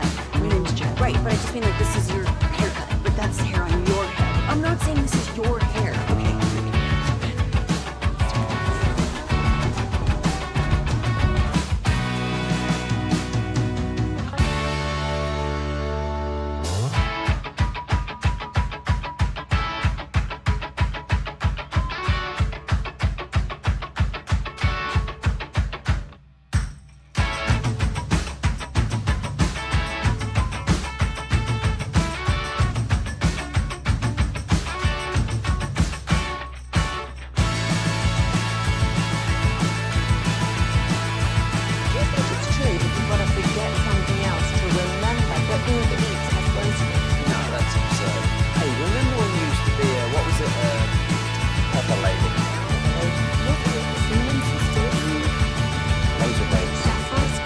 Nutmeg Maidens? Paprika. No.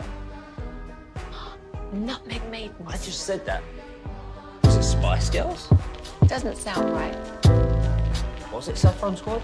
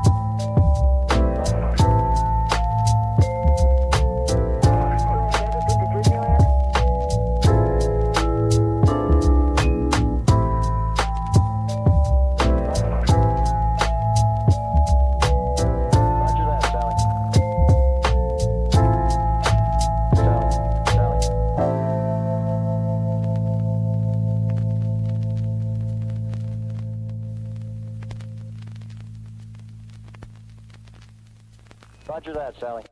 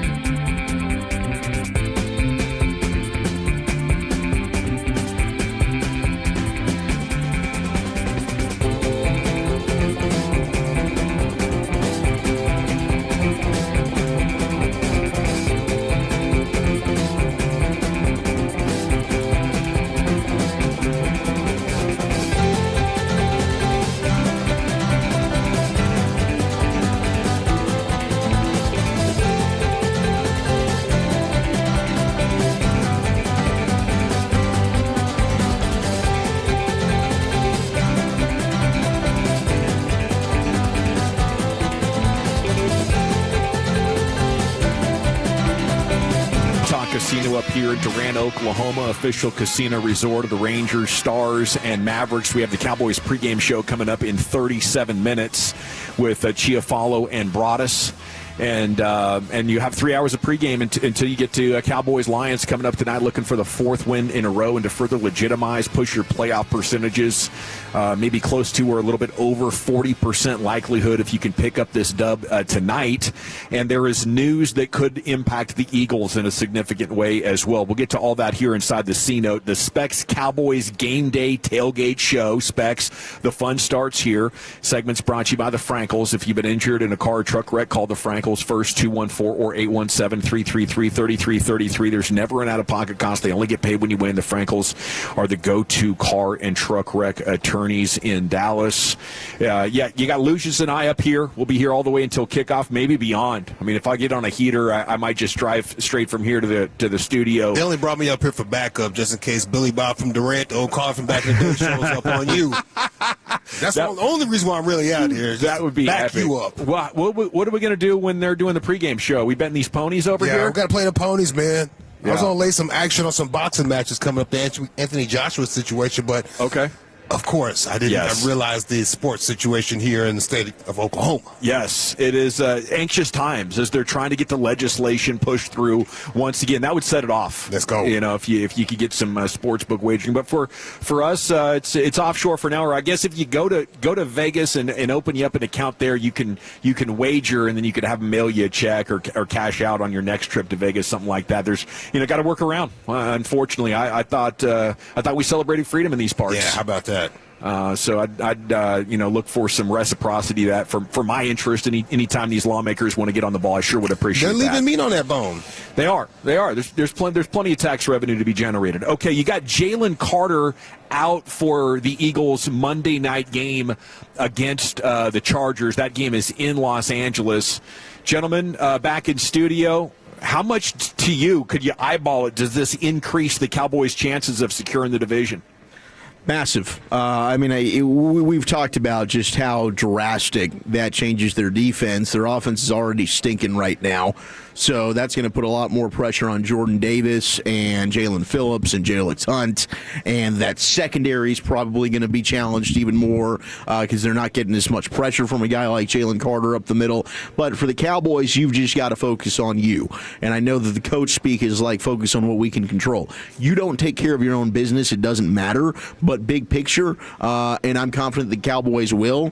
This thing, like I said in Cross, man, it is laying out perfectly for this thing to be an Eagles collapse, and the Cowboys, if they can just keep stacking wins, they will usurp them and win that NFC East. Yeah, I mean, especially for a team that has to win with defense right now. Like, their offense has been so bad. Yeah, would you say Jalen Carter is one of the few defensive tackles better than Quinnen Williams? I mean, maybe not better than Quinnen's played the last 3 games, but before the trade deadline, Jalen Carter was considered the best defensive tackle, right? So a guy even better than Quinnen Williams is out and might miss multiple games here. It's called week to week, but he had a medical procedure. Is that surgery on both shoulders? Yeah, I reached out and I had a trainer buddy get back to me, and he was his was I said, hey, Jalen Carter, procedures on both shoulders, and he says, really? They put him on IR? And I said, and he said he thought there were scopes. Is what he thought. And he said maybe labrum tears again. This is a trainer in another, in another city and stuff. But I was just trying to get an idea for both shoulders. But he said it's still unusual for both and in season. There might be a procedure, too, he's saying, where they can do injections. Maybe it got infected and they had to do something. That was another thing that he said. And he said maybe only one of them is actually the issue, but then they had both of them injected. So there's again, this is a trainer in another team trying to kind of speculate why you would do both shoulders. Yeah, Dr. Chow, the pro football doc, said that it was likely PRP injections. And could miss a couple weeks, could keep him off IR if they feel like they need him back, but there is a scenario where they would just sit him the remainder of the regular season. Yeah, that's tough right there. And you got to imagine if the tendonitis or bursitis or whatever he's dealing with in there has gotten bad enough that he's got to miss a game and have procedures, it could be bad. But if it's just PRP, that's not like a significant medical procedure or surgery or anything like that. That's just them, shooting up the joints and waiting to see how much it assists in recovery in the coming weeks. But you can keep your fingers crossed for sure. I mean, after this week, it's the Raiders, probably even without Jalen Carter. But, I mean, Wolchuk alluded to it. The Eagles go from the third best defense by EPA to the worst defense in the NFL when Jalen Carter steps off the field. So I would say for sure it significantly increases their chances of losing to the Chargers. And if you can beat the Lions tonight, then the difference in the division would just be a half game. Okay, How about we get some other headlines going here specific to the Cowboys? You go to Reed Hansen Cowboys Wire. They've had the best defensive line in the NFL over the last month since Week 9. 3 of these games Quinnen has played. That is by EPA as well. No, that's a PFF metric. Nearly 9 points ahead of the second-place Browns, though. And everybody knows how respected that Cleveland Browns front is. The run defense, number 1 in the NFL. Pass rush grade, number 3.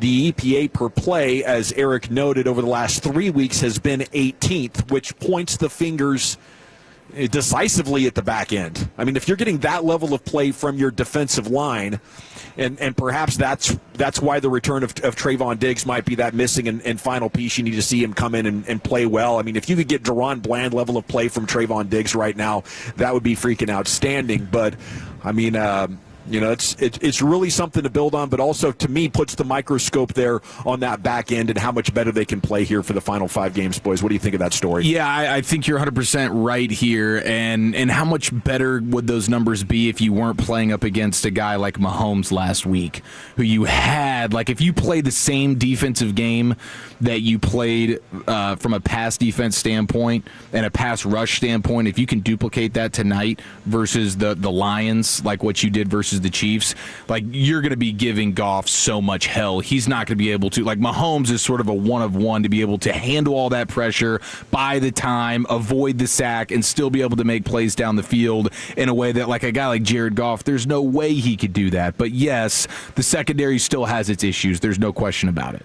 Did I see something, though, with metric numbers with Goff that actually blitz is, like, he's good against blitz? I thought it was 9 touchdowns, 0 interceptions.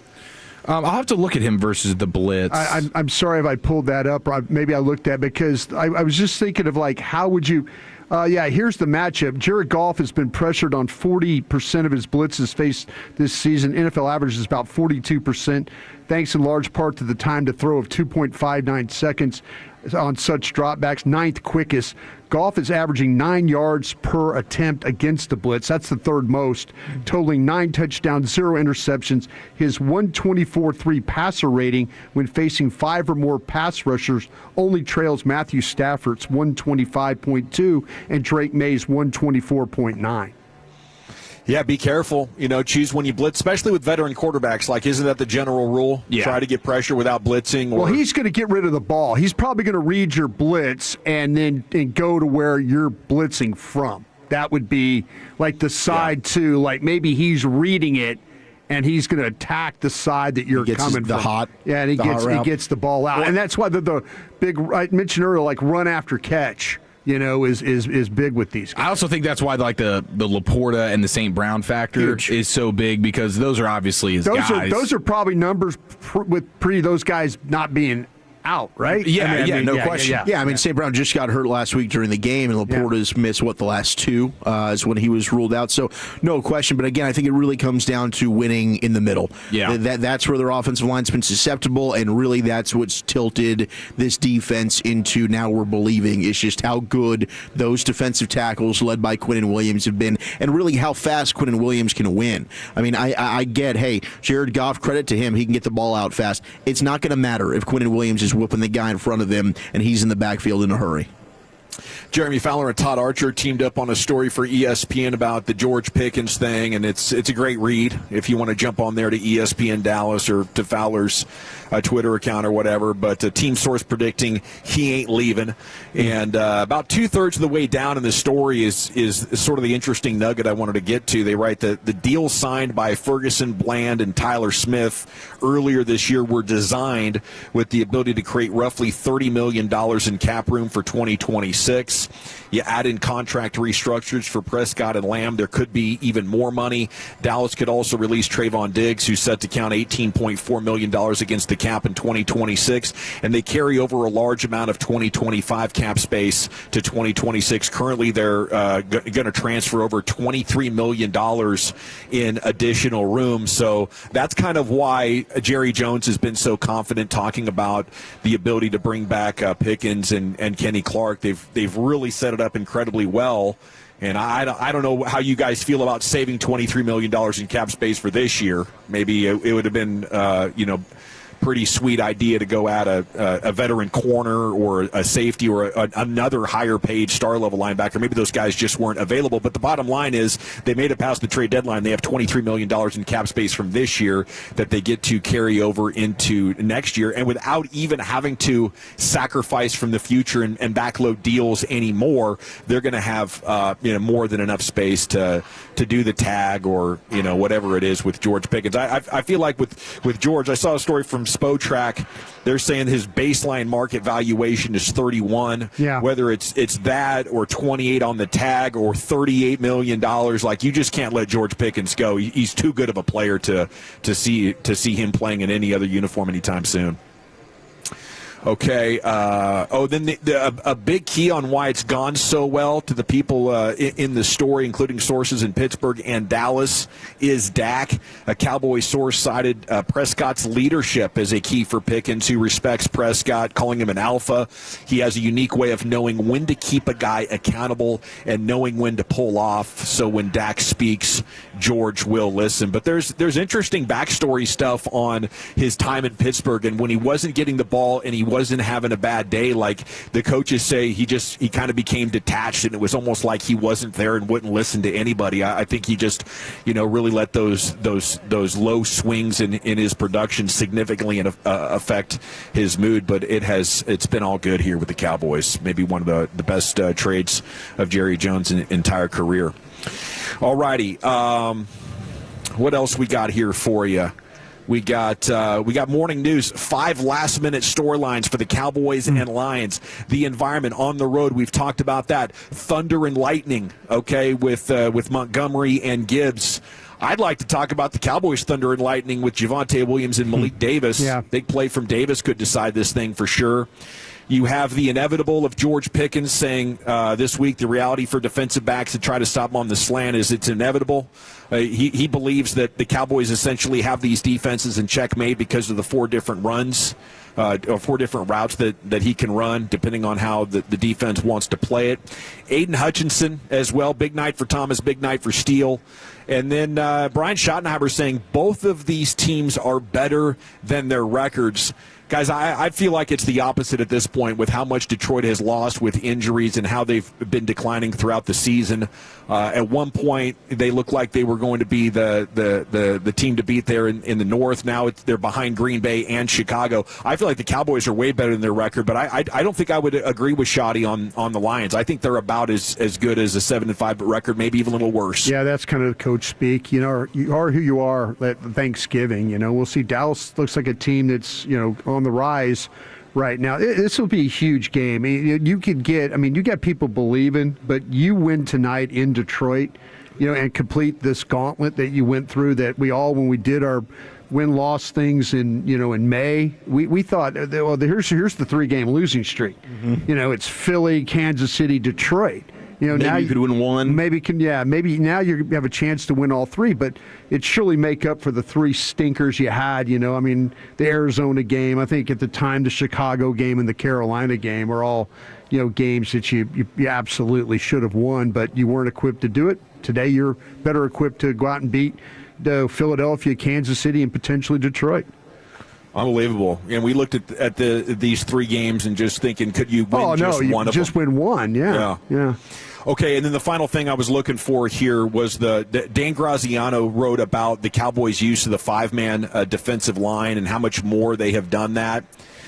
What's odd, though, writes Graziano, is that they haven't been very successful with it. They've allowed an average of 7.3 yards per play over the past 3 weeks when in 5 down fronts versus 4.7 when they use 4 or fewer. I believe you told us about this at the beginning of the week or maybe last week before the Kansas City game. I forget, Brian. But, I wanted to get your thoughts on if this is a little bit overrated and if it's something that you would want to see them pursue more, considering what the early data is saying. They're like 75% worse on a yard per snap designation. For some reason, they've pressured the quarterbacks almost like 47% of the time, or the dropbacks that they've had, but like over 50% success rate. That's they're in the same. So you think a bigger sample size it'll bear out to be better? I think it'll be different though if we get a little bit more of it. To me though, this whole thing though it's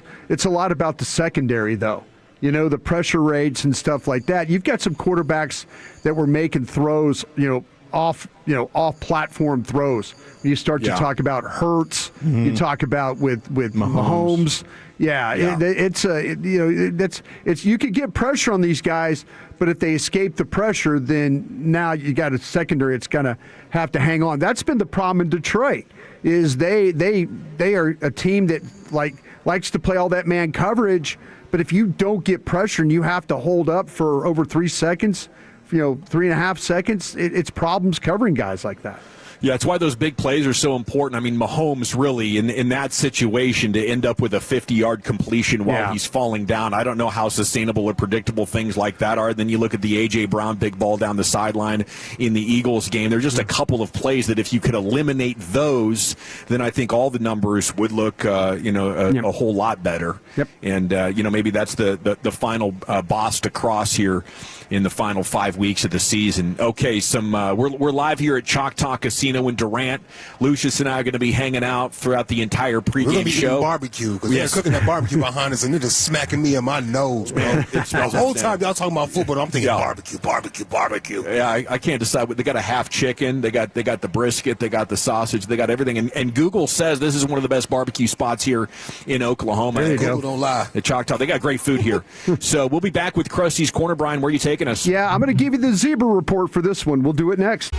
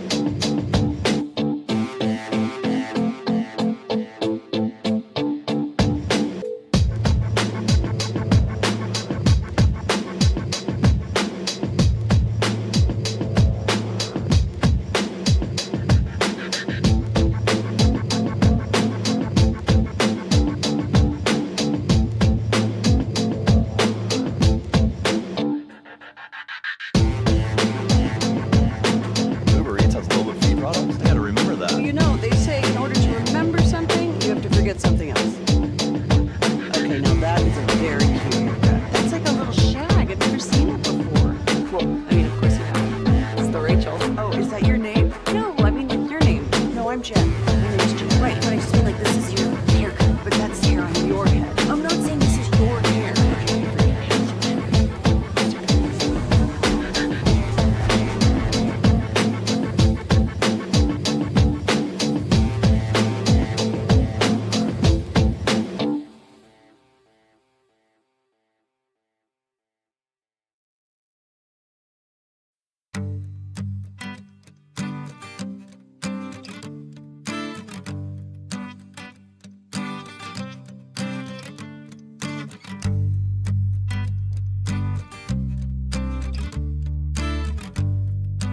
Do you think it's true that you've got to forget something else to remember that Uber Eats has groceries? Nah, that's absurd. Hey, remember when you used to be a, what was it, Pepper Lady? Pepper Lady? Wasn't it Cinnamon Sisters?